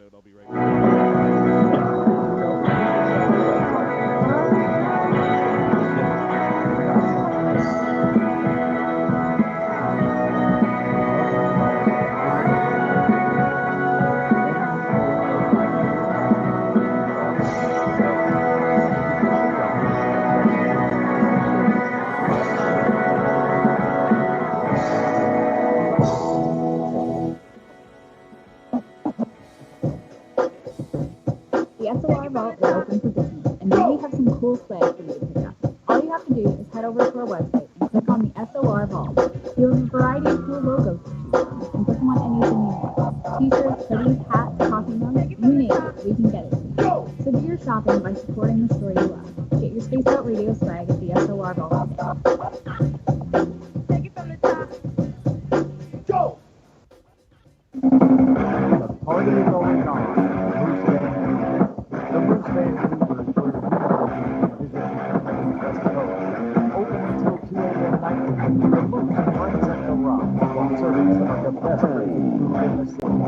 and he starts at $6.95. Why party anywhere else in Florida when the moose is right? Get your horns up and rock with the moose, the official party bar of Spaced Out Radio.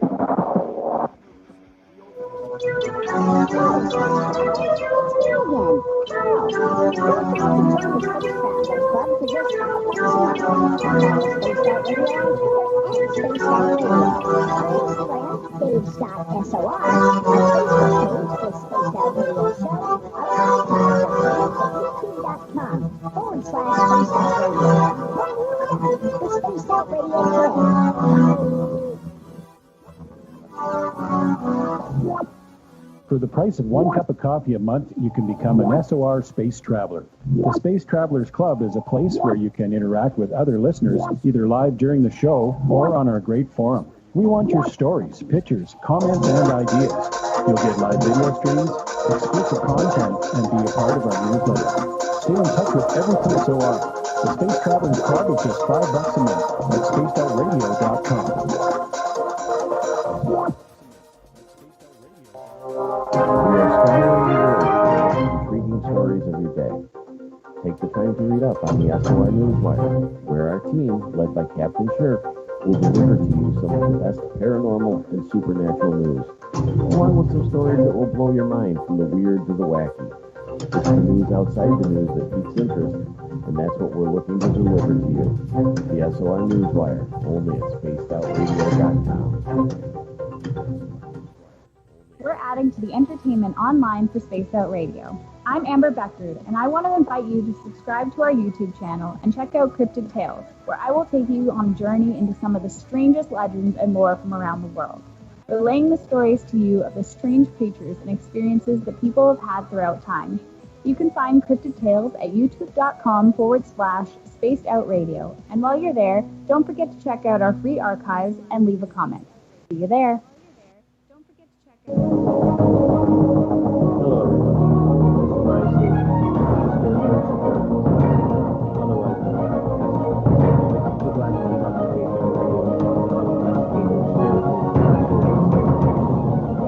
Together, we'll investigate the strange sightings and reports of the past. We bring in let's figure out what's going on together. Call me Jan12 with Paranormal. Get the brother is what? Space Out Radio show. Music.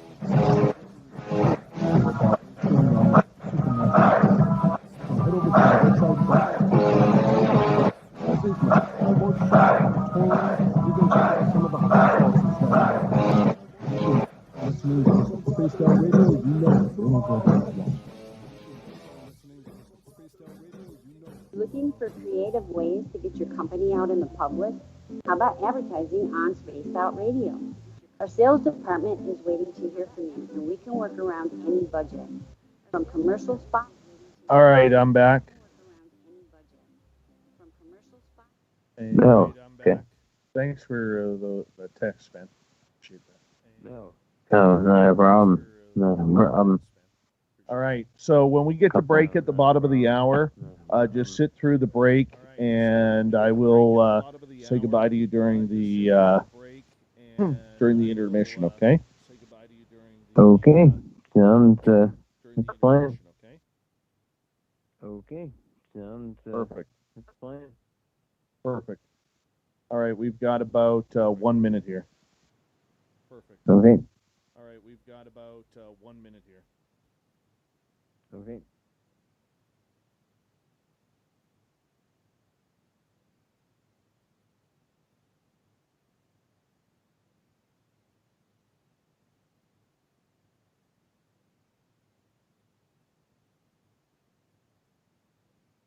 All right, a big thank you to John Sadler, DB Cooper, Bigfoot, and Jason for the super chats tonight. Thank you to everybody who's hit the thumbs up and given us a subscribe.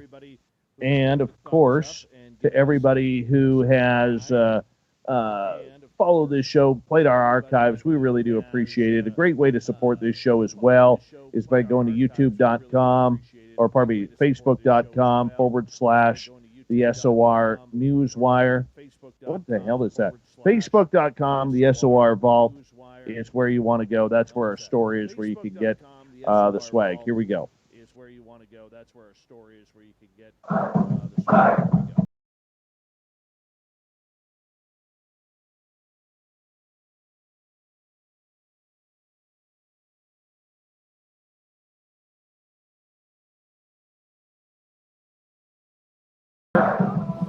Out of SOR headquarters in British Columbia, we appreciate everyone listening in on our terrestrial affiliates around North America and digitally on TalkStream Live, Revolution Radio, and KPNL. We also want to say thank you to everyone for hanging out on our YouTube channel as well. We really do appreciate it. Remember, you can check out all of our archives for free by going to youtube.com/Spaced Out Radio. Just do old Davey the favor. Hit that subscribe button. The Desert Clam has set the password for tonight in the SOR Space Travelers Club. What do you got for us here, Clam? Umbilicanimism. Let's try that again. Umbilicanimism. Umbilicanimism. Nobody knows what it means, but the Clam sets the password each and every night right here on Spaced Out Radio. Our website is spacedoutradio.com, where we have a plethora of features for you, including rocking out to Bumblefoot and reading up on Captain Shirk's SOR Newswire. Follow us on Twitter at Spaced Out Radio and on Instagram at Spaced Out Radio Show. For the final time tonight, we introduced Jeremiah Fountain. He is a paranormal/Bigfoot, dogman, cryptid investigator out of the beautiful state of New York. He's over in the Adirondacks, and he is tracking down whatever he could find to prove the existence of this creature. Jeremiah, welcome back. Thank you. Pleasure. Really, time flies by, isn't it? Absolutely. Yeah. Absolutely. Time flies, and we're having a blast. Having a blast. Absolutely. Absolutely. God, I forgot where it was. Let's go to, you've moved to the Adirondacks now. You've got yourself some property. You and your wife have kind of settled in there, but you have a lot of weird stuff happening there as well. What's going on? What are you seeing? Well, I'll clarify. We grew up here. In the Adirondacks. Her family, her father, her dad was in the military, so they moved to North Carolina after she graduated. So that's how we ended up living down there for a while. But the Adirondacks are home for us. I've got. We haven't had any. We haven't had any. There's been no sightings this year. No sightings of any. But they are here. They were here. Bus tracks. They usually will show up here at the end of April. Or mid-April, and they'll take off at the end of November. Where they go, I don't know, but they always come back. Do you think they are following a food source, whether it's deer or rabbit or anything like that? I do. I do. Yeah. But, it's interesting because, my grandmother used to tell me about another type that they were, people who were very familiar with, and, excuse me, I got a bad knee in the bad position. This other type, now, it's supposedly much smaller, a big male might get 7 feet, which is so big. 7 feet, 400 pounds, but compared to 10 feet, 1,200, that's quite a difference. Anyway, Now, supposedly, this type is, they're more proportionally built like us. No facial hair, arms a lot shorter. Now, I've talked to other relatives down there as well, and supposedly this particular type, they hang out in the marshes along the St. Lawrence River all year round. They don't go anywhere. Got a really cool story having to do with one of those, actually. Father has a buddy who was on the river one night, and he had killed his motor. There was another boat. He wanted to see him. So he killed his motor, and he was going through a small part of the river. And probably from his side, he was probably 50 feet away from the bank. Okay. And he heard something splashing around in the water. And he had a massive spotlight on him. And he lit this thing right up. And it was exactly how it's always been described to me. This thing stood up, looked at him, and from his estimate, it was about 7 feet, 400 pounds, and it was solid gray. Here's the kicker. It had a pink face. Pink face. Like, you know how some people's skin will get pinkish? From almost like a sunburn. That's how we describe it. No facial hair. Pinkish colored face. That's what we were told. That's it. But you look at macaques, okay? What color face do they have? Pink.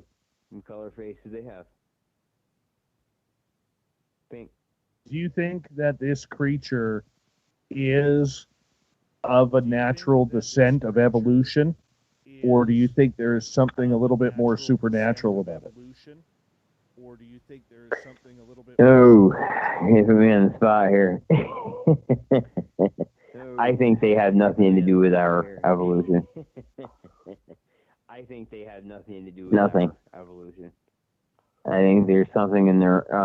I think there's something. They are something in their own. That's just my belief. I'll probably get crap for that, but that's just my belief. Why do you believe that? I don't care. What's that? Why do you believe that? Because I'll put it very simply for you. When people say, "Oh, they're so human looking," this and that. Oh my God. Well, I tell you what. When you stand 30 feet away from an 8-footer, and it's weighing 700, almost 800 pounds. There's nothing human about it. Nothing.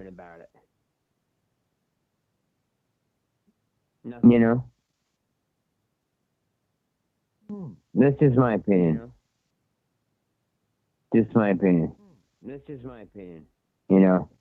I really don't, and the athleticism and there's just nothing about there's nothing human about these except they walk on 2 legs. Okay. They have 2 arms, 2 legs. Aside from that, what's human about them? What's human about them? I mean, they're probably 100 times stronger than we are. I've heard of cases of them running close, 60 miles an hour. Okay. The ability to leap 20, 30 feet without a running start. you know, would a human be able to, you know, I don't know, would, you know, if illuminate their eyes? What's human about that? I mean, you know, to me, there's just nothing human about them, you know? Nothing. Okay, so I can understand that you believe there's nothing human about them. But but in regards to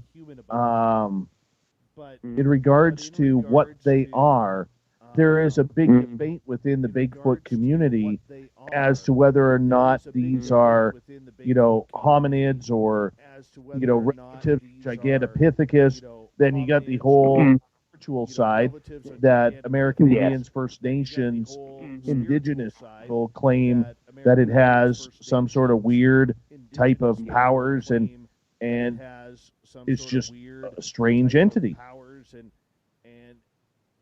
Yeah. You know, and as far as with our evolutionary line, you know, I'm stuck. I am definitely not with that side of it. You know, the Native Americans, okay. You take, let's take for example, the Mohawks. Let's take, and then we'll talk about the Navajos, okay? We're talking about two tribes that live 3,000 miles apart, okay?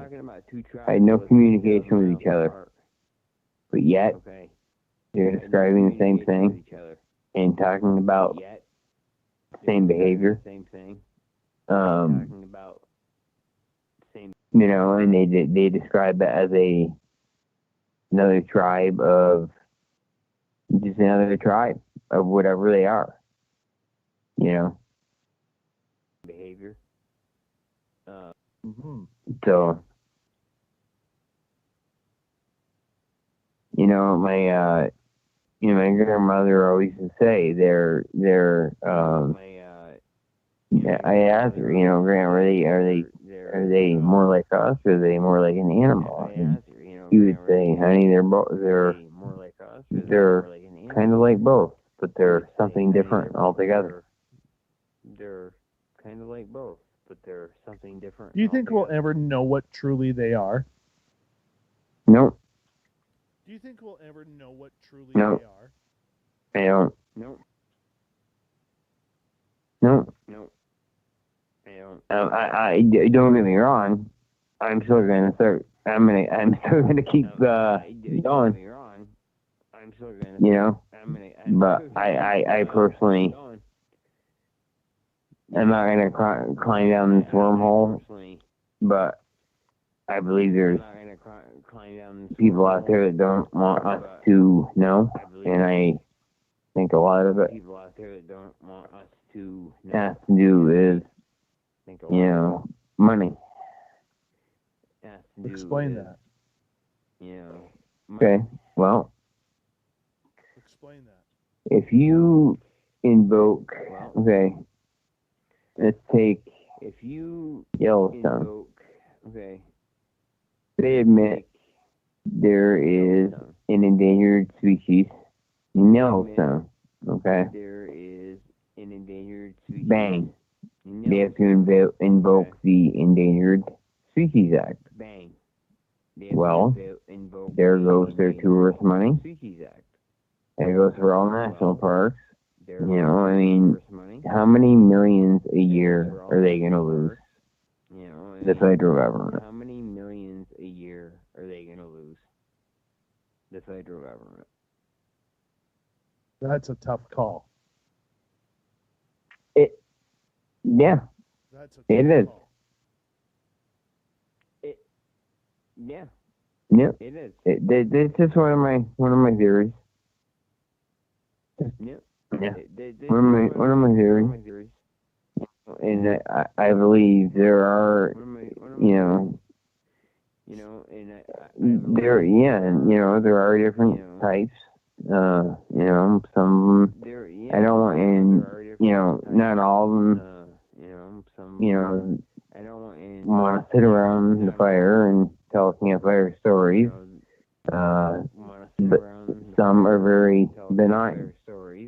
There's others, like I dealt with down south, that were extremely, extremely, extremely aggressive, and they did not care if you heard them coming up on you. Oh, yeah, where I was going to tell you. I was doing a Facebook Live session one night, and I was following, I had gotten very familiar with some individuals, okay? And now I talked to some old timers, and the way they would what they would do to hogs was they would jump out, snap 4 of their legs, keep them alive, stick them in a tree during a hot day, come back and eat them later. So the meat wouldn't rot, go bad. Keep them alive. Doesn't make sense. Anyway, I knew where they were hunting hogs because I would find broken legs, clean snaps like bones all over the place. And I found a set of 14-inch tracks and a set of 15. I was familiar with these two. And I heard something tailing me from behind. And I said I was on with Travis Bone, one of my partners on the show, one of the shows, both shows actually. Great guy. He said, "Why don't you make a loop around and see if that follows you? See if it follows you. Check to see if the prints end up back where you started." And lo and behold, they did. Well, me being stubborn, I was too stubborn to give up. Well, all of a sudden he said, "Jeremiah, get out of there now. Get out of there now." Your friend did, or the Sasquatch did? Travis did. He was watching. I was on Facebook Live, and he said, "Dude," he goes, 7 feet behind you. He peeked around that tree and stared you down. Well, there's freaky about that. My goodness. There's what? I said there's nothing freaky about that. You're right. Yeah. Yeah, and it was that. My opinion, it had to have been the big one. But he was right on my tail the whole time, and I wouldn't have known it unless he told me. Now, what if I hadn't gotten out of there? What if he hadn't seen it?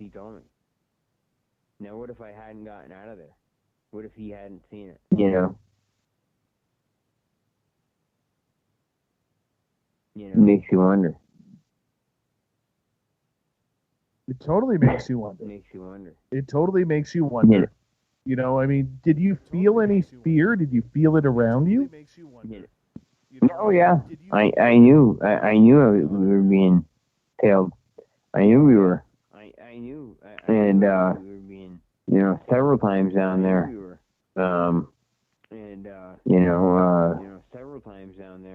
Just the area, we had one area we would call the hunting area, one area called the bedding area. We would find, dens, dug into the side of hills, funnel traps. We found a funnel trap one night. We walked into one. It looked like a regular deer trail, and as we were walking into it, we noticed we were inside a round type structure, and the vines were twisted together like bars. Okay. Now, if you were a deer or a hog, you would get very confused and you would panic. Now, if Stacy and I are in that, we hear the most god-awful scream. Stacy and I are in that. The most god-awful scream. And I said, okay, it's time to leave. The most god-awful scream. And she said, I agree. And I said, okay. Have you ever been scared out by rocks or boulders or tree branch slamming into the water? Absolutely. Absolutely. I can tell you 2 stories about that. 3. Well, we only have 2.5 minutes with you. You got to give us a good story on an ending here. I'll give you a good one. Okay. Well, I'll give you a good one. Okay. This I'll give you the one in New York because this is interesting. This shows that they kind of look out for us. They know us. I brought a guy down there, one of my friends. I told him, I said, don't bring a long gun. They don't know you. Don't bring a long gun. And, well, we're sitting there and he's drunk, okay? And all of a sudden, boom! Well, he lets off a buckshot and it hits the tree about 6 inches from my head. I said, did you just let a round go? He said, yeah, I was checking to see if it was loaded. I said, what? He said, yeah, I was checking to see if it was loaded. Well, I was checking to see if it was loaded. I said, what? I'm like, are you kidding me? You could have killed me. Right then and there, from across that spring, came about a 4-foot log flying through the air and hits the water about 3 feet in front of him. Time to go. Well, my personal opinion was that it was irritated with him for just about killing me.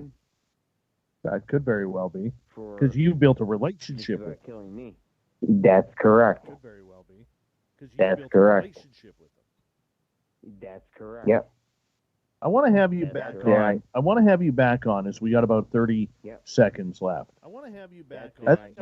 I'd love to. Yeah, man. I think what I want to do is I want to do a panel of, Sasquatch researchers and kind of get to these, because I believe that one of the things we haven't studied is the pattern, getting to know people. I've heard so many times people getting to know, but we'll have to do that. We'll have to line that up. Jeremiah Fountain, thank you so much for coming on Spaced Out Radio tonight. It's been an absolute pleasure to have you here, my friend. We learned a lot tonight, and I hope your stories continue. Absolutely. Thank you very much. You mind if I give a couple shout-outs? Please do. Absolutely. Thank you very much. All right. Just want to thank my guys.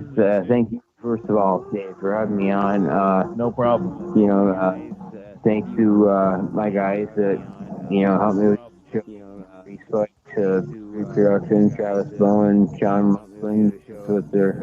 Shut it, man, because I got to get out of here for commercial. All right. We'll be back. Got to shut it down right there, man, because I got to get out of here for commercial. All right. We'll be back with Spaced Out Radio. There we go, buddy. I apologize that I couldn't get them all in, man. That's okay. That's okay. There we go, buddy. But yeah, I'd love to come back on, man. Yeah, we'll definitely do it. Let's give you a few claps here. I'd love for a great show. Yeah, we'll definitely do it. Thanks. Give you a few claps here. I appreciate that. Great show. I'll let you go get some sleep, man. All right, brother. Okay. I'm gonna thank the vocals too. Yeah, do that. Tonight or tomorrow. Sounds good. Vocals too. All right, buddy. I'll talk to you later. Take care. Bye. Sounds good. All right, buddy. I'll talk to you later. Good dude. Solid dude. Great stories. Good dude. I love the stories. Solid dude. Great stories. That's nice. I love the stories. That's nice. You could tell there was some genuine thinking there. You could tell. For people, I've seen a few comments around people wondering, why he seemed to be slurring his words, because he has a a bunch of head injuries from the time he was an MMA and kickboxer fighter. But I thought he was amazing, and I definitely would feel totally comfortable bringing him back on. Jeremiah, he's very detail-oriented in his stories. Probably could have been a little bit more, but I think it'd be good. I think we got to sit down and have that. Thank you, daughter. Thank you. Thank you, daughter. Got a nice cap. Thank you. Got a nice cap. It's good stuff. Yeah, I agree, Yola Tango. It's good stuff. It was a great guest. Great guest. Yeah, I agree. Hi, Nikki. How are you tonight, sweetie? Great guest. He has not written any books yet. Hi, Nikki. How are you tonight, sweetie? He has not written any books yet. Corin's the booking guy. Your mustache looks great tonight. Corin's the booking guy. Your mustache looks great tonight.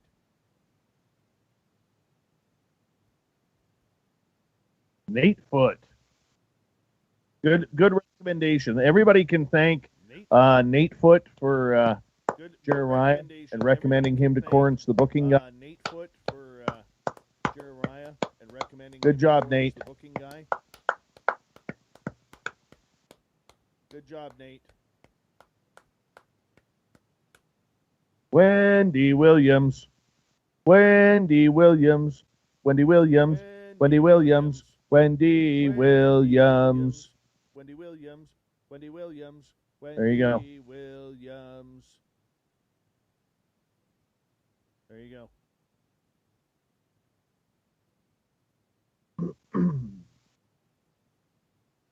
No, 2 minutes. 2 minutes.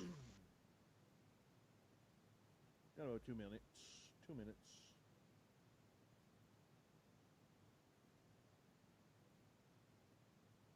That's a gorgeous clown tonight, Marty. You know I have an affinity for redheads. Tonight, Marty. That is a gorgeous redheaded clown. You know I have an affinity for She redheads. could kill me. I'd be okay with that. That is a gorgeous redheaded clown. She could kill me. Derek, I hope you enjoyed the woo on a Friday night. So I know you like your Friday night woo. Derek, I hope you enjoyed the woo on a Friday night. So I know you like your Friday night woo. 1 minute? No, pardon me. About a minute and a half here.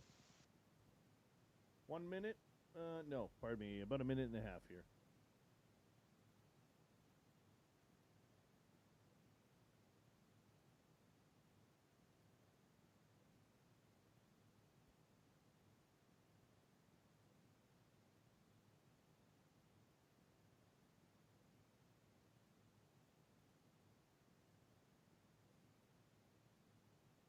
Have a good night, Antonio. Thank you for tuning in, man. Have a good night, Antonio. Hi, gorgeous Renee. Thank you for tuning in, man. 20 seconds. Thank you to John, DB Cooper, Bigfoot, and Jason for the awesome and amazing super chats tonight. Really do appreciate that. Thank you to everyone who gave us a thumbs up tonight and thumbs down. And don't forget to hit that subscribe button. Here we go. A thumbs up tonight and thumbs down. And don't forget to hit that subscribe button. Here we go. Oh, I did it again. I did it again. I thought that was it. I thought that was it. I did it again. I did it again. Good night, John Sandler. I thought that was it. I thought that was it. New Jersey's own John Sadler, everyone. New Jersey's own John Sadler, everyone. He's got the devil in him. The New Jersey devil. Here we go. He's got the devil in him. The New Jersey devil. Here we go.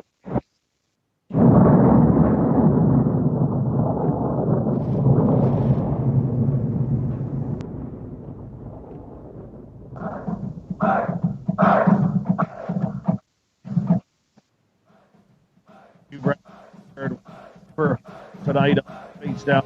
Oh. We've rounded third. We're heading for home. Thank you much for us tonight. Really do appreciate it. Want to remind you that if you've missed most of this show or others, check out our free archives by going to youtube.com/spaced out radio. do me the favor, hit that subscribe button. Our website is spacedoutradio.com, where we have a plethora of features for you, including rocking out to Bigfoot and reading up on Captain Shirk's SOR Newswire. Follow us on Twitter at Spaced Out Radio and on Instagram at Spaced Out Radio Show. Speaking of news, let's do this thing, shall we?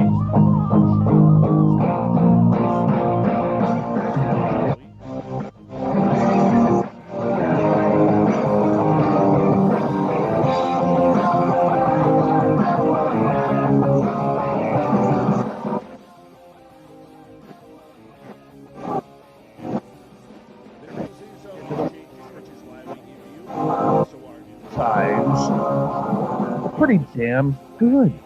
Yes. Why is it good? Well, two northern resident killer whale families brought along a baby as they returned for the first time in 2 decades to their traditional winter foraging grounds in British Columbia waters.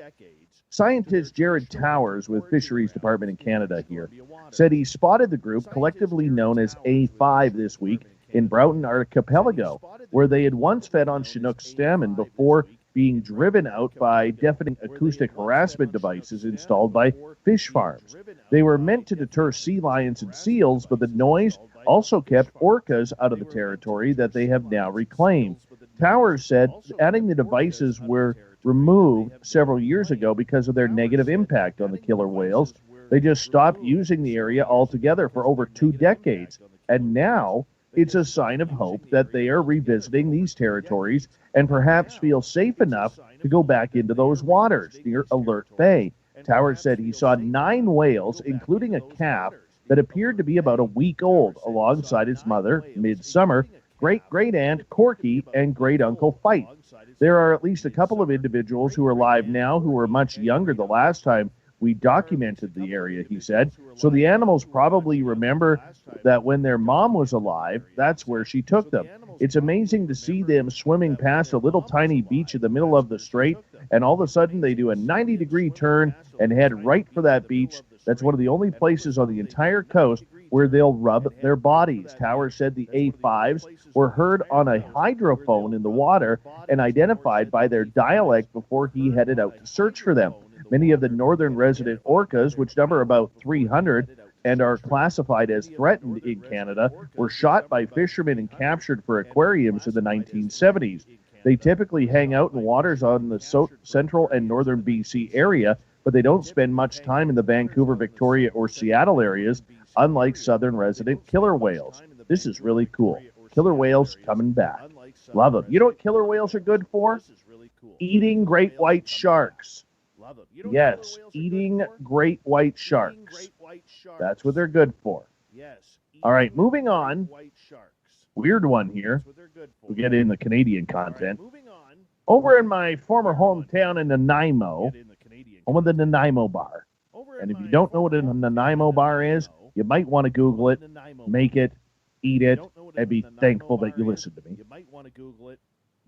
The Mounties say a woman out for a walk was surprised when cash began falling from the sky around her.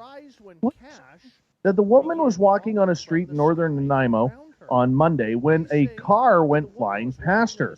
Seconds later, money started floating all around her. The vehicle didn't stop, and the woman didn't get a plate number or the vehicle description before picking up the cash and going to police. The RCMP say they have no records of lost money, and the owner may not even be aware that the cash flew out the window. The undisclosed amount of cash will be held for 90 days, and if the lawful owner isn't found, the finder will get to keep the windfall. Somehow, knowing Nanaimo, that's probably dirty money, and she can expect a nice little windfall heading into later on in 2021.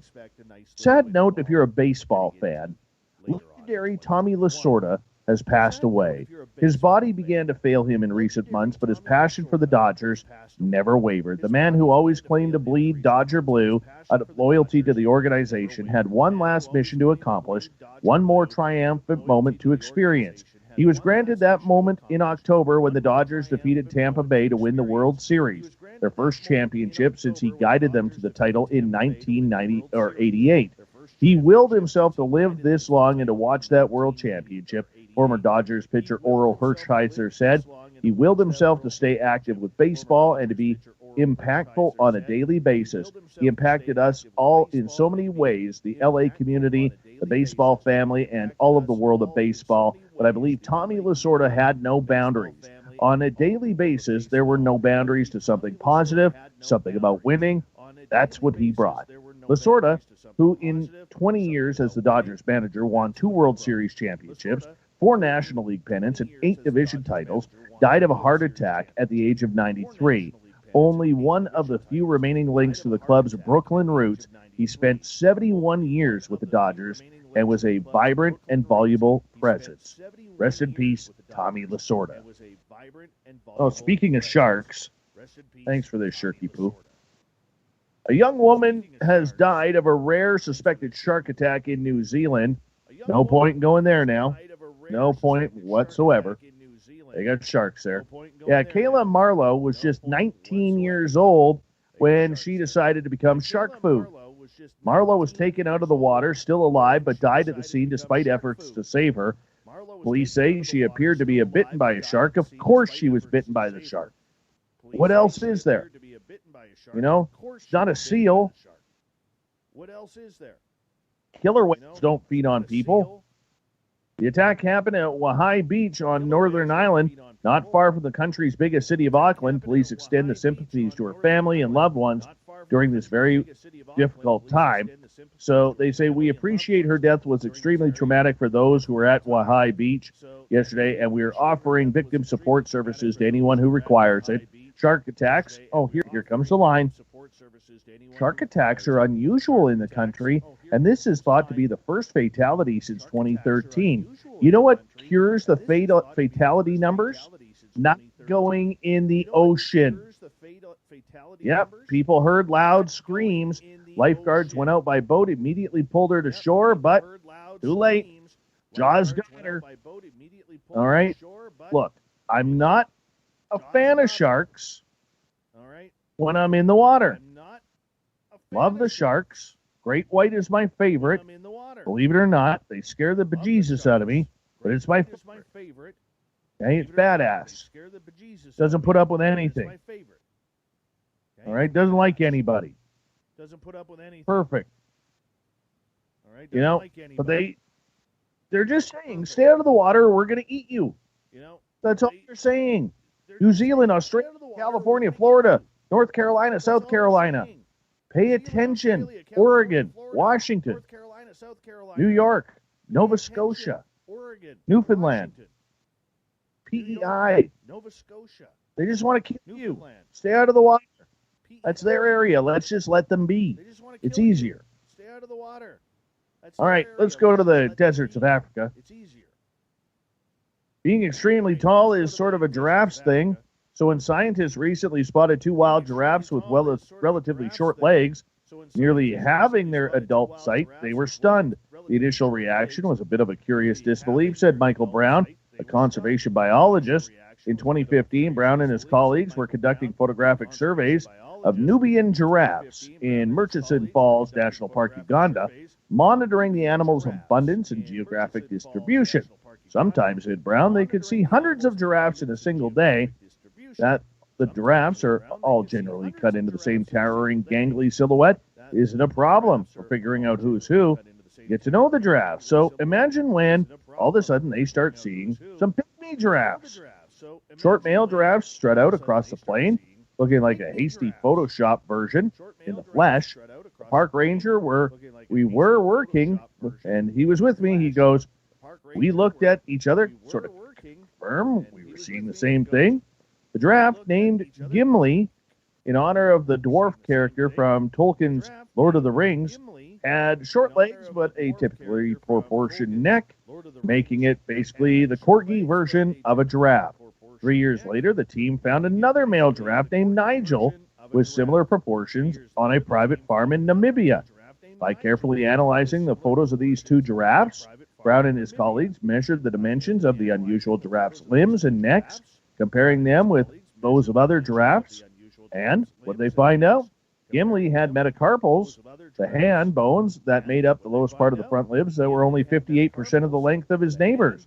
For both Gimli and Nigel, the long bones in the upper legs were also substantially short, and Nigel also had shorter neck bones and toe bones as well. So in other words, we have pygmy giraffes now. That's kind of cool. That's very cool. And you know what giraffes don't do? They don't go in the ocean where there's great white sharks, bull sharks, tiger sharks, hammerheads that want to eat you. Just saying.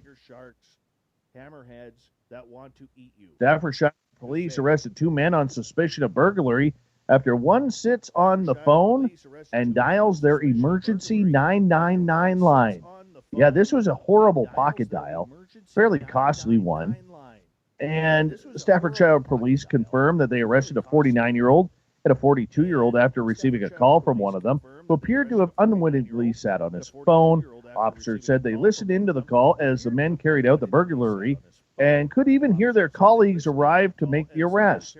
I think we have just arrested the world's unluckiest burglars, said Inspector John Owen. Police say they arrested the 2 men in the Middleport area on Stoke-on-Trent on suspicion of burglary. Suspicion? You get them on phone talking about it. Yeah. Don't get that.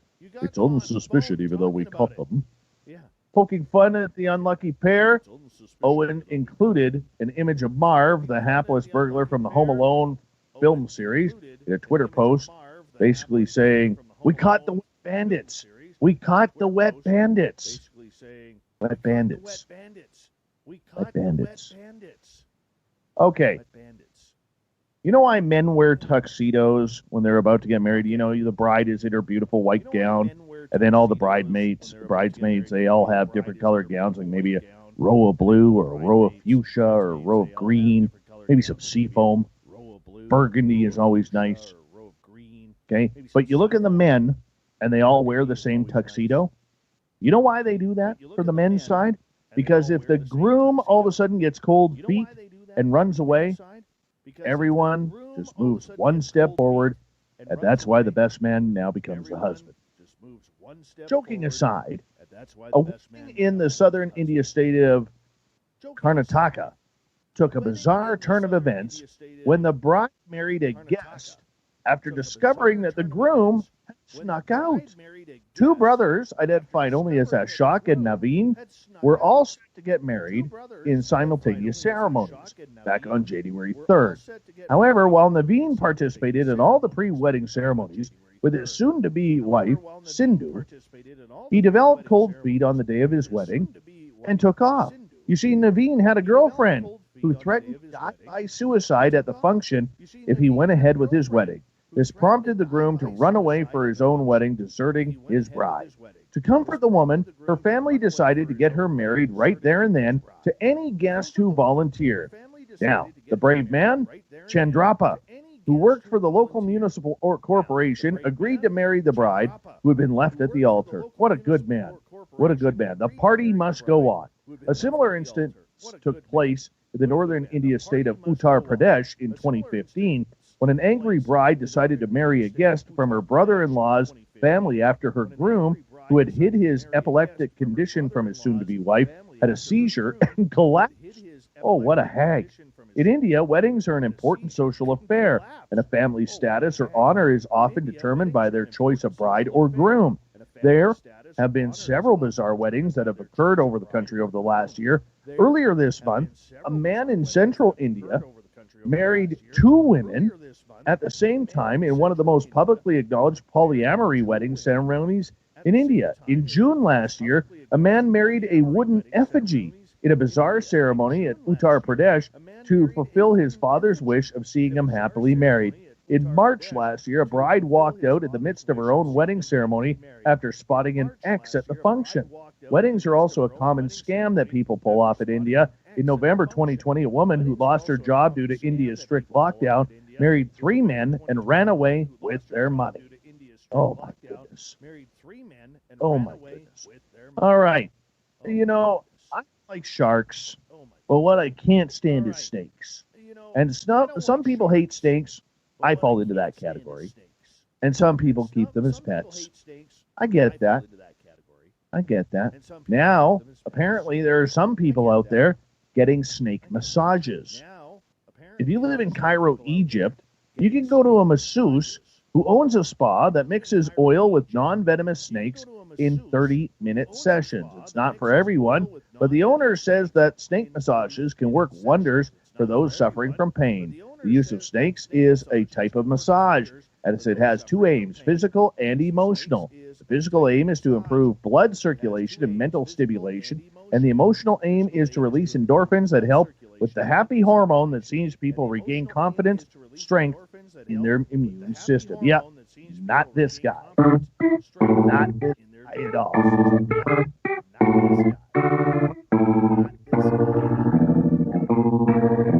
would do it. Sharks. Thought of the day happens every night at this time, where we ask a question on our Facebook and Twitter pages. Then we go on the air because the audience for pages around here. Today is as follows. What would you do if you were today's thought of the day is as follows. What would you do if you were kidnapped by a Bigfoot? What would you do if you were kidnapped by a Bigfoot? We would play Kid and Go Stories. Goddess. Well, since I usually dance all the time, I would probably teach them to dance. In doing so, I will become their leader. All will obey and love me. And I'd ask them to wear a mask and stay 2 meters away. You can tell she's Canadian. 13 ballads. Ask him, her, or it. Why did Nessie cross the road? Right? Be chill, and maybe he won't make me a forest bride. This is chaos.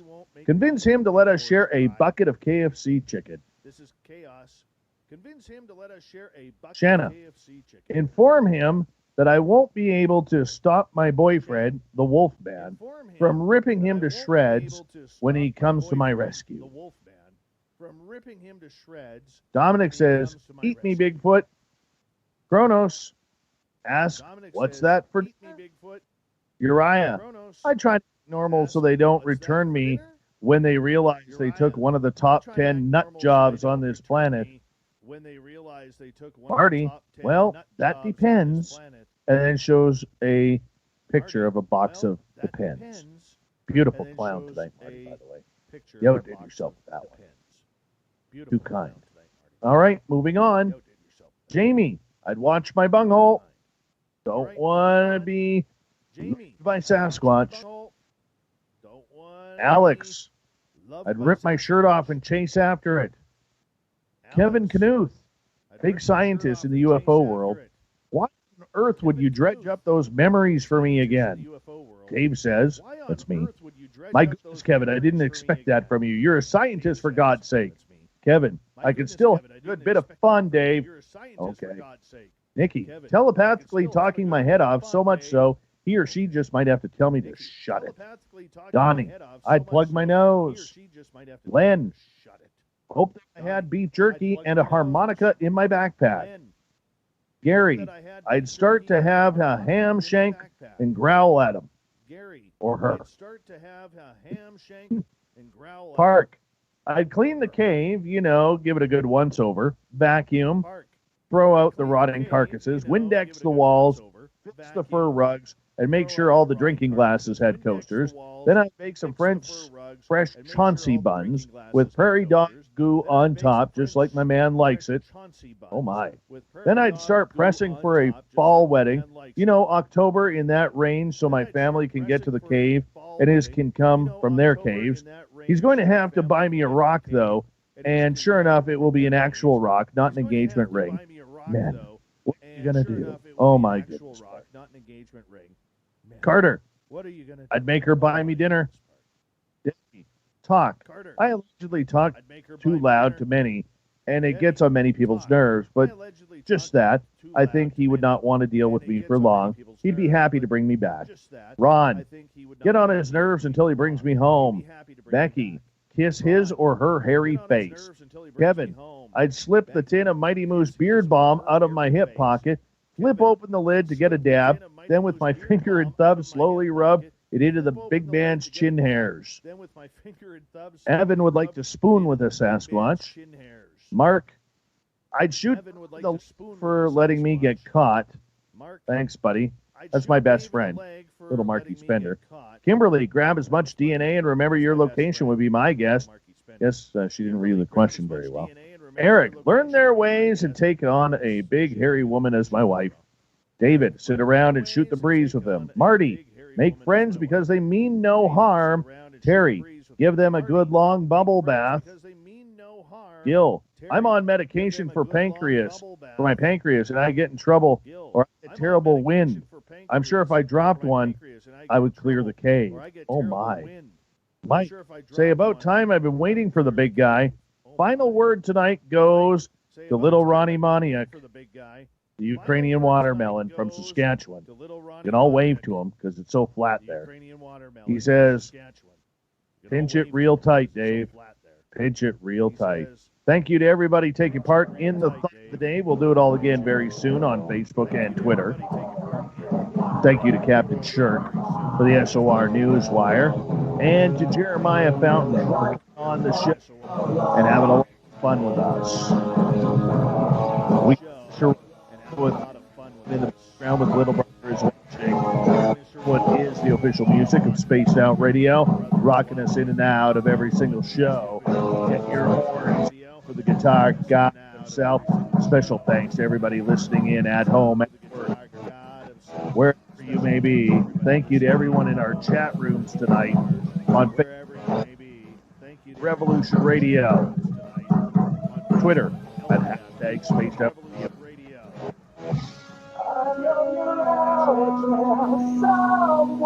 Remember, this show is copyright by Spaced Out Radio and SOR Media Ventures Limited. Remember, keep on tuning us in. Thank you so much for doing so, because together, my friends, we're watching. Together, my friends, we're watching.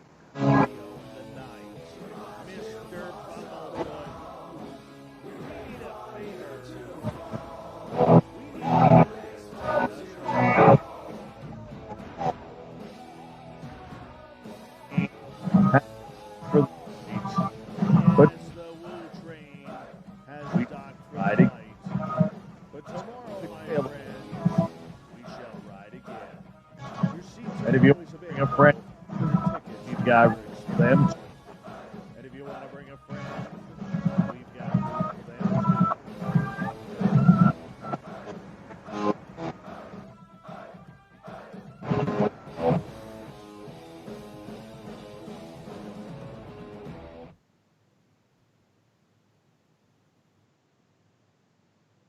If you look around, you'll see the world can be pretty smart. Okay, very smart. At Capella University, we think education should be smart too. That's why we're reshaping online learning with our FlexPath format. You can set your own deadlines, take classes at your own pace, even leverage your previous experience to move faster. So when it comes to earning your bachelor's degree, you know what kind of choice to make. A smart one. Visit capella.edu to learn more. Capella University. Don't just learn, learn smarter. Does the perfect family meal exist? We think so. With 9 pieces of crispy, battered, and breaded Popeye's chicken, add in your choice of 2 large mouth-watering sides, and top it all off with 4 buttery, flaky biscuits. All for just $19.99. Yep, you heard that right. Just $19.99. That sounds like a perfect family meal to us. So what are you waiting for? Get your Popeye's 9-piece family bundle today. Limited time in select U.S. restaurants. Price and participation will vary. In restaurant only. Tax may apply. It's just the way we do it, man. Why be the same when you can be a little different? It's just the way we do it, man. Absolutely. Being creative and different is always a good thing, for sure. Mm-hmm. Let's see here. We've got about 25 seconds before we're going to launch here. Our guest tonight, Christopher Peters. Xavier, good to have you here. Thanks for coming on in. Oh, gosh, guys, we are in for a great show tonight. Tonight is going to be a blast. Thank you to Richard. Remember, good way to support this show is giving us a thumbs up, hitting that subscribe button, doing a little shopping at the SOR Vault, and here we go, everyone. Let's have a good one. Doing a little shopping at the SOR Vault, and here we go, everyone. Let's have a good one.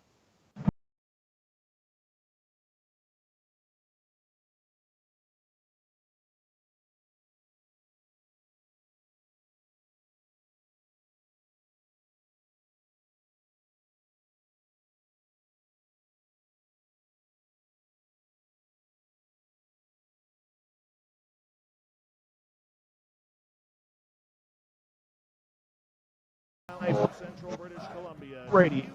I'm your host, Dave, sitting in the chair at SOAR headquarters. I am your host, Dave Scott. Our terrestrial affiliates around North America, digitally on TalkStream Live, KPNL, and Revolution Radio. Now, if you want to listen to our archives, they are free for you at youtube.com/Space Radio. Hit that subscribe. Twitter at Space Out Radio, and on Instagram at Space Show. Our website is Space Out Radio. Our website is spaceradio.com. We have a plethora of features for you, including make the world 10% happier by visiting Chive Charities today. You can find them on our website. Boy, do we have a special guest for all of you tonight. Christopher Peters is the son of Hollywood producer John Peters. He is also an extraterrestrial experiencer. Christopher was raised in Malibu, California, and after completing his education at Beverly Hills High, then Goddard College in Vermont, he returned to Hollywood and took a position at Warner Brothers Records in the A&R department, signing and developing emerging talent for the label. But acting and producing were in his roots, making movies. Through all the stars and celebrity, the parties, the awards, the concerts, the bashes, all of this couldn't prepare Christopher for the ultimate encounters he started having with aliens from another world. Then at the bottom of hour number 3, I will bring you the SOR Newswire, brought to you by Paranoia Magazine. Christopher Peters, thank you so much for coming on Spaced Out Radio. How are you?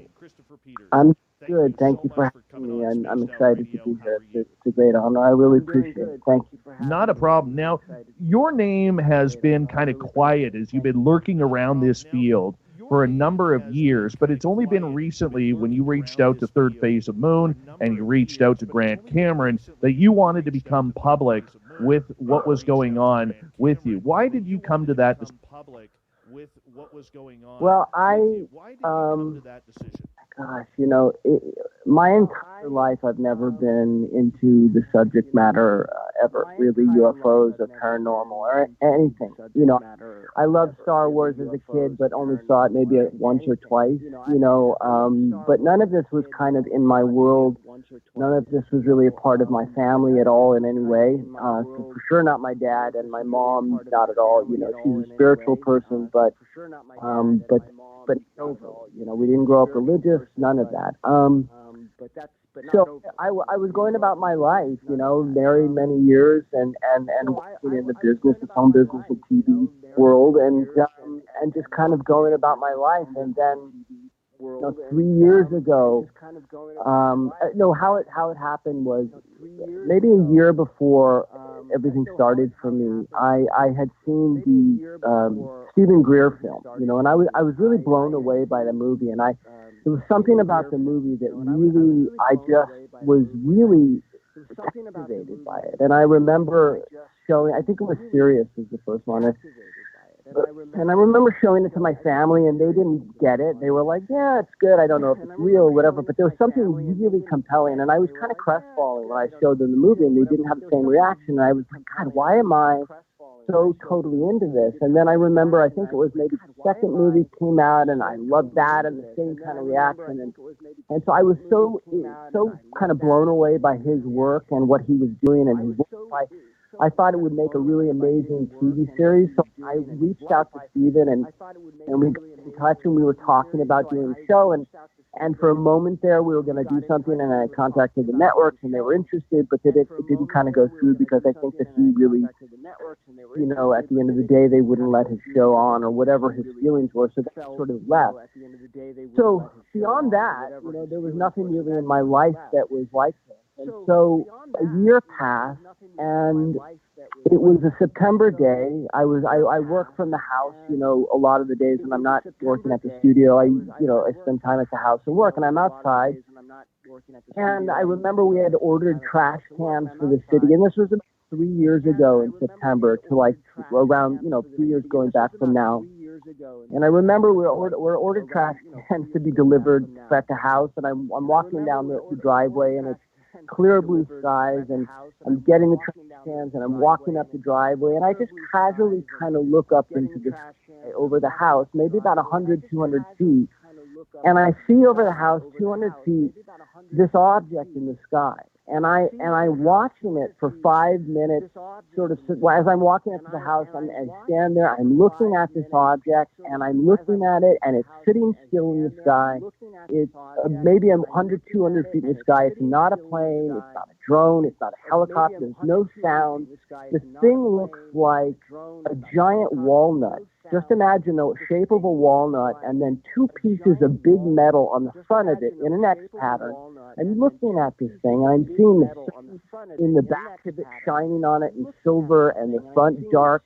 And it dawns on me as I'm watching this thing for 5 minutes that it's a UFO. And I'm in my head, I'm like, oh my God, this is a UFO. And the second that I said that in my head, the thing kind of exploded in golden color. And the front of it started kind of almost doing, wasn't almost doing, it was doing, but it was almost like the front of it, the metal had become sort of liquid, and it was doing these kind of hieroglyphic kind of patterns on the front of it. And I was totally blown away by this. And I was, when you see something like this that you never really believed was real, and you've never had anything in your life to prepare you for a moment like that, you kind of go into a state of cognitive sort of dissonance where you sort of don't know where to put the image because your brain is scrambling to figure out what this is, and there's nothing in your reference point to sort of, identify it. And so I'm just kind of stunned in this moment. I'm watching this thing, and it went on for like 30 minutes, and I'm blown away by this thing, and it's just sitting there doing these patterns, and every time I think to myself, holy, crap, that's a UFO, it gets even more golden, it pulses and blows, bigger sort of like explosions of color. And I'm watching this thing for 30 minutes, and I'm just kind of in a stunned moment. And it slowly starts to kind of glide up to this, higher and higher. And I'm like, okay, I guess that's it. And it sort of drifts off, into the nothingness up to, the sky and disappears.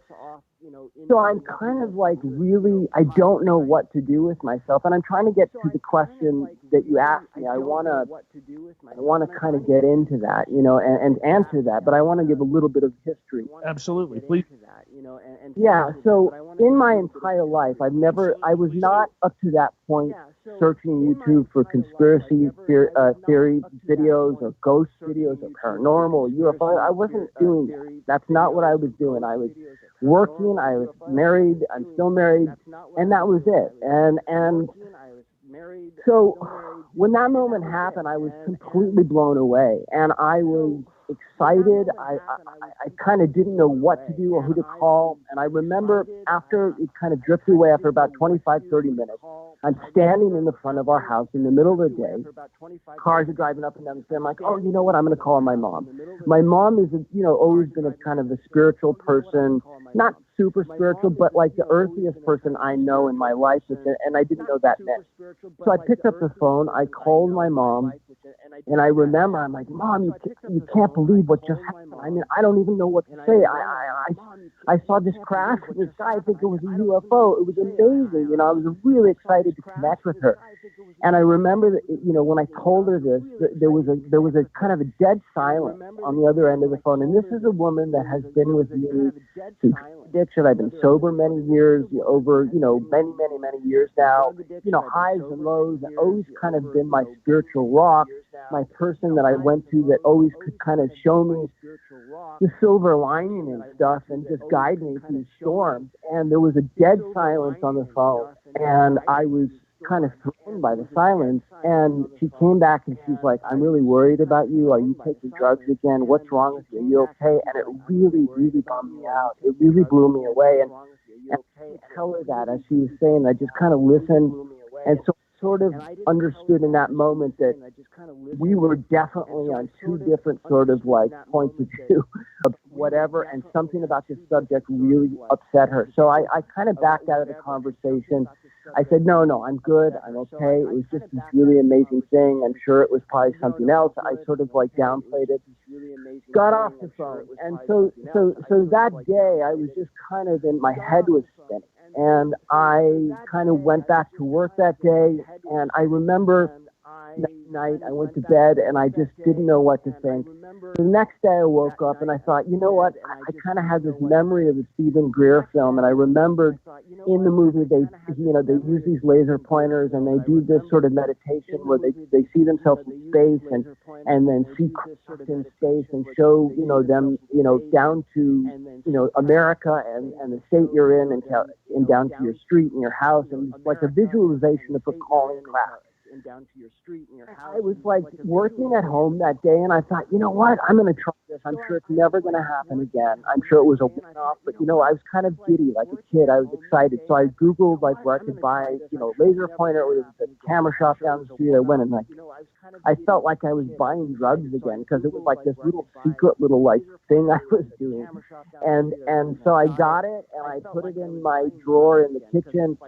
That night, I made dinner for everybody, everybody's kind of settling in for the night, and I'm doing the dishes. It's on 9:30 at night, and I think to myself, the idea pops into my head, you should go outside, you should try the thing and see what happens. Fine, nothing's going to happen, but just give it a try, and I was like, kind of like getting the butterflies, so I said, F it, I'm going to do it. So I finished the dishes, I said goodnight to everybody, and I snuck back into the kitchen, grabbed a laser pointer, and walked out the kitchen door into our backyard. So I'm sitting there in the night sky and out in our backyard, little backyard, looking up at the sky, and I think, okay, I'm going to do this. I'm going to do this. It's going to happen, but I'm going to do it. So I closed my eyes, I took a deep breath, and I saw myself in space. I looked down and I saw our world. I saw North America. I saw California, I saw our city, Los Angeles, and my street, my house, etc. And then I saw myself in my yard. I opened my eyes, I grabbed the laser pointer. Excuse me, I get a little nervous sometimes telling this story. And I pointed up to the sky and I do the 4 clicks, boom, boom, boom, boom, boom, whatever, 4 clicks to the laser pointer. I'm waiting, nothing. I'm just looking at the sky, nothing. And I'm waiting a little longer, and I waited about 10 minutes, there was nothing. I thought, darn, that was probably just a one-off. Maybe it wasn't what I thought it was. So I was like, okay, I'm going to probably just pack it in and go back into the house. And I started walking towards the house. And all of a sudden, I hear the sound of an owl behind me. And I turn around and I look, and we have a power line that goes, from the pole to the house, and it's maybe about 10 feet above my head. And I turn around and I see this big owl sitting on the pole, on the line that's right above my head, looking down at me. And I'm like, is that an owl? It's gigantic. And I'm like, okay, that's weird. And so I turn back around, going back to the house, and I hear the owl again. And I turn back around, and it's gone.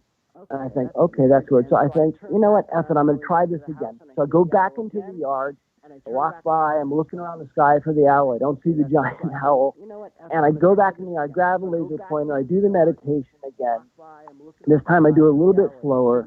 I open my eyes, and I think, okay, I really want this to happen. I know it's not going to happen, but let's give it one more try. I grab the laser pointer, I point it up at the sky, and I'm like, okay, here's nothing, like, let's go for it. So I go 1, 2, 3, and the time that I hit 4, the sky explodes with light, maybe about 100 feet above my head, again, 200, maybe 300 feet. 6 circles of light, boom, boom, boom, boom. I'm like, whoa! And I scream to my wife, Danny, get your butt out here. She runs outside. She's like, what? Are you okay? What? I'm like, look. And she looks up, and it's bam, bam, another big explosion of light. She's like, oh my God, I don't know what that is. It's scaring me. I'm running into the house. So she runs into the house, and I'm just like staring at this. Another like 10 big flashes, and then they're gone. And I'm like, oh my God, wow, it happened again. I'm like, that's amazing. That's amazing. I was just like, wow, I couldn't believe it. I was so excited. I ran into the house, and I'm like, Danny, wasn't that amazing? And it was just silence from her. She just did not want to talk about it. She was totally freaked out. And I got it. It was, but I was just, completely like excited by this. And I was just really I couldn't believe it. I was like, did that really happen? It did. So so that, we settled in for the night. We didn't talk about it anymore. Didn't want to talk about it. And I went to bed that night, and my head again was spinning, and I'm like, what is going on in my life? What is happening? And so to basically kind of in a nutshell, because so much has happened and is now, nothing has stopped. And not only has it not stopped, but it's, and I'll tell you in detail, but it's from that day in September to now and ongoing, it's been 24/7.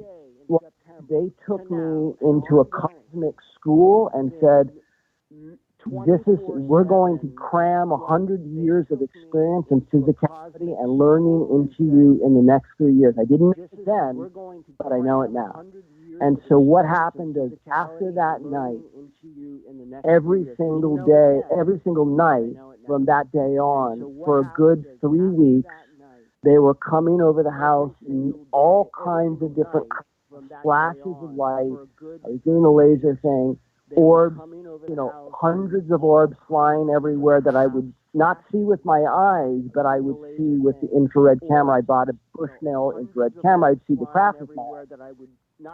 And then at one point into 3 weeks, one night how did it go? So in that first 3 weeks, it was craft every night and flashes of light. And then I started noticing military jets. And this was a big part of it. And it is so much to tell you. It's hard to condense it all. But I started noticing military jets every single night from dusk till dawn, every 5 minutes, flying over our area, coming from the ocean, going north. But these were different kinds of jets. They were silent, and they would also stop in the middle of the sky, and there was no sound to them. And then some of these military jets would fly over silent, stop in the sky, and then basically descend behind. We live in an area where there's across the street, our neighbor, behind their house is a city wash. So these jets would fly. Go ahead. Let me ask you, how did you know they were military jets, considering the craft that we know of outside of drones all make sound? Even the stealth ones make sound. How did I know the jets were military? Yes. Well, and I mean, I assumed that they were military one night. This is what started that thought, was because they were these big jets that I had never seen before that made no sound and stopped in midair and slowly hovered down into the city wash, and then slowly hovered, like about 2 or 3 minutes later, would slowly ascend from the city wash, lights silently up in the air, and then they would start to fly away, and as they would get, let's say, maybe a couple blocks away, then you would hear the sound of a jet behind you hundreds of yards. But really why it started was one night in that 3-week beginning period, see this big plume of smoke, like when helicopters are landing in, like, you see footage of Vietnam and they're landing in rice fields and they throw that. So one night I'm outside with seeing our UFO craft flying around in over my house, and I see these jets. They're coming in every night, every 5 minutes, dusk till dawn, doing the same thing. Then this one night I see this plume. Before I see a jet, I see in the city wash behind our neighbor's house, which is like 20 feet behind his house, I see this giant plume of smoke. This thing dropped from the sky, giant plume of smoke, and then I see this jet landing, flying over that neighbor's house, stopping in midair, no sound, and descending down, and then ascending up into the air with these other kinds of, like, craft that look like different kinds of planes I had never seen before. And then I started to kind of get the idea that this was not a commercial thing, and it had to be something military. That's where it started. And then from that point, what happened was, in that first 3 weeks, maybe a week later, I'm outside in the front of our house and I'm watching the craft, the good guy craft, fly everywhere around, and I see this thing fly over the house that is this black. I thought it was a UFO. I'd never seen a helicopter like this. It was dead silent, and I run to the middle of the street, and it's this helicopter that comes in that looks almost invisible. It's so black. There's no sound, and I'm standing in the middle of the street, and this thing is hovering right above the street light, about 30 feet in front of me, above me, like 30 feet in front of me, maybe 50 feet in the air above me. There's no one else on the street. I'm standing there. The door slides open on the thing, and these two, I'm assuming army people, I don't know, whoever, are looking at me. There's like all this light stuff. It's totally freaked me out. But I'm digressing with the military thing because I still don't know 100% all about that. So let me get back to, but this was all happening at the same time, okay? So that first day in September and every night since then, in that first 3 weeks, we're having craft, all kinds of UFO type craft flying over the house. I'm filming hundreds of orbs flying with the infrared camera. I'm still not seeing all this with my eyes, etc. But I'm just getting bombarded with an ocean of this like contact and all this other weird like military stuff.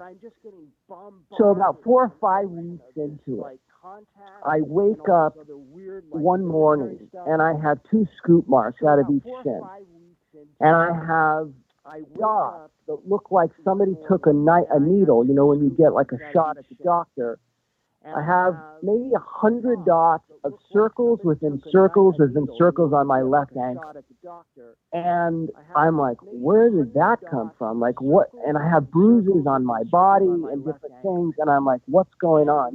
So that night, I go out that night, and I'm standing in front of the house. I'm seeing all different kinds of craft flying over. I'm filming on my infrared camera the orbs. My entire life, okay, I've seen the night sky just as we all have, which are stars millions of miles away, and I see, the moon 100, whatever, a million, whatever it is, thousands of miles away, just like everybody else. The night sky is the same way.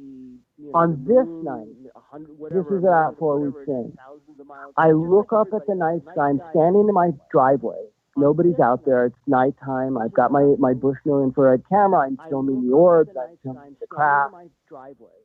I look up at the sky, and all of a sudden, the stars in the sky look 10 feet over my head. Literally, 10 feet, 100 feet. They're moving.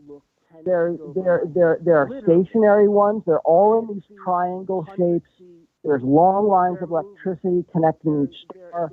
They look 20 feet over my head, 50 feet over my head, 100 feet over my head. Some of them are connecting. Some of them are. I'm going to get you to hold. We're going to take it right up from there because we do got to go to break here at the hour. Movie producer, director, Christopher Peters, experience on Space Radio.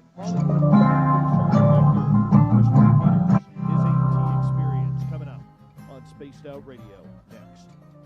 All right, I'm clear. Are we back? The audience can hear us, okay? So we're not to mic here during the breaks. Okay. Yeah, dude, this is friggin' incredible. Thanks for listening. It goes way beyond this, dude. It goes way, way, way beyond. And where you hear it, I don't know if you're going to believe me, but it's real. It goes way, way, way beyond. And where you hear it, it's going to be awesome. I don't know if you're going to believe it's going to be awesome. Thanks. Real. To be here, I appreciate the opportunity to be with you guys. Oh yeah. Oh yeah. Thanks. Let's see here. We got a few more people in the chat room right now. And let's see here. Donnie Rowell, good to have you here. Rowell. Like Roswell without the S. I remember that, see? And who else we got? Mike Rotunda, you haven't been on live in a long time. Good to have you here. Well, there she is, everyone. Alaska's greatest athlete, the gorgeous and talented Emily Bigelow is back. Yeah, she was out bench pressing 300-pound wolves today. just for fun. Chop down a couple of trees with a hatchet instead of an axe. Yes. Gorgeous Kira, good to have you here. Thanks for coming on in. Oh, if you miss the first half hour, you guys got to go back and listen to it. Honestly, it's a treat. It's an absolute treat right now. Right. Hey, Trust, how are you? Welcome. You having fun yet, Chris? I'm having a wonderful time. I love it. Me too, man. Freezing my balls off in my garage. Uh-huh. It's cold in here. Wonderful time. I love it. Me too, man. Freezing my balls off in my garage. Uh-huh. It's cold in here. Well, come to my house. Let's see how cold you get. I'm sure it's much colder up there. Is it just icy? Well, let's do a temperature check right now. Let's see how cold you get. Let's do a temperature check here. Right now, it's 29 degrees Fahrenheit and a balmy minus 2 degrees Celsius. That's T-shirt weather. Wow. Yikes. That's cold. Oh, no, that's nothing yet. That's nothing yet. We're just warming up here. Colding up, I should say. How cold does it get, like, at its worst? The worst that I have been in since I moved up here from the Vancouver area, last year got to minus 38 Celsius. Wow, that's cold. So that is about minus 30 Fahrenheit. That one hurts. Yeah, that'll freeze your balls off. Yeah. For sure. Oh, absolutely. Yeah, those ones suck. Those ones suck. Do you bring like a snowsuit, or how do you go outside? You never go outside. Well, when you go outside, you make it very quick. Yeah. I bet. Yeah. Yeah. The weather is up here because it's much drier. Yeah. You're good until about I normally start to get really cold after about minus 17 Celsius. So that's when at minus 20 it hurts. It hurts. That's why your pipes freeze. I bet all your water freezes. Got to shut down the pipes at minus 50. Like when you get into that like minus 40 plus. Yeah. I mean, they don't cancel school here until it's like minus 36 degrees because the buses can't run at minus 36. Yeah. Oh my God. Oh yeah. Funny. So walking my son to the bus stop in like minus 30 degrees, that sucks. Yeah. Those are the mornings where he's going to take his time. You're going to earn your father's stripes in those mornings. Yes, completely. Oh what's his name? Colby. That's a beautiful name. Yeah, he's a good boy. He's a good boy. You're a lucky person. Thanks, man. I appreciate that. Beautiful name. I appreciate that. He's a good boy. Yeah. Hey, Mary Bone. She's a vegetarian, everyone. Mary Bone, Mary Bone, Mary Bone. Anyways, had to get that in there. We've got about 1 minute. 1 minute. Anyways. And big thank you to Richard Lewis, Alien Girl, for the super chats. It's a great way to support this show. Great way to support what we do is hit that thumbs up. If you're new to our show, and hey, Polar Eclipse, how you doing? If you're new to our show, make sure you hit that thumbs up. We are striving for 15,000 subscribers by May 24th, my birthday. May 24th, my birthday. I want 15,000 subscribers. That's the goal here on this channel. So make sure you hit that subscribe button. We really would appreciate it. Christopher Peters is our guest tonight. We'll bring him back. We're going to go back live in about 20 seconds. That subscribe button. We really would appreciate it. Christopher Peters is our guest tonight. We'll bring him back. All right. We'll go back live in about 20 seconds. 10 seconds. All right.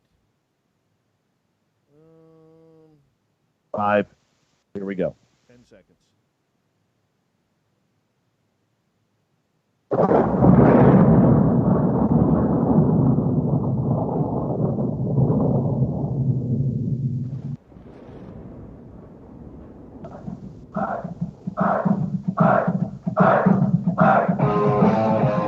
Second half hour of Spaced Out Radio is underway tonight. My name is Dave Scott.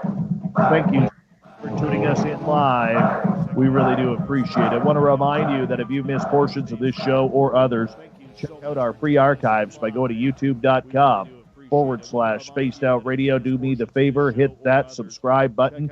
Our website is spacedoutradio.com, where we have a plethora of features for you, including rocking out to Bumblefoot and reading up on Captain Shirk's SOR Newswire. Follow us on Twitter at Spaced Out Radio and on Instagram at Spaced Out Radio Show. We continue on with a real-life story. Christopher Peters, Hollywood Elite, E.T. Experiencer. Christopher, welcome back. Thank you very much. You're very welcome. Let's continue with your story here. Absolutely. And again, thanks for having me. I appreciate it. It's wonderful to, I really, this is such a gift to be able to connect with you guys and get the story out and really tell people this journey, because it's about all of us at the end of the day. This is all about.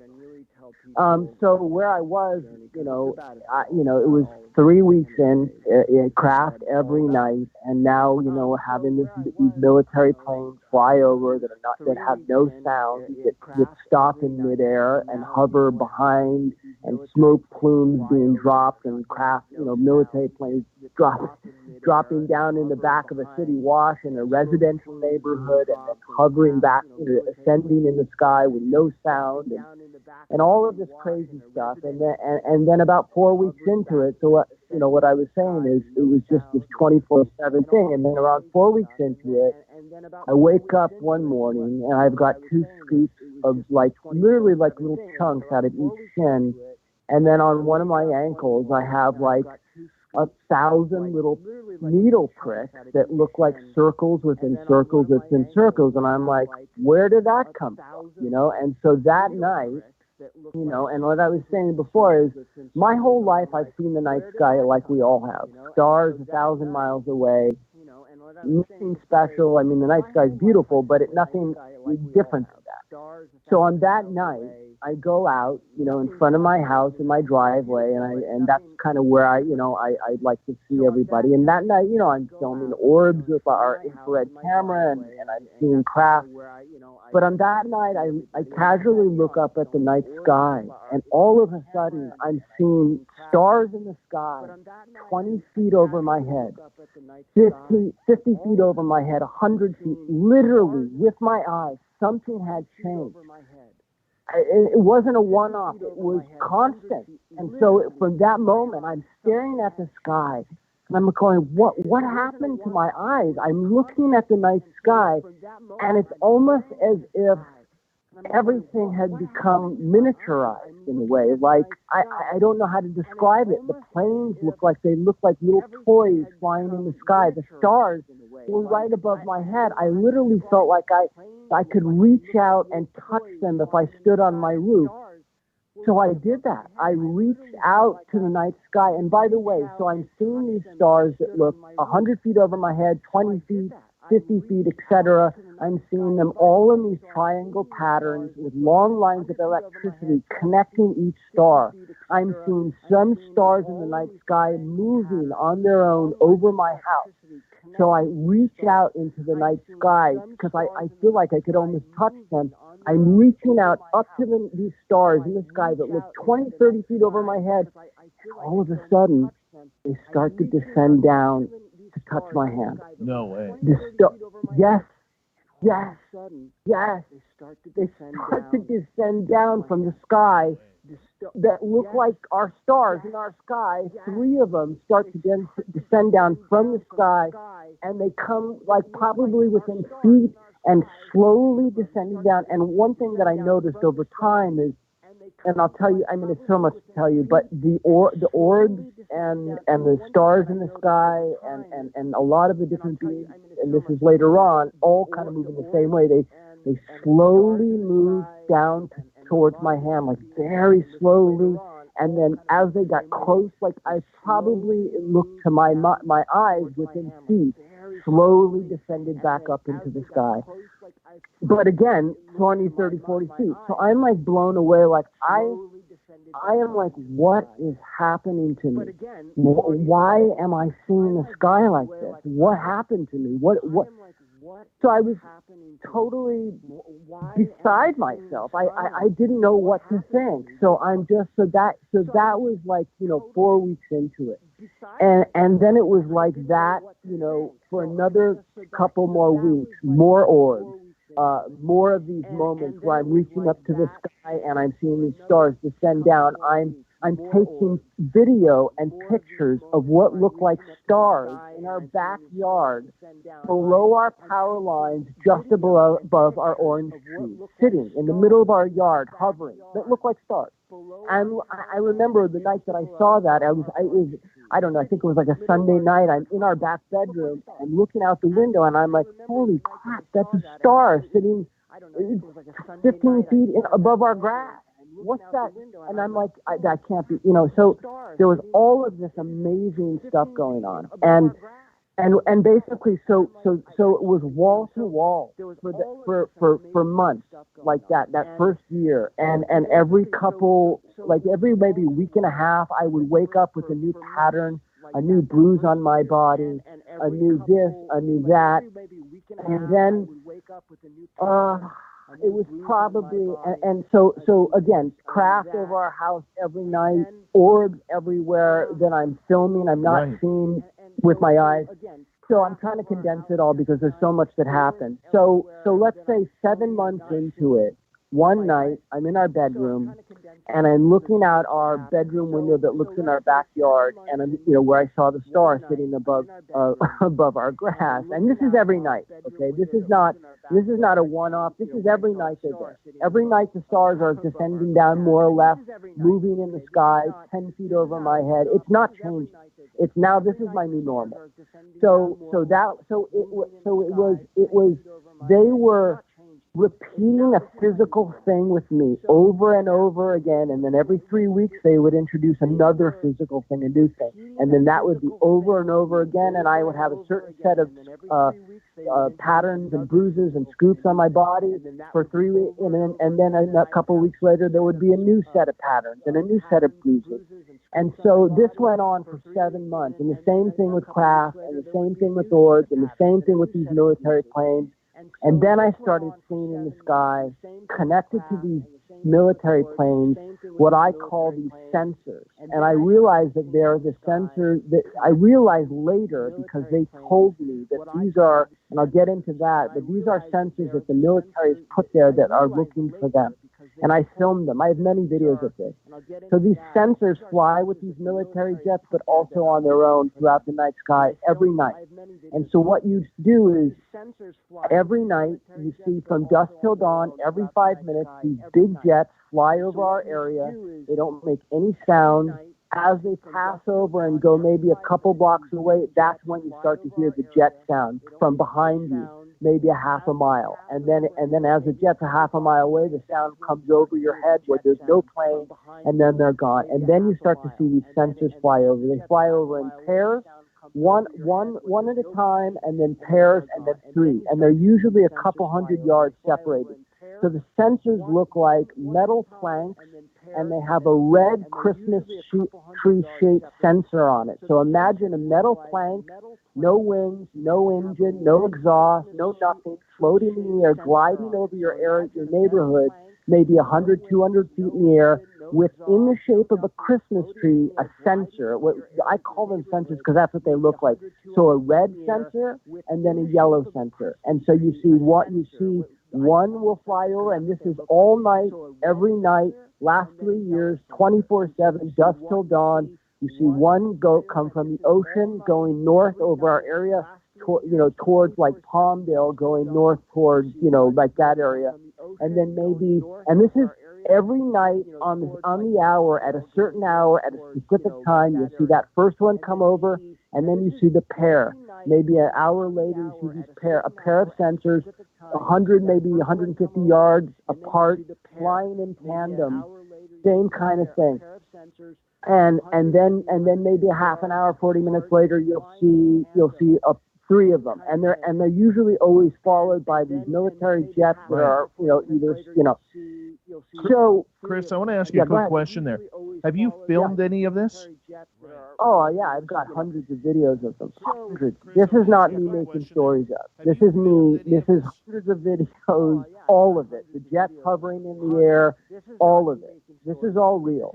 This is all real. Are you planning on releasing those videos? I have them. There's tons of them up. I have over 200 videos on YouTube. But let me go forward because there's a lot more to tell. But yeah, absolutely. And the thing is that I was a guy, even though I was in the film business, I never owned a camera. I didn't even own an iPhone. I had a flip phone. I was not a tech guy, nor did I give a crap. But this experience, I had to buy a camera. So it's not like I had like the best cameras in the world and knew how to do stuff. So I was like finding my way and getting better as I got. But yeah, so that first year, 24/7 craft, orbs, marks on the body, and those marks would usually fade and go away after a couple days, and they were gone. So about 9 months into it, maybe a year into it, I'm in our bedroom one night, and I'm looking out in our garden, out the window into the garden, and here we are with another physical change. The night, maybe a couple days before, I had woken up, and this is about a year into it. Let's say I'm getting my dates wrong, but about that year tip. I wake up in the morning, and I'm a guy who's never had a surgery in my entire life, ever, not one. I have no scars on my body. I have nothing. I wake up that morning, and I go into the bathroom to brush my teeth, and there is a scar with suture marks going from my neck all the way down my chest, in the middle between my pecs to my belly button, with suture marks all the way down, still there. And I'm like, what is that? And then I look to the left, and on my left pectoral muscle are two triangles, one in scars, one big triangle, and at the tip of the triangle is like a dash at the tip, and then a smaller triangle and scar, same thing with a dash at the tip, and then I look down below that pec, same pattern below in scars, and then on my gut next to the scar going from my neck to my belly button is two parallel lines in scar tissue with boxes in each side of the scar tissue, and then a triangle at the tip, at the bottom of those parallel lines, with the tip of the triangle touching the bottom line of the parallel lines where the boxes are. And I'm like, wow, man, wow. Like, what? I wasn't in pain. It didn't hurt. It looked as if somebody took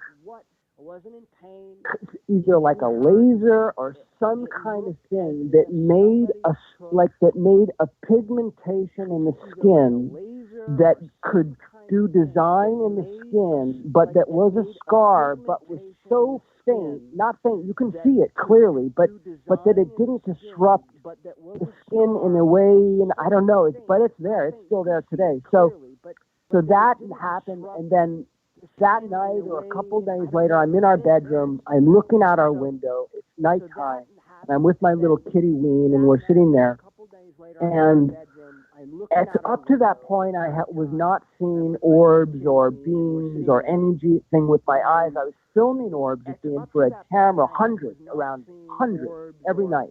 Flying. I brought my friend Joe over, who taught the Bible as literature at Harvard, and he's like not a believer. He's in his 80s. He's like totally, but a great dude.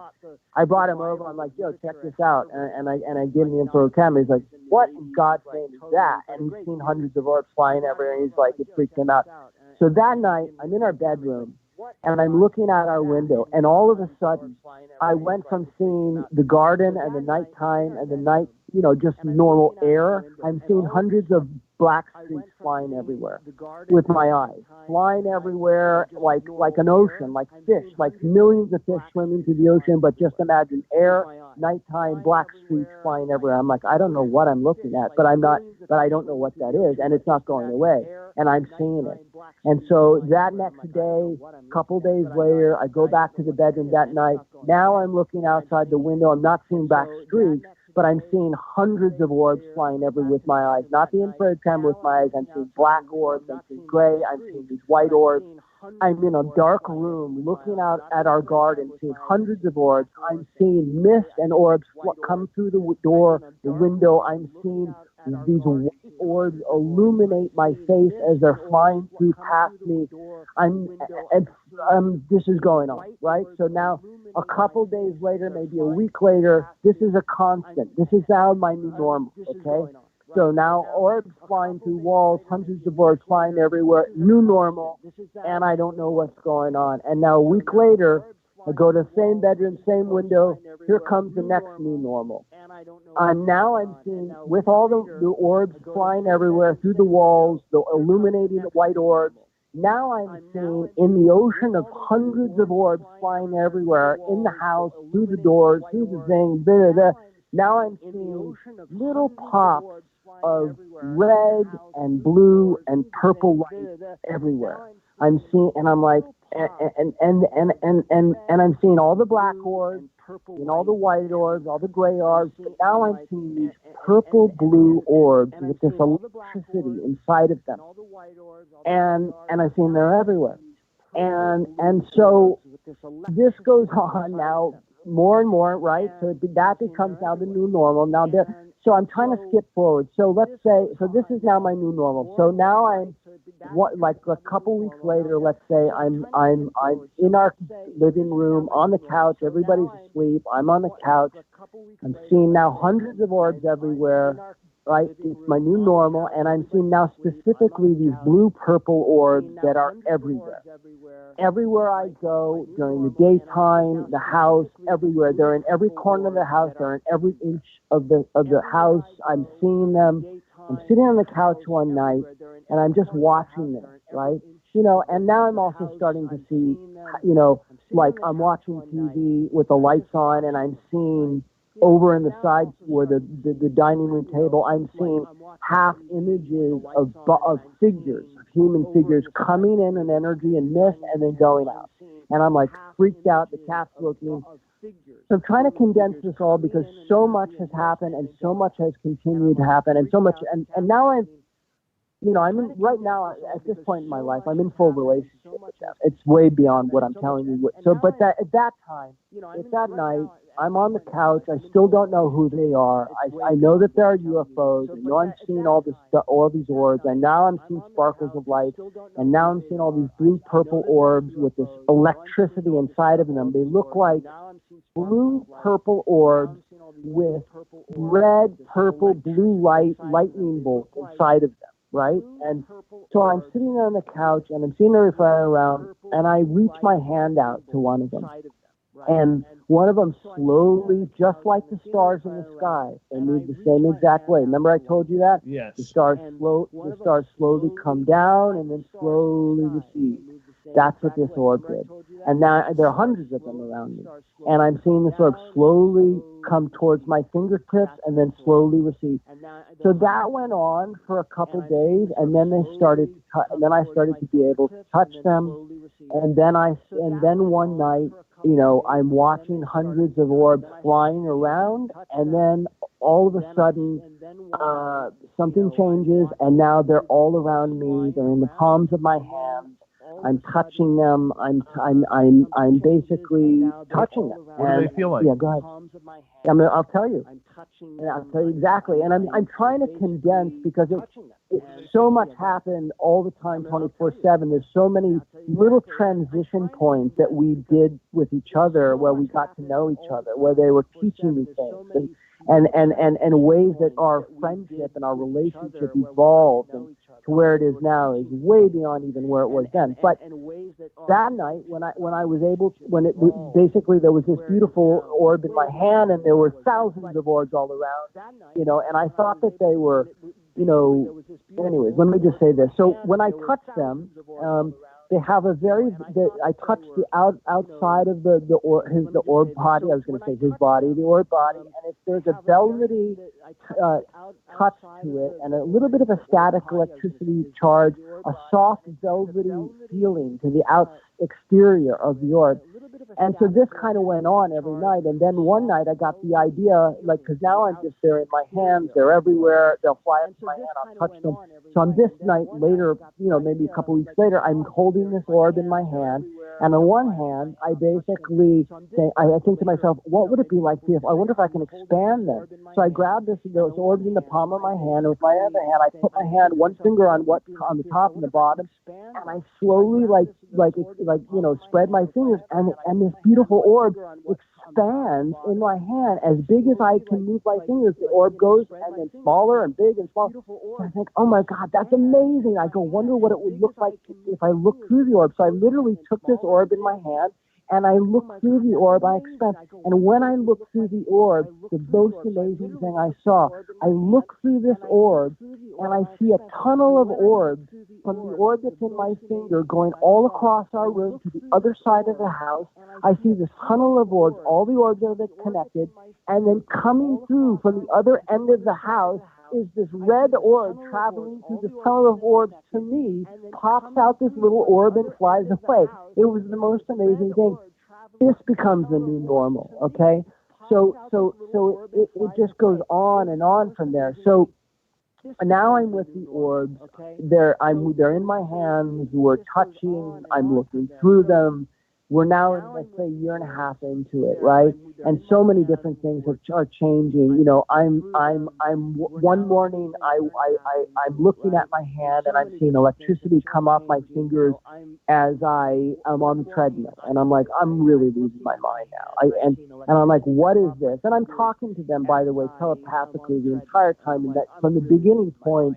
In that first year, you know, like the first month or two, I'm starting to connect with them. Right. You know, like for example, I'm driving through Malibu in that first couple months, you know, and I'm hearing this voice in my head, and I'm learning about how to identify that you're talking telepathically to them, you know, because I was saying to myself, well, I'm probably just making up this voice and training myself to think it's another person, and you know, but what would happen is that I was driving through Malibu one day through Topanga Canyon, and I said, okay, if you're real, give me something that's something that I don't know. And the word biocentric came into my head, and I wrote it down, and I had no idea what that was, and so I went home and I researched the term biocentric, and it was, you know, blew my mind. It was everything that you know that has to do with them. It's that, you know, everything is alive and conscious. Man has no inherent value over any other living thing. Through consciousness, we unlock the door to the gateways of the cosmos and beyond. It was just all of this stuff that I had been journaling about, and it was connected. So it was all this amazing stuff. But getting back to the telepathic, we've got about 40 seconds. Go ahead. Anyways, I learned to recognize their voice, because when you ask a question, before you're done asking the question, a voice will answer you on top of the question before it's even spoken in your mind, in another voice. It sounds like your own, but with words that you would never use, like us and we and that kind of thing. But go ahead. You want to stop for a break?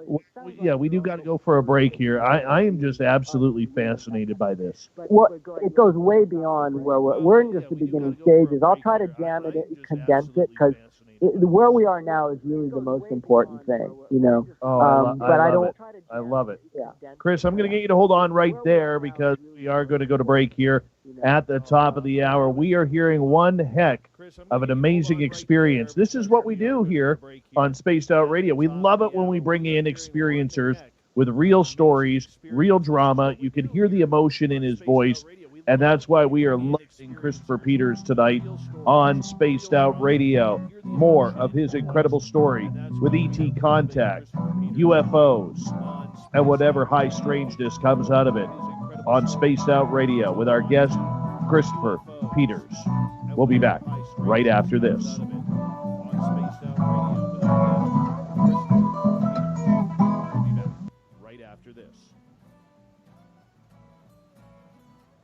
There we go, man. We're clear. I'm just going to quickly run my dogs outside. We got about 6 minutes, okay? Go ahead. Sure. Okay, I'll be right back. There we go, man. We're clear. You'll find a great selection of talk shows covering UFOs, ghosts, strange phenomena, and much more. Download the Paranormal Radio app now. and start listening to the very best in paranormal talk entertainment, including the network you're listening to right now, the Paranormal Radio app, free in Google Play and the iOS App Store.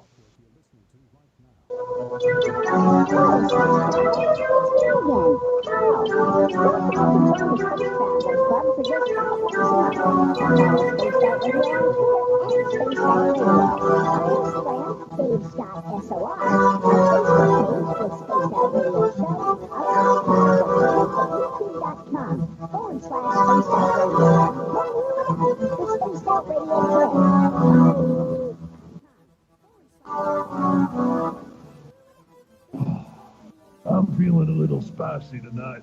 What to do? What to do? Why not get bumblefucked? 4 million Scoville units of pure hard rock. Bumblefoot hot sauces come in 3 flavors. The burning bumble. Tone it down a bit with Bumblicious and throw the sauce on everything. Spice it up. Bumble me, baby. Bumblefoot hot sauce. Get it today at Kajan.com. Hi, this is Amber Beckrud, and I want to invite you to subscribe to our YouTube channel where we store all of the SOR show archives for free.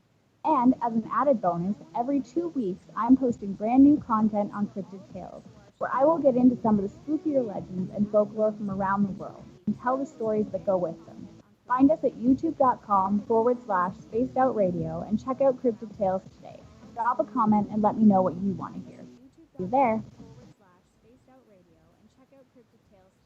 Get your horns up with me on Spaced Out Radio. This is Ron Bumblefoot Thal. Come tune in to SOR where you can hear me rock out with Little Brother is Watching, the official theme song of Spaced Out Radio. And then come on over to bumblefoot.com where you can find out about my tour schedule, my music, and everything else. Bumblefoot.com keeps you up to date on what I'm doing and the best way to stay in touch with my music and music camps.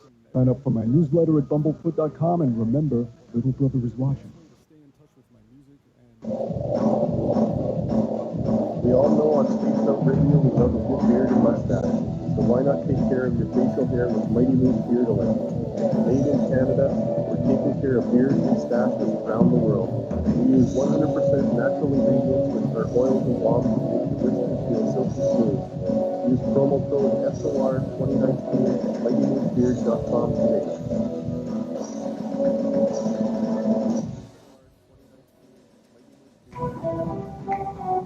Are you an experiencer of something strange that can't be explained? Do you want help finding out what's going on? I'm Ryan Stacy, head of the Experiences Support Association, otherwise known as PESA. We've teamed up with Spaced Out Radio to investigate cases for life on the SOR Satellite System. We are independent and there's no cost to what we do. All we need is your experience. Let's find out what's happening together on the SOR Satellite System. For the price of 1 cup of coffee a month, you can become an SOR Space Traveler. The Space Travelers Club is a place where you can interact with other listeners, either live during the show or on our great forum. We want your stories, pictures, comments, and ideas. You'll get live video streams, exclusive content, and be a part of our newsletter. Stay in touch with everything SOR. The Space Travelers Club is just $5 a month at spacedoutradio.com. We are scouring the world for intriguing stories of your day. Take the time to read up on the SOR Newswire, where our team, led by Captain Shirk, will deliver to you some of the best paranormal and supernatural news, along with some stories. All right, I'm back, Chris. All right. Sorry about that. No, it's okay. Doggies have to pee. Yeah, they'll be wanting to go out at the top of the hour next hour again, too. So. No problem. Listen, I absolutely love all life. All animals, bugs, trees, human, beings, spirits, all of them. Angels, all of them. God.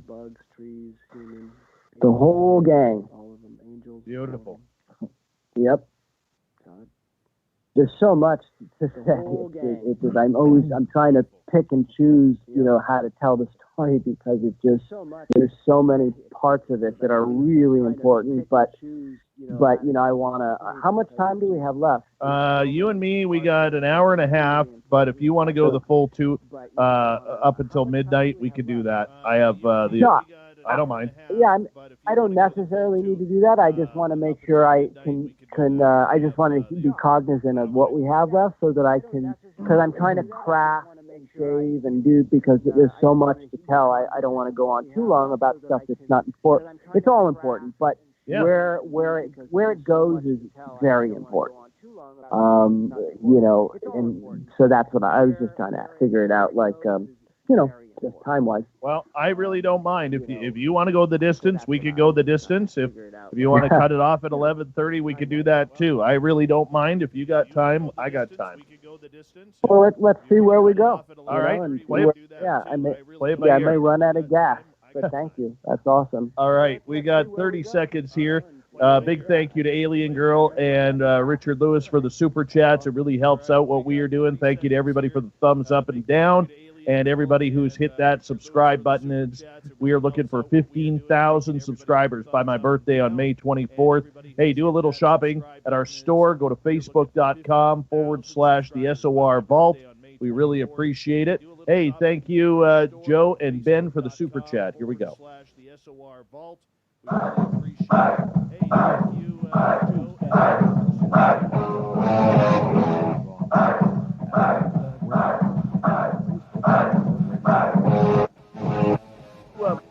Radio now under. My name is Dave Scott. Thank you so much for taking the time to join us. We really do appreciate earning your listening ears. We want to welcome back everyone listening in on our terrestrial affiliates around North America and digitally on TalkStream Live, Revolution Radio, and KPNL. Remember, you can check out all of our archives for free by going to youtube.com/Spaced Out Radio. Just do old Davey the favor, hit that subscribe button. The Desert Clam has set the password for tonight in the SOR Space Travelers Club.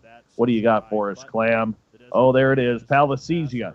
Palacesia is your password. Use it wisely, Space Travelers, as the Clam sets the password each and every night right here on Spaced Out Radio. Our website is spacedoutradio.com, where we have a plethora of features for you, including rocking out to Bumblefoot and reading up on Captain Shirk's SOR Newswire.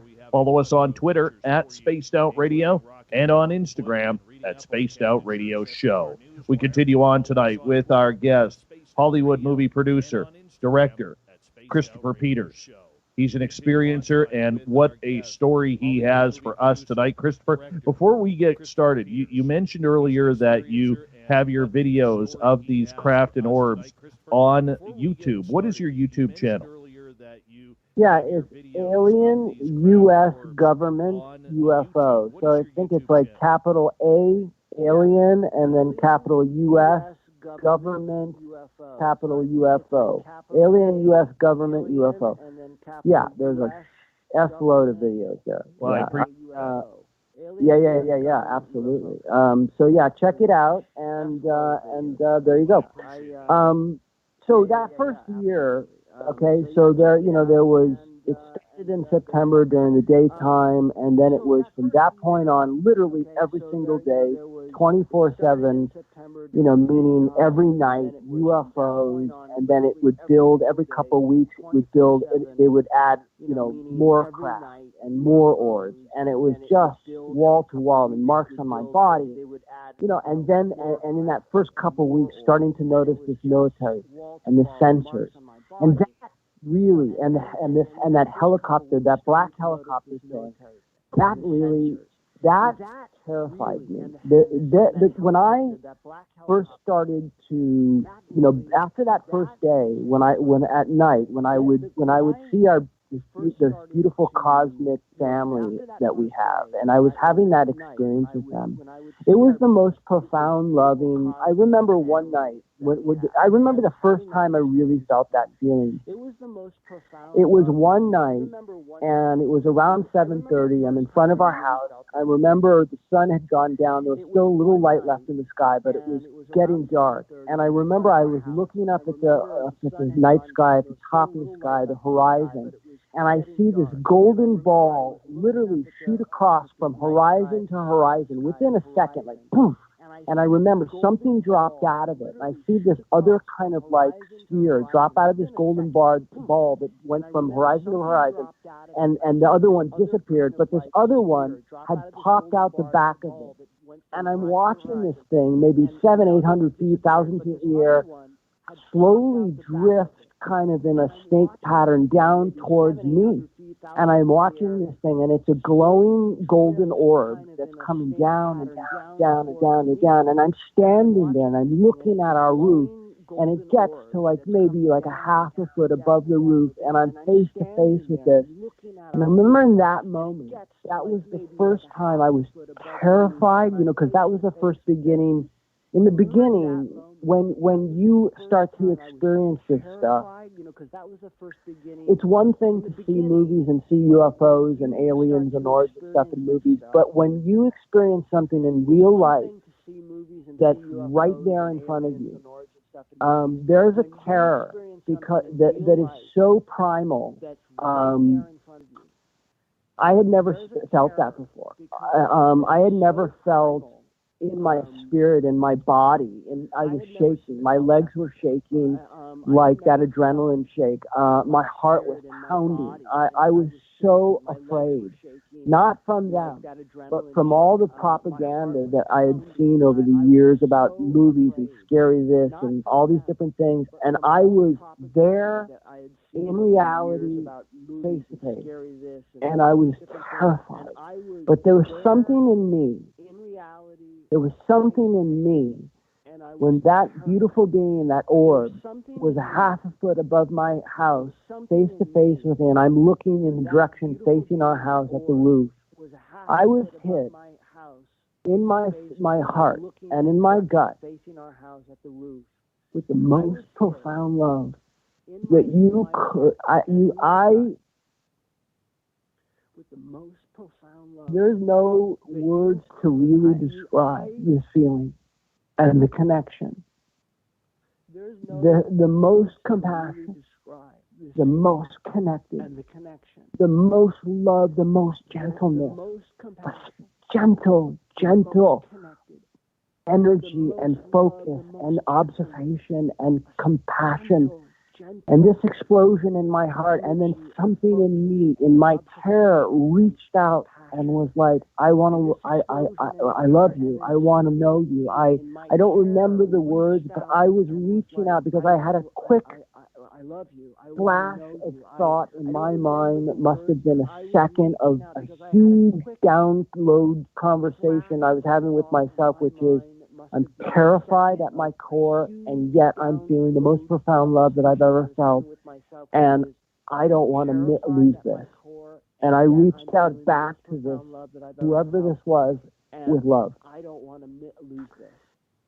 So that was an amazing experience, and I'm sitting there, and I'm just feeling drenched in this feeling and consumed by it, inside out, pouring out through my skin, just completely connected. And I'm watching this beautiful golden sphere slowly just disappear, slowly go away. And I can remember seeing the outline of it. He was totally gone, but I knew he was still there, and I could see this faint shadow of an outline in the night sky right there.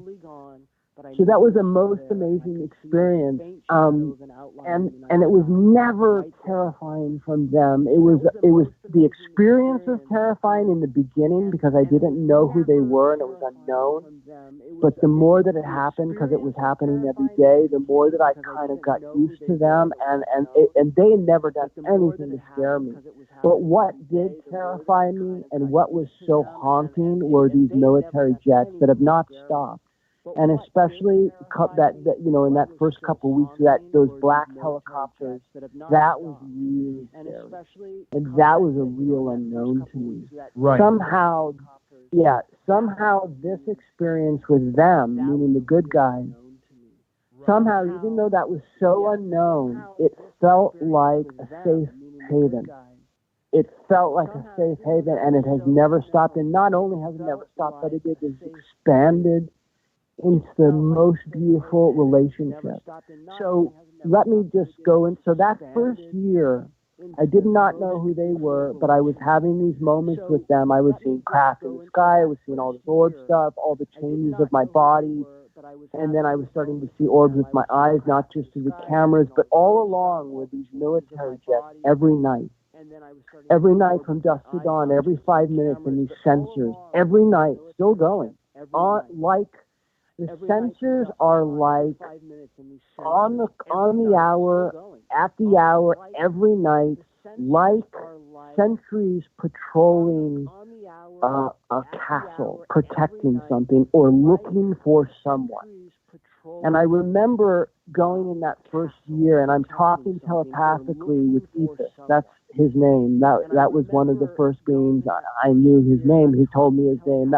Told me his name the day that I had learned the word biocentric, and I'd wrote it down. And Ethos couldn't find it anywhere, and then I found it in an ancient. I think it was.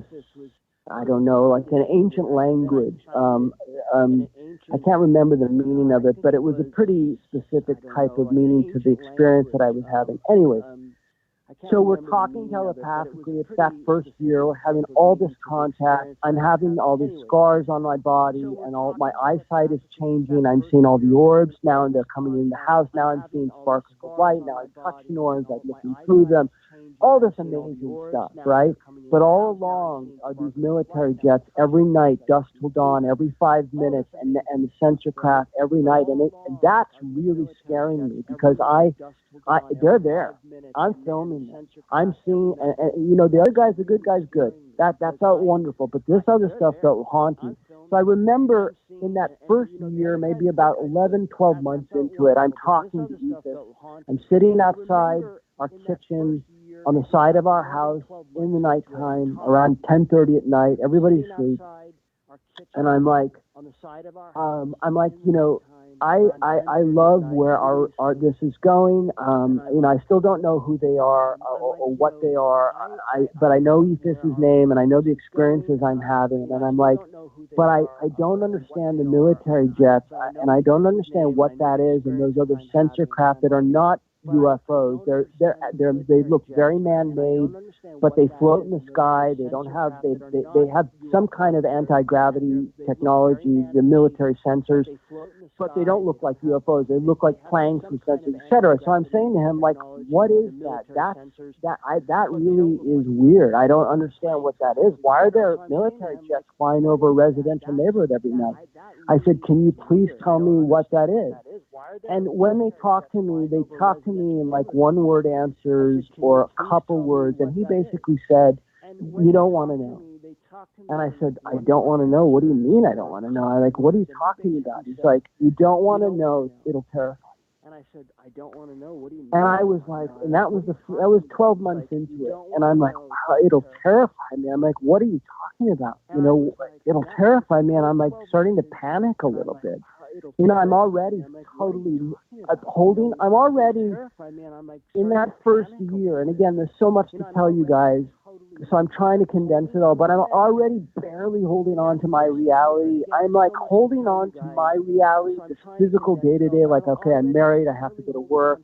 And this other life, I'm barely holding on to my sanity with a shred. And then so he tells me this, and I'm like, okay, all right, so you're telling me it'll terrify me. I'm like, yeah, I don't want to know. If it's going to terrify me, I don't want to know. But I said to him, I go, look, are we going to be okay? And when I said we, I meant humanity. And he said, you are going to be okay, but you're going to be challenged, but you are going to be okay. We're going to get through this. And that's all he said. And so I was like, okay, I don't know what he's talking about. And so time goes on, and now more contact is coming, more scars on my body. More now, there are beings and different kind of like energy and mist, mist appearing in the house, swirling around the orbs 24/7. Are beautiful blue, purple orbs all over me, touching me. And so one night on the couch, all of this is going on. This is like the next new normal. We're now a year half into it. I'm looking at our beautiful purple, blue being family orbs, and I'm touching them. And I'm seeing hundreds of orbs all around my body, hundreds of orbs all around the house. Just everywhere I'm looking, every square inch is orbs. But then all of a sudden, on the couch, as I'm looking at this beautiful purple orb in my hand, and by the way, this is also something that had been going on, another orb would fly up as I'm holding one orb in my hand, would fly up behind my hand, and shoot this blue kind of energy into my hand that would come through my hand into the orb in my palm of my hand. And in the palm of my hand, these images would start to appear in kind of like 3D, sort of like, like that kind of imagery, but emanating from the orb. So, but how that would start is that basically, how did it start? So I would have my palms open, one orb in my hand, one orb would fly behind my hand. Before the energy, there would be this mist that they would shoot into my hand that would come through the orb, that would fill the orb with this mist. So like half of the orb was kind of like open, and the other half was like a half open egg. So this mist would fill this orb, and it was this black mist that would fill the orb with this black mist. And as I was holding this orb in the palm of my hand, imagine a blue-purple orb, and then the other blue-purple orb shooting this black mist, which was also with this blue sort of energy was mixed in. It would fill the orb with this black, purple, blue mist energy, and it would create kind of like the other half of the orb. So it would sort of be almost like an imagery screen, and then in that there would be this imagery that would be in the middle of the orb. So in the mist coming from the other orb behind my hand, I guess the imagery was coming from blue energy, and it would fill the orb, and that half orb in my palm would be sort of like a screen, and I would be watching this. But also that black mist, purple energy would start to spill out of the orb onto my hands, turning my hands black. Like I would watch my fingers would start to go black, and then my hands would be black, and then my arms would go black. And I remember watching this, freaking out, like, what is going on? And I started to touch the energy. And as I would touch this like mist energy that was turning my hands black, it felt velvety as well. But it would also, how do I describe this? When I touch, so my hands and arms are now black, and I'm holding this orb, right? And I'm seeing these images, but I'm also now noticing that my hands are black. As I would touch the energy that was black on my arm, for example, it would squiggle as if each individual droplet of black arm space was alive, like the energy. It was the craziest thing. So as I'm looking at these orbs in the palm of my hand, they're showing me images of different things. And like I would see like buildings, and I would see craft. But one thing in particular that I noticed one night, they showed me this face that I had seen before, and I didn't know where I had seen it, but it was a face that looked like a dragon. Not like a dragon that you see like in Chinese, like a animation dragon, not like that. More like a dragon, like a demon. And I was like, God, I had seen this face before, and I remember it terrified me, and I thought, oh my God, is this you guys? And they're saying, no, this is not us. This is someone we want you to know who. I don't remember the exact words. It was like, this is something we want you to know about, someone we want you to know about, like something like that. And I remembered, so that night happened, and I was like stunned. And I'll tell you the next thing that happened on that a couple nights later. But a couple days later after that night, it popped into my head that I remembered where I'd seen the face that they showed me. You ever see The Exorcist? Yes, long time ago. Okay. You remember in the beginning of The Exorcist when the priest is walking through the desert, and he walks over a sand dune, and he comes over the top of the sand dune, and he sees a statue in the middle of the desert staring at him of the devil? Sort of. Do you remember that? Okay, well, that's the face that they showed me. Sort of. Do you remember that? That's the face that they showed me. And when I realized this, it alarmed me, as you can imagine, in a very deep way. I was like, I have no idea why you're showing me this face, and this can't be the same face that I'm remembering from The Exorcist, although it looked identical. I mean, it was the weirdest face. It was very spooky. Exact face of the statue, this demon statue in the desert in the Exorcist film.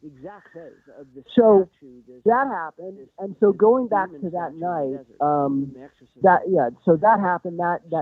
So next couple of days, we're doing this thing every night where I'm holding them, and there are orbs everywhere, and in the palm of my hand, they're showing me images, and they keep showing me this face, and then they're showing me other things as well, and all these different things. But that was the thing that really stuck out. So a couple of days later, as we're sort of this new normal now of imagery now, now they're sort of taking me, they're starting to, here's the thing, when you're around them, you get exhausted. In the beginning, before I was around them a lot, when you start to kind of be around them, when there are hundreds of orbs all around you, the purple, electric, blue orb family that I call them at that point, you would get exhausted right away, and you would have to fight yourself from not falling asleep, like literally. And so I kind of made a game of it. So like when I would hold them in the palm of my hands, I could literally last maybe 5 or 10 seconds in the beginning, and I would just be done. I'd be like, and then I would sort of make a game of it, like to kind of fight it and fight it and fight it. And so, that was a process along with something else that they taught me that, gave me this sort of kind of, endurance to be around their energy, because it's very exhausting when you're around them in the beginning. I have no idea why. I'm trying to skip forward. So one night going into it, like a couple weeks later after this new normal of everything is around, I'm looking at them all fly through our room. I'm seeing them in the palm of my hand. I'm seeing them everywhere around me.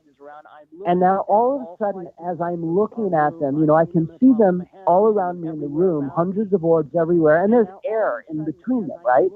But now all of a sudden, I'm not seeing air in between them. I'm seeing this energy that looks like gel.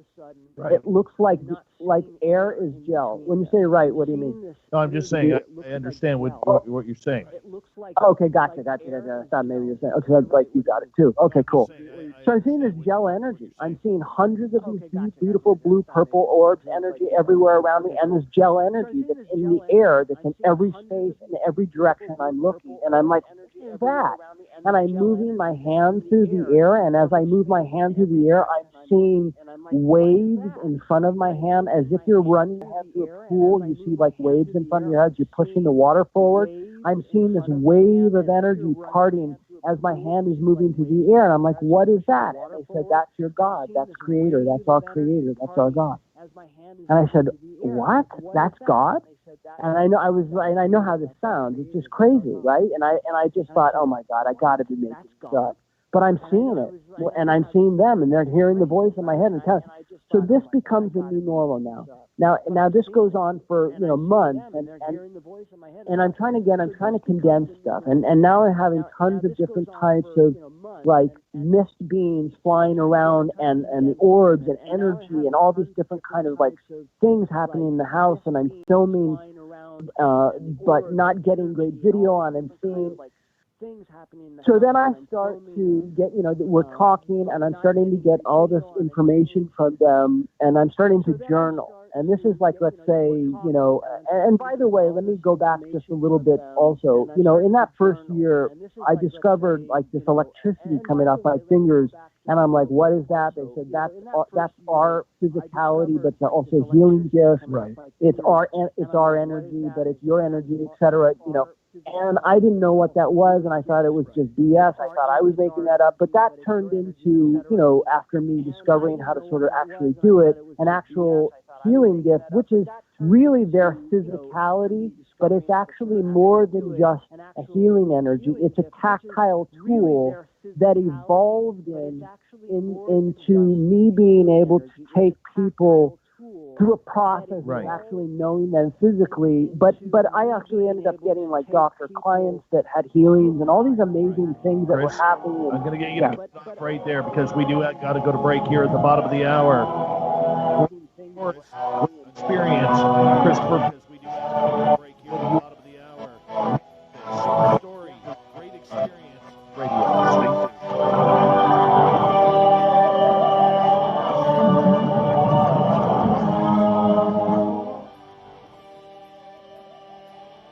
This is good stuff, man. Good stuff. I'm trying to lead up to the most important part, so I feel like, oh, maybe I'm boring people or not, but I wanted to give a lot of background before I get to the heart of the matter. Yeah, no.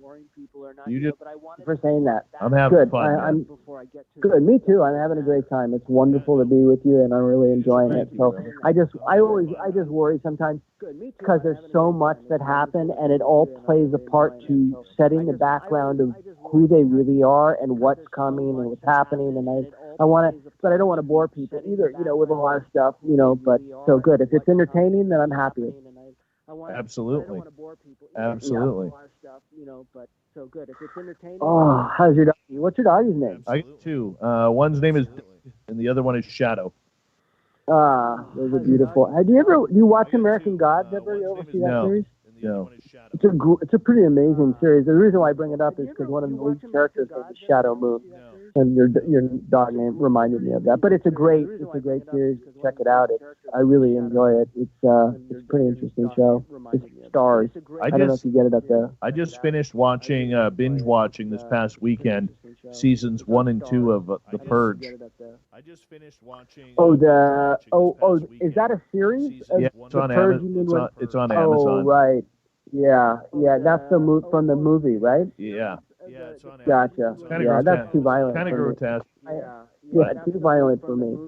Yeah. Did you enjoy it? What happened? Did they end up stopping the purge? Not yet. Not yet. I got to wait for season 3 now. Yeah. Oh my gosh. Yeah. I think that's a highly rated show, right? People like that. Yeah. A little sick and twisted, but what do you do? Listen. Everybody's got their flavor of stuff they like. I used to be totally into that when I was younger, but I don't. I can't watch that stuff anymore because too much of that is real and coming. Unfortunately. Yeah. No shit. No shit. It's too scary. I know. Yeah, but that's cool. But yeah, American Gods is an interesting show. It's basically the premise is the old gods of the world versus the new gods of technology and money and all these different things. It's pretty interesting, kind of created by what's his name, Neil Gaiman. He's a great writer, great creator. One of his books. I think you might like it. He's a great writer. I'll check it out. Great creator. Yeah, it's pretty cool. Pretty cool. I really like it. I didn't think I would, but I really enjoy it. Yeah.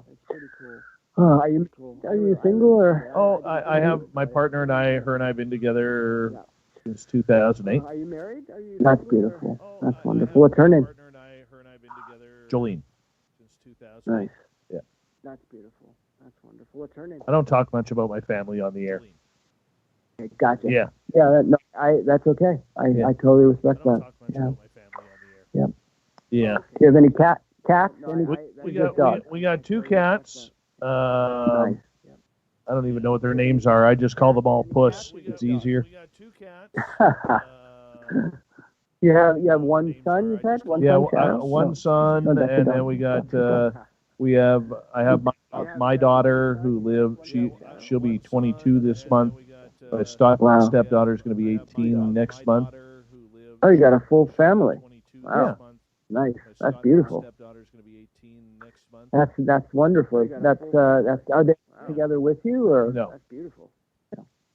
2 of them are. Do they live in 2 of them? Yeah. They live. Where are the other ones? The oldest lives down near Vancouver. Do they live in? Gotcha. She's doing her own thing. Yeah. Well, that's what people do, right? When they get older, they move out and see the world. Exactly. That's what people do. It's good. When they get older, they move it's out. all good. I'm good. You're blessed. Exactly. Thank you, man. I think so. Yeah. I think so. You are. Yeah. You definitely are. Thank you, man. Got to get down to California and hang out with you and see some of this stuff. Love that. I'd love to show you. I'd love to show you. Love to hang out. I'll send you some videos. I would love that. I'd love to. Yeah, I would love to come down and hang out and watch you with some of that stuff, man. You're more than welcome to. Yeah, it's every night. It's every day. now I'm having the most amazing. It's just even more now. Now they're really. I'm having like these amazing like spirits like showing up on camera, like these big swirling smoke, colored smoke all around me and on film, just and over again, clearly there, and it's amazing. It's just here we go, my friend. Hold on 1 second. Yeah, clearly there, and it's amazing. Just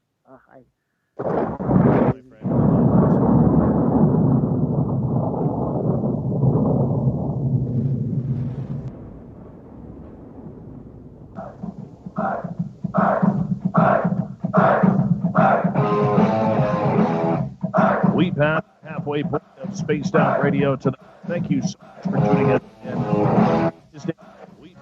Really do appreciate each and every one of you tuning us in. And I want to remind you that if you missed portions of this show or others, check out our free archives by going to youtube.com/Spaced Out Radio. Just do me the favor, hit that subscribe button. Our website is spacedoutradio.com, where we have a plethora of features for you, including writing out to Bumblefoot and reading up on Captain Shirk's SOR Newswire. Follow us on Twitter at Spaced Out Radio and on Instagram at Spaced Out Radio Show. We continue on tonight a very, very intriguing, personalized story of E.T. encounters. Hollywood director, filmmaker, producer Christopher Peters is with us. Chris, thank you so much for joining us. Thank you for having me. So, the first couple of years were in retrospect, were them teaching me. It was like a schooling process, teaching me who they were, or teaching me about them. Teaching me what they look like, giving me sort of a new understanding of the true nature of the true natural world. How they're connected with me, with you, with all life, or all of these different things physically changing my body, my eyesight. It was a process that they were taking me through every couple of weeks. Then they were giving me anti, and then they would repeat the same thing every single night for a couple of weeks, and then they would add a new physical thing, a new scar, a new connection, a new awakening in my consciousness. Consciousness is not just a physical state, it's an actual physical land. It's creator, and it's ourself, and it's a physical space, and it's a way to create and influence and heal and all these different things. And so all of these things were being taught to me and being sort of jammed into me in a pace schooling that normally would take a long time, that they did in a couple of years. And during that process, I was also starting to now get a lot more information from them that I was journaling about and making videos about. I had no idea really what it meant, and also in addition is, a healing gift that they helped sort of let me awaken in me, which is not just a healing gift in me, it's their actual physical self, their energy. That's what I thought it was in the beginning, but it's actually more than that. It's an actual tactile tool that they introduce to an individual to teach them that there is no veil, to take them across and through a veil that doesn't exist, and to unite their intention with their consciousness, with God, Creator, to show all of these things so that you can affect physical matter, influence, kill if you need to, heal, etc. And so as I'm writing these things, and by the way, I'm not trying to kill anybody, but these are things that they're teaching me that this can do. So I'm learning about all of this and seeing them and physically, and they're showing me the space that I had seen in The Exorcist, still not knowing who they were, saying this gel energy now that I'm seeing with my eyes, that's never going away. That becomes a new normal, that's our Creator.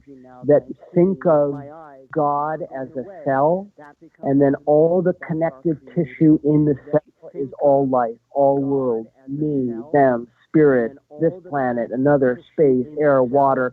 God is a cell, all the connective tissue is each individual life form, that we are physically connected, not just, by thoughts and etc., but we are physically connected by this gel energy that holds all life, that is a part of us, that we are the orb, the material energy that makes up these orbs, we are that. And we are God, the same physical material energy, yet separate consciousness, and also one whole at the same time.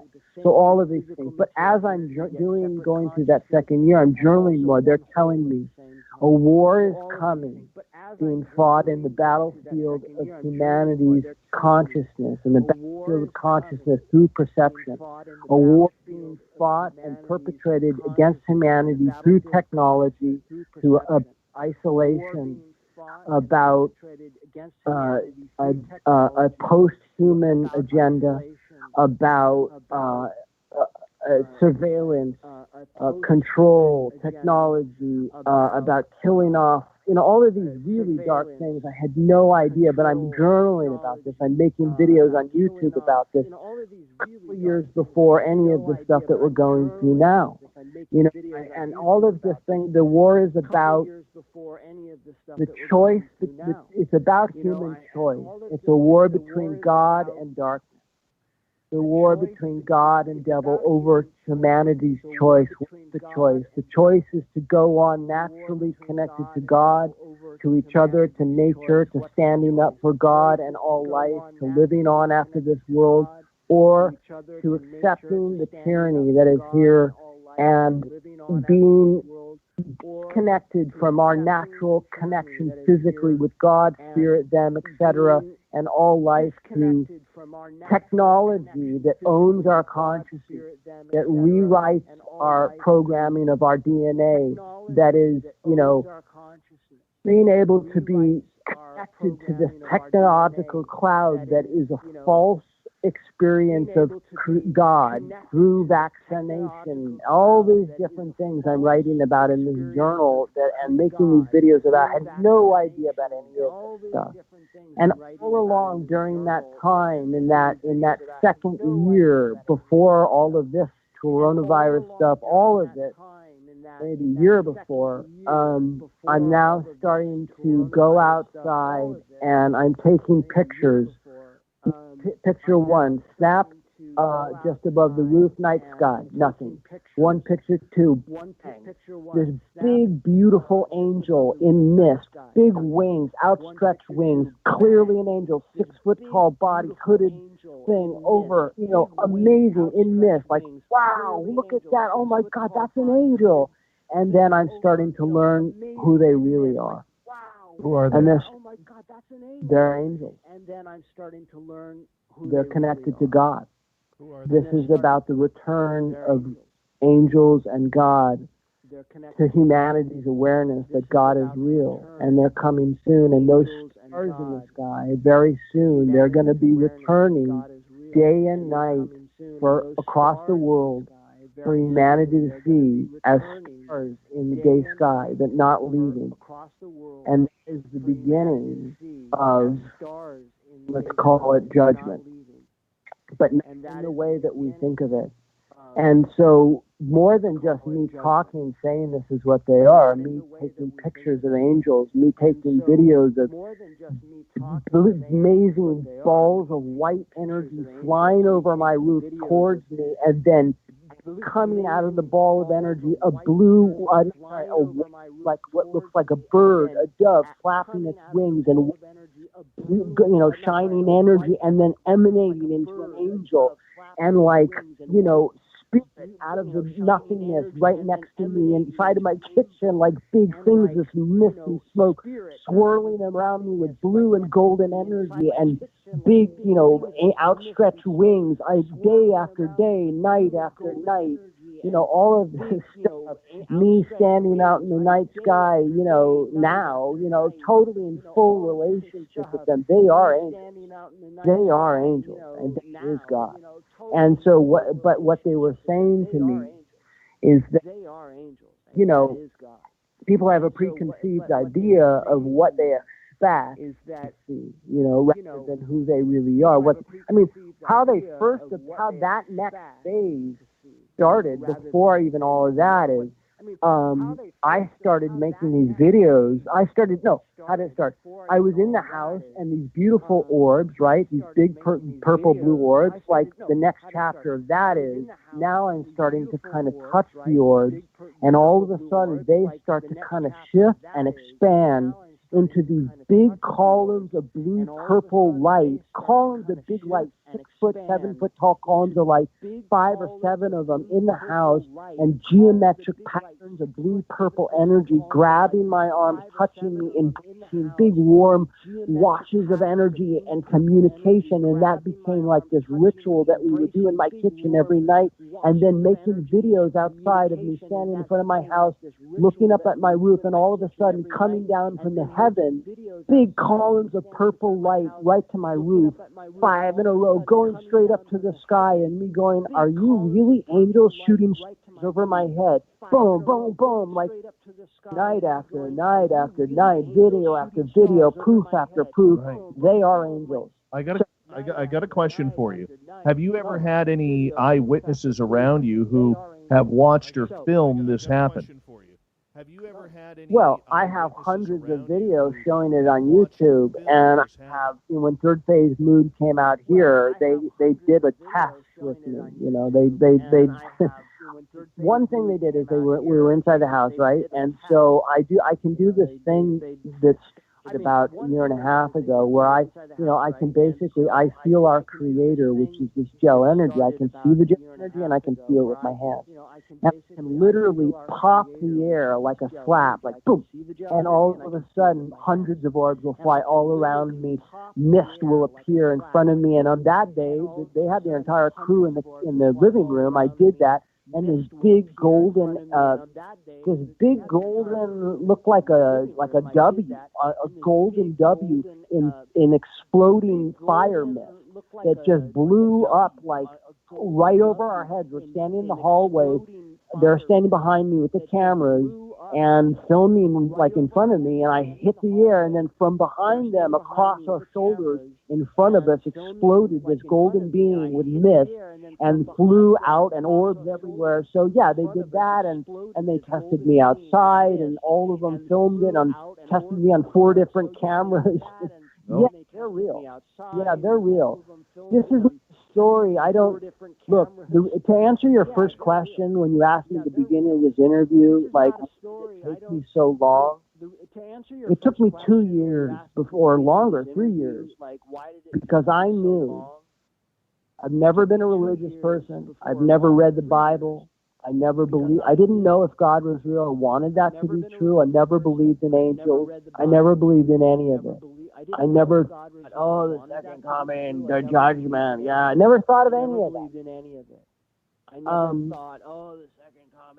And I knew, and I knew, okay, this is something different going on here. Not because I'm different or special, because I'm not. We're all the same. Period. And I knew, but this was, they were in my space and teaching me, and here, this was because they wanted my life and everything that I'm doing to, and this is the truth of it, because I'm now doing it with people, is to teach people, show as a roadmap for people to know that angels and God are real, physically know them, physically have that relationship, to restore humanity's faith in God and each other and life, because we are being taken over by darkness. And this is, and what I said, and so when you asked me that question, I waited years because I knew it would totally destroy my life. I knew that it would totally ruin my business. It would destroy my marriage. I knew that it would destroy my credibility. I knew that it would, and I knew that I was putting all the fucking marbles down. All the fucking marbles down. And I waited that long because I was like, didn't want to lose all of that. And I thought, fuck it. And then what happened to me is I was just like, oh shit, this is not going away. It's increasing, and it's 24/7, and it's growing, and it's growing, and now it's on. And now I'm in full relationship. They're my family. They're your family. They're our family, and they're here because they want to save our ass. But they don't. They won't do jack for anyone who doesn't stand up for the gift of life. Right. And they are returning, and they are going to return. Those stars in the sky, that first couple weeks when I reached up to those stars in the night sky and they descended down to my hand, almost, like, a few feet away, and then slowly went up and did that now over and over again. They were teaching me something that I had no idea what it meant or what was going to happen or why they did that. And it was only 3 years later when they really started to reveal who they were and what the deal was in terms of where we are now in this world, this time period, and what is this war and this takeover. This is about a post-human world. This is about a 1% that is very real, that is starving out humanity. And then when humanity is at its last tether, whoever is left, they want ownership of that connection from God to humanity, to nature, to all life. They want to occupy the space of that consciousness of each life, each person. And they're doing it. They're going to do it through technology. They're going to do it through the vaccines. They're going to do it through the technology that's in the vaccines. They're going to do it through all the different things that they have set up. This is about owning full spectrum dominance over whoever is left. And this is the showdown that's happening. And it's about people standing up for each other, for life, for freedom, for their ability to connect. And however they perceive that, it's not about religion. It's about the gift of life and standing up for that, and not allowing people to be inverted and who's essential and who's not. And this, it's and you say these things to people, and so much of the world has bought off into this because it's dog training what they're doing to this world.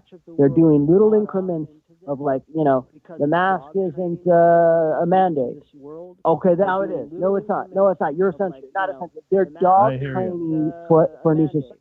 So this is what's coming down. So when they would lower from the night sky to me and then go back up, he planted a seed. And then 3 years later, when all of this other stuff happened, and this relationship and all of this proof and all of these pictures and all of these, those triangle scars on my chest are actually the same triangle patterns in the sky, which are the markings of God. Not to say that I'm God or that I have any special, which I don't, but that insignia that they carved in my chest are their symbols. That the triangle with the dash that goes to the right at the tip of the triangle, and those parallel boxes, those represent dimensions, and these angels. They're the physical connection point with all life and God. They're in charge of all dimensions, all space in that area, and they're the spark of life.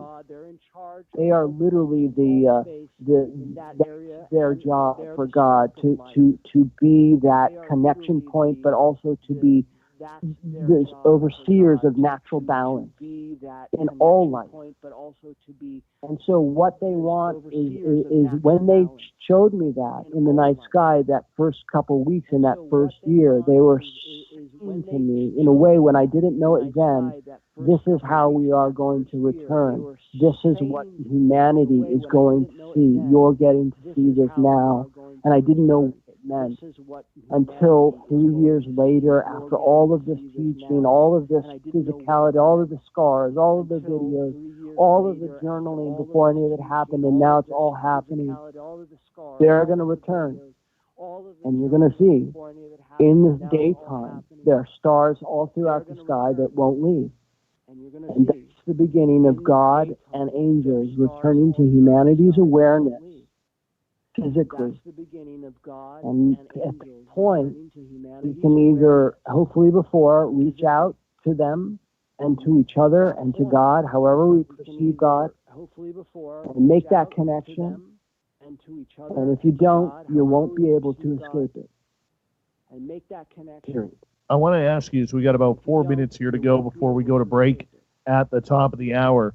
You mentioned how you were very worried about your colleagues around Hollywood, potentially costing you your business because they would think you're off your rocker, you're nuts, you rode the woo train right out of town. And I know. And but that's the seriousness of what you're going through. Is this a story that is not just yours, but in general, covered up in the Hollywood groups that are out there? The story I'm telling, my story? Well, not just your story, but I'm sure there are others as well. I've not heard. Sure, there's definitely people that we all know of. But I in my lifetime, my stepmom is Barbara Streisand, whatever that means. But I never, in all of those years with her, and all the different people I met, and I met them all. The Clintons. All the different people. I never heard these stories from people. So maybe man, I'm telling you, the darkness that I'm seeing unfold in our world, I never thought I would see. When I was growing up, I'll tell you a little story. When I was a little boy and growing up, and I was with Barbara and my dad from 5 to 17, 18 years old. She was the biggest star in the world, period, at that time period. And with it comes tremendous access to anything. Nothing is off limits. There are no rules that can't be worked around. There are no laws that can't be broken. There's nothing that holds those people back. And I was a little boy experiencing that. And on one end, it was amazing because, you go to Disneyland, you don't have to wait a line, you go this, you go that, whatever. It's amazing as a kid, right? But I was a little boy. I didn't understand what the implications of any of that meant. But I never in my life, and also the mentality of those people. And my true mother is not like that, but my dad is, and Barbara is. She's a good person, but they just can't escape. They see themselves as gods because the money is their god. And they just did a blue flash right as I said that. I'm sitting in my garage. They just did a big blue flash when I said that just now. Very cool. Yeah. Yeah, you're welcome. I never in my wildest dreams as an adult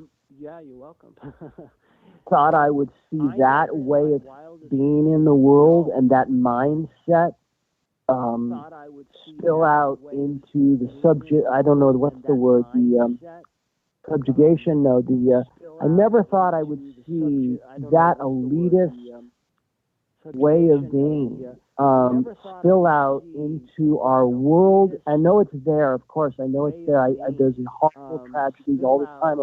But there was a detente in a way. There was a bullshitting of like, hey, like there's some social contract. I never thought I would see that social contract broken, and that darkness and that sort of like we are God, you are not, spill out and become the norm, and then see what I never thought I would see that in my life, and to see this going down this way, it's wrenching to me and heartbreaking, and so I don't know. So to answer your question, I think those people are most of them, and there are probably many amazing people that have had experiences that I don't know. And there are some people that I met, like Shirley MacLaine. She was amazing. She's really cool. And I met Deepak Chopra. He was great, too. I don't know if he's had these experiences, but most of those people, their God is money. Their God is access. Their God is power. And so when there are real beings in the world, like other than angels, of course. There are beings from the world. They're spirits. I'm doing videos now, man, where I'm like, I have spirits physically manifesting beside me over and over again on camera, clearly, not like a little thing here, like out in the open, right there. Right. And me going, hey, Spirit family, love you. Like, I mean, it's goofy, but was that close and connected now. Right. Chris, right there, because we do got to go to break at the top of the hour here. Christopher Peters, amazing personal encounters with extraterrestrials, spirit world, angels. We continue it right after this on Spaced Out Radio. Right after this on Spaced Out Radio. This is awesome. You're going to make me edit, but this is awesome. Oh, shit, really? Why? I'm sorry. Awesome. But we're going too long? No, the swear words. Oh, gosh. I'm sorry. Sorry, man. That's all right. I didn't It's know. the passion. Hey, for the podcast format that we're doing right now, it's perfect. I'll edit it out after the show for the radio side, and we're all good. I'll keep my... Yeah. Sorry. I'm just going to run my dog. I'll be right back, okay, bro? Okay. Thank you. I'm just going to run my dogs out. I'll be right back, okay, bro? Thank you.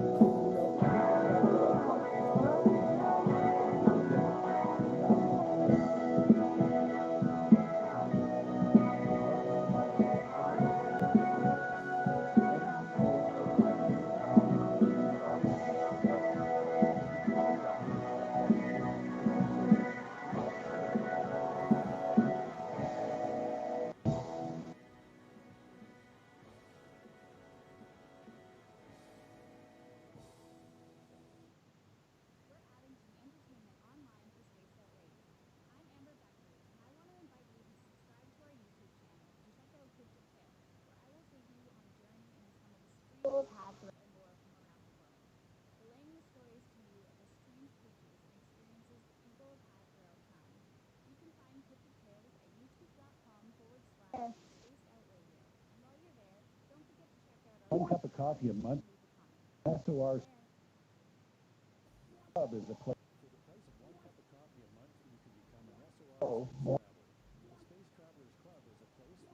And ideas.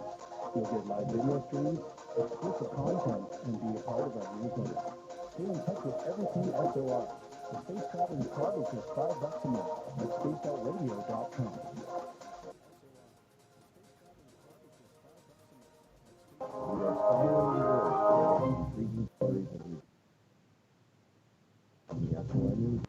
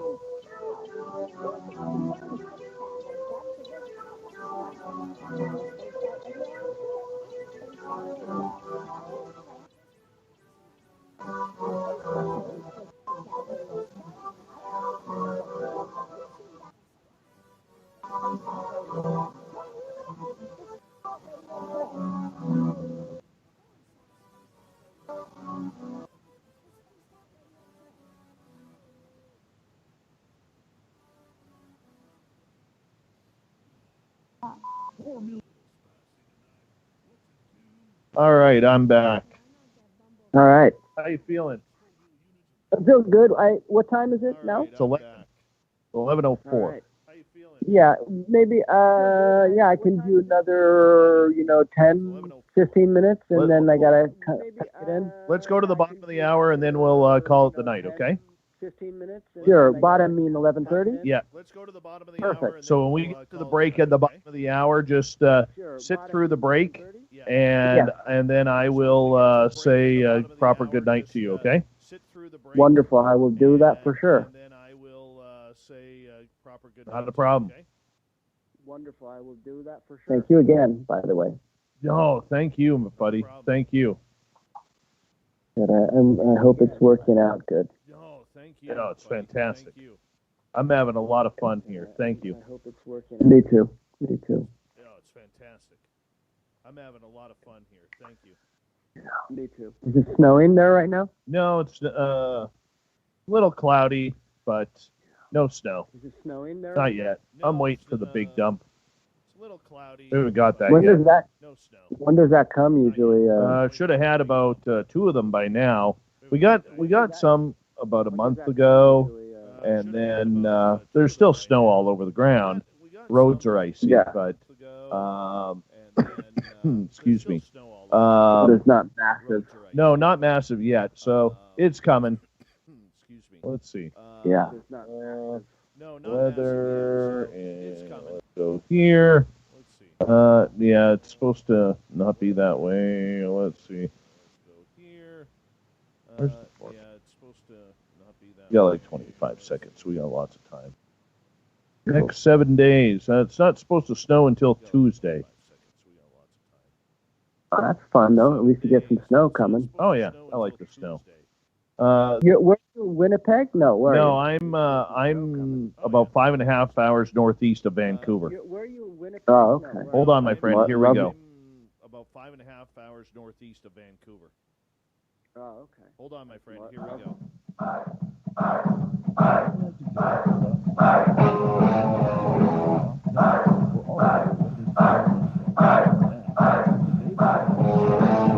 Third hour of Space Radio is underway. Thank you so much for joining us. My name is Dave Scott. We appreciate earning your listening ears. Hello to everyone listening in on our terrestrial affiliates around North America and digitally on TalkStream Live, KPNL, and Revolution Radio. Remember to check out all of our archives for free by going to youtube.com/Spaced Out Radio. Just do me the favor, hit that subscribe button. The Clam has set the password for tonight in the SOR Space Travelers Club. Palacesia. Palacesia is your password. Use it wisely, Space Travelers, as the Clam sets the password each and every night right here on Spaced Out Radio. Our website is spacedoutradio.com, where we have a plethora of features for you, including rocking out to Bumblefoot and reading up on Captain Shirk's SOR Newswire. Follow us on Twitter at Spaced Out Radio and on Instagram at Spaced Out Radio Show. For the final time tonight, we introduce Christopher Peters. He is a Hollywood director, movie creator, very talented man, very big name in the Hollywood scene, and he's an experiencer of extraterrestrials as well. Christopher, welcome back. Thanks for having me back. Have you ever been abducted, so to speak? Have you been on their craft? I've asked them that question. They said many times. I don't have a memory of it. I had one, in the first year I was having these, they weren't dreams because I wasn't asleep. I would lay down, close my eyes, but I'd be awake. And then all of a sudden I would have the most, literally 3D. I remember one particular one where I literally saw, I'm like, my eyes are closed, I'm not asleep, I'm on the couch, and I see this noise that you would see on TV, like snow, but it's blue, and I see this blue snow in my mind's eye, with my eyes closed. I'm watching this in my head, and then all of a sudden, out of this noise, this blue snow, is this blue face starts to form, and these eyes, these big eyes, and it was amazing. In that first year, I remember one of those experiences where it was on a craft, but not really other than that, but they told me, yeah, many times, because I have these scars all over my body. I literally have a scar from my neck to my gut. It was suture marks. And I said to them at different times, they're like, where did you do this? Did you do it on the couch while my cat's sleeping at my feet? My wife is next to me? I mean, did you take me on the craft? And they said, yeah, you've been on the craft a lot, you know. And I said, physically, like my body has been there? And they said, yeah, but there are some times that and in that first year, man, I would wake up, you know, with all these different marks and bruises and scars and puncture marks, but also like I would like get in like a full night's sleep and wake up in the morning and feel like somebody just tanked me with like the most heavy narcotic. It was the weirdest thing, and that would happen over and over again. And I was like, why am I so exhausted, so groggy? And so that led to conversations, and they said, yeah, this is where we were doing these operations and different things that we did to you, and you were on the craft. So yeah, but that wasn't a big part of my story, really. Okay. So these beings, you know, you've seen some of them. Have you ever seen the classic extraterrestrial, like greys or mantids or beings like that? Have you ever seen the classic extraterrestrial? No, these guys have been in my life. I mean, I see every night. I mean, I have videos now that I just did tonight when I was waiting to do the interview with you, and this happens every night. Every night there's a new being that shows up on camera, on film. Hundreds of orbs every night, all this different things. But now, this new being that has started to show up on camera is like this big wall of mist that's maybe 6 feet tall, maybe 8 feet wide, with these long lines of energy in them and orbs, but it's all one unit that moves. And it flew past. I was like filming on my iPhone. It flew past me in front of the camera and then flew over the house. So I have so many different kinds of beings that are with me that are in this family, this angelic family. There are spirit, there are beings from other worlds. It's a big family, this family. This is the family that's coming to whip ass on darkness for us, and with humanity if they stand up. So there I have on camera many different. I have this other beings that are many videos over the last couple days that started showing up. It's really interesting. So when it gets really windy, and I start filming, I have these beings that show up when it's really windy that look like electric eels. That are and clearly on camera, like they're there. You see them? They're right there. They look like, so when it's a big gust of wind, I'm out in front of my house. And then, like, right in front of you, you'll see these big, long lines of, like, electric eels that are, like, flying through the air, like golden and red and electric eel and big, long, squiggly circles. And they come, like, intertwine and then disappear. And so but in terms of relationship, it's been with them from the beginning. And when you say classic alien, that blue face in that first year when I wasn't asleep, when I was lying on the couches and I was having all of these kind of holographic dreams that weren't dreams, I was awake, but I would close my eyes and immediately be flying down tunnels, seeing all this holographic imagery, and these blue faces would peer, like almost like they're peeking through my head into my like consciousness as I'm looking out, my eyes closed. They have that face. They have that beautiful, but it's not. It's more like a round, beautiful blue face with these big black eyes, these big almond black eyes. But they have been my main mashbuka, as I call them. That's Yiddish for family. That's what I call them now. When I go outside, I'm like, okay, mashbuka, time to make another video. I'll get like flashes of like boom, boom, boom, boom, shooting, turn the camera on, and then, they're there with these pulsing big columns of light, pulsing blue craft. I filmed a UFO the other night that nobody had ever seen before. I knew that for a fact, and I made the video. I'm like, this is a UFO you've never seen before, period. And it looked like a ladder, like if a ladder came down to a point, that's what it looked like. And I filmed it, you clearly see it. I say, put the 40-second mark, go frame by frame, and you see it. It just goes right over my roof, like it's 2 feet from me, like I'm standing outside of our kitchen filming my neighbor's roof, which is 5 feet away. it's like a half a foot of the roof right there. It's amazing. But my relationship has been with them because this is about humanity's choice between God and darkness. This is about the extinction of humanity, or the humanity goes on if they choose God, if they choose not religious God, but God has a choosing life, choosing connecting with Creator, choosing standing up for each other.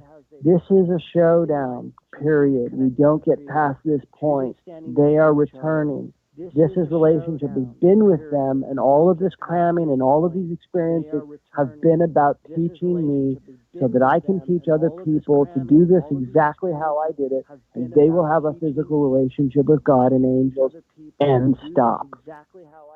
And the ones that don't know my story, when they see them return from the sky as stars in the daytime, people who are connected to themselves, even if they're not spiritual people, if they're connected, because nature is an extension of God. Nature is, they absolutely love nature. They do plasma owls for me. I have it on video. You know, they love owls. You'll hear like an owl sound, and then you'll see a plasma owl fly over your head and disappear right in front of you. Or they'll call real owls night after night to land, fly, and sit next to me, or hawks. Nature's an extension. So my point is that any person who's a spiritual person, even if they're just like mildly like, hey, they love their friends, they love to connect, they love music, they do yoga, whatever their thing is, you know, those people who are connected to their heart, who are connected to wanting to see people prosper, those kinds of people, they're going to know who they are when they return. They're going to know who they are. And it's about making that connection, because this is not a story. This is a physical reality coming to fruition. And people are, it's not something they're going to go on their phone. Okay, hashtag move on to the subject. They're going to jerk you out of your fucking shoes. Oh, sorry, guys. That's all right. Sorry. They're going to jerk you out of your shoes, metaphorically. And you're going to look into their eyes, and they're going to look into yours, and you look into your heart. And if you are that person, you're going to be protected. But it's not just about that. You have to stand up in your life and protect life, and protect freedom, and protect each other, and protect what is given to us from God. And again, guys, I'm not trying to be that like preacher and religious person, because I don't care about that stuff. But this is coming down. And this is why I've had this relationship exclusively, really, with them. This is coming down. Mm-hmm. This is why I've had this relationship. You've had this now for 3 years, and this has completely transformed your entire life, your entire way of thinking. You know, you're lucky, though, because you have had positive encounters. There are many out there who have had very negative type encounters that they are dealing with at the same type of timeline that you are. How fortunate do you feel that yours aren't negative? Knowing them is the greatest love affair of my life.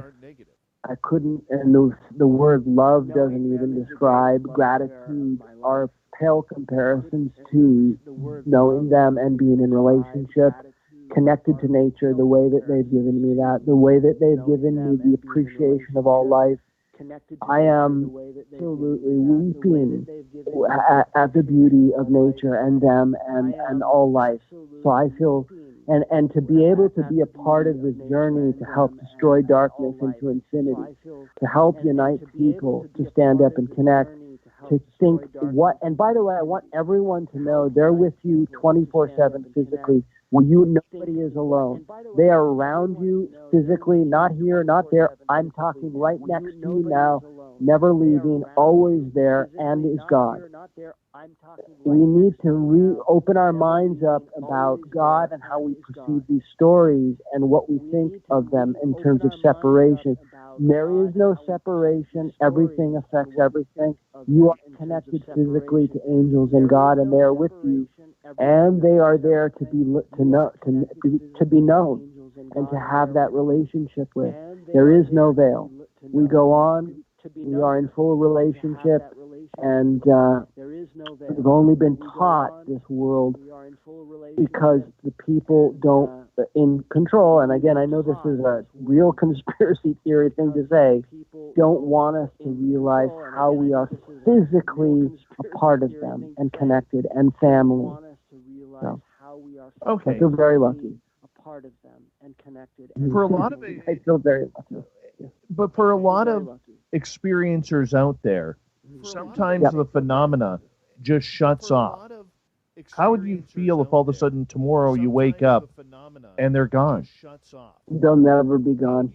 I'm too far down the line with them. It's never going to change. It's only going to grow for me. It's never. We are. It's never going to change. It's best friends. That's never. I am physically changed. Eyesight, connection. I can sit outside. My consciousness, my ability to will my consciousness now. I can affect physical matter. I know it sounds crazy, but I literally can sit with the computers outside when there's no Wi-Fi and pulse my mind and bring a full column up and bring stuff back online. I can sit and say to the computer, go to this site, and it goes without touching the keyboard. That's all from them, But my point is that there is no them going away because we are never separated. Nor are you. That's an idea that we've been sold from this world to create separation. We are physically enmeshed 24/7, meaning you, me, them, God. We are, again, God is the cell. The strands of the cell are you, me, a tree, spirit, angels. There is no separating from that cell of the tissue of the cell. It's a part of each other and separate consciousness at the same time. That's how it is. So there is no losing them. There is no them going away. We are always together. You are always together with all of them and spirit and all beings, etc. The only thing that changes is our perception.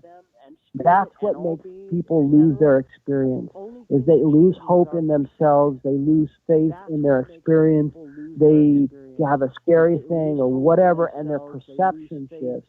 That's the only reason they experience that separateness and that loss, that leaving feeling.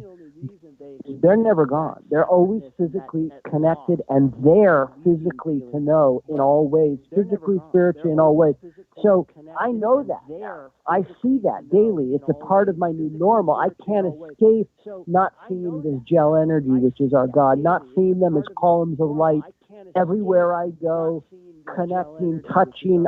At night, I stick my lips out and I go, okay, guys, before we do this sort of thing where they appear as columns of light, wrap around me and geometric patterns and love, etc. And, before all that, I go, okay, guys, time for our time. And I stick my lips out and I go, time for a little kiss. And you see my lips move around like boom.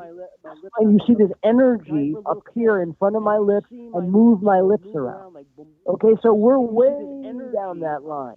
And anybody can have that. And this is what this relationship, what my book is about. It's because I want people to know they're never alone. In fact, they're surrounded by their mashruka, their family, 24/7. Never going to leave them. All they have to do is understand that and then go through a process of shredding away their ideas of separation that have been sold to us by this world, by this 1% to control us, to own our consciousness. Now they're going to do it technologically through vaccination and all these things, but they've done it in a way before all of that through indoctrination. The truth is we are full bloom, full pitch, full boogie, on fire people, connected physically with spirit being. There's no veil, our energy. Any person, we are all the same, but we get taught to be dumbed down. And then what we believe creates physically in our world. Everything is energy and consciousness. All physical material, energy and consciousness are physical material tools and a physicalized realm and our creator and our separate abilities to create, etc., blah, blah, blah. Perception is the real molding tool in physicality. Perception, what we think, what we believe, what we feel on day to day really shapes our physical experience that goes with spirit, them, our lives, everything. And this is a war on humanity's perception being fought in the battlefield of consciousness between darkness and light over the choice of humanity going on or being connected to this false darkness that's wanting to create this God experience and owning us in a deep post-human world. We've got about 4.5 minutes left with you tonight, and this has been absolutely amazing. Where do you go from here? Are you almost at the point where you're going to get behind the camera and start working something like this for a new movie, documentary series of your own experiences? Where do you go? I finished the book, which is, it's almost done. I've got about almost 200 pages proofread. I put the book out. The book's going to have pictures of them on every other page.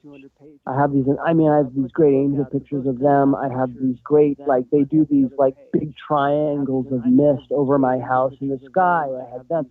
So what happens is, hopefully, this is my wish, this is my hope. They're going to return from the sky day and night, and you're going to see stars in the sky throughout the day, all throughout the world. People are going to get terrified. They're not going to know what it is. Some people are going to know, and others may not.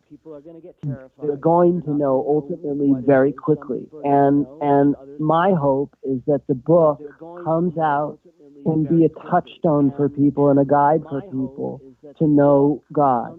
Not religion, okay? Not religion, to know angels, to know how connected and loved you are, to know how protected you are, to inspire humanity to stand up for each other now in a time where we need each other more than ever because we're being taught that we're not essential.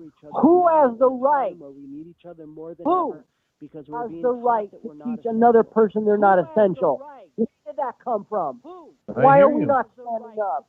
I'm not mad at you, but I'm essential. Where did that come from? I love humanity. I love this world. I love nature. I love our beautiful teen family. I love you guys in the audience.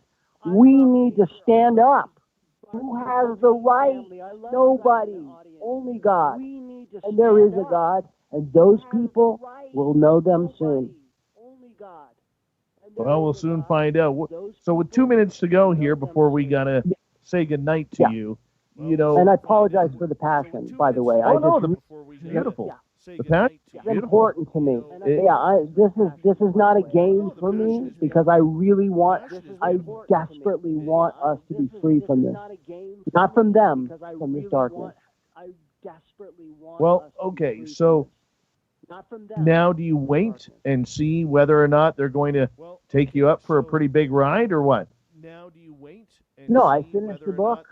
I do what I'm doing. I keep making my videos every night. Every couple nights, a new beautiful being shows up. I keep putting the stuff. That's what they're saying is good. I'm painting a picture for people. What they keep telling me is people don't understand what they have a perception of what we're supposed to look like, what we're supposed to be like. We need to keep making the videos, keep showing people what the true natural world is, what the true natural world looks like. Keep making the videos. No matter how random, how this, just keep doing them.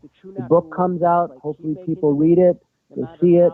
They return. People see that in the sky. Hopefully this is a tool that helps people feel at peace, to connect, to learn. They forge that relationship.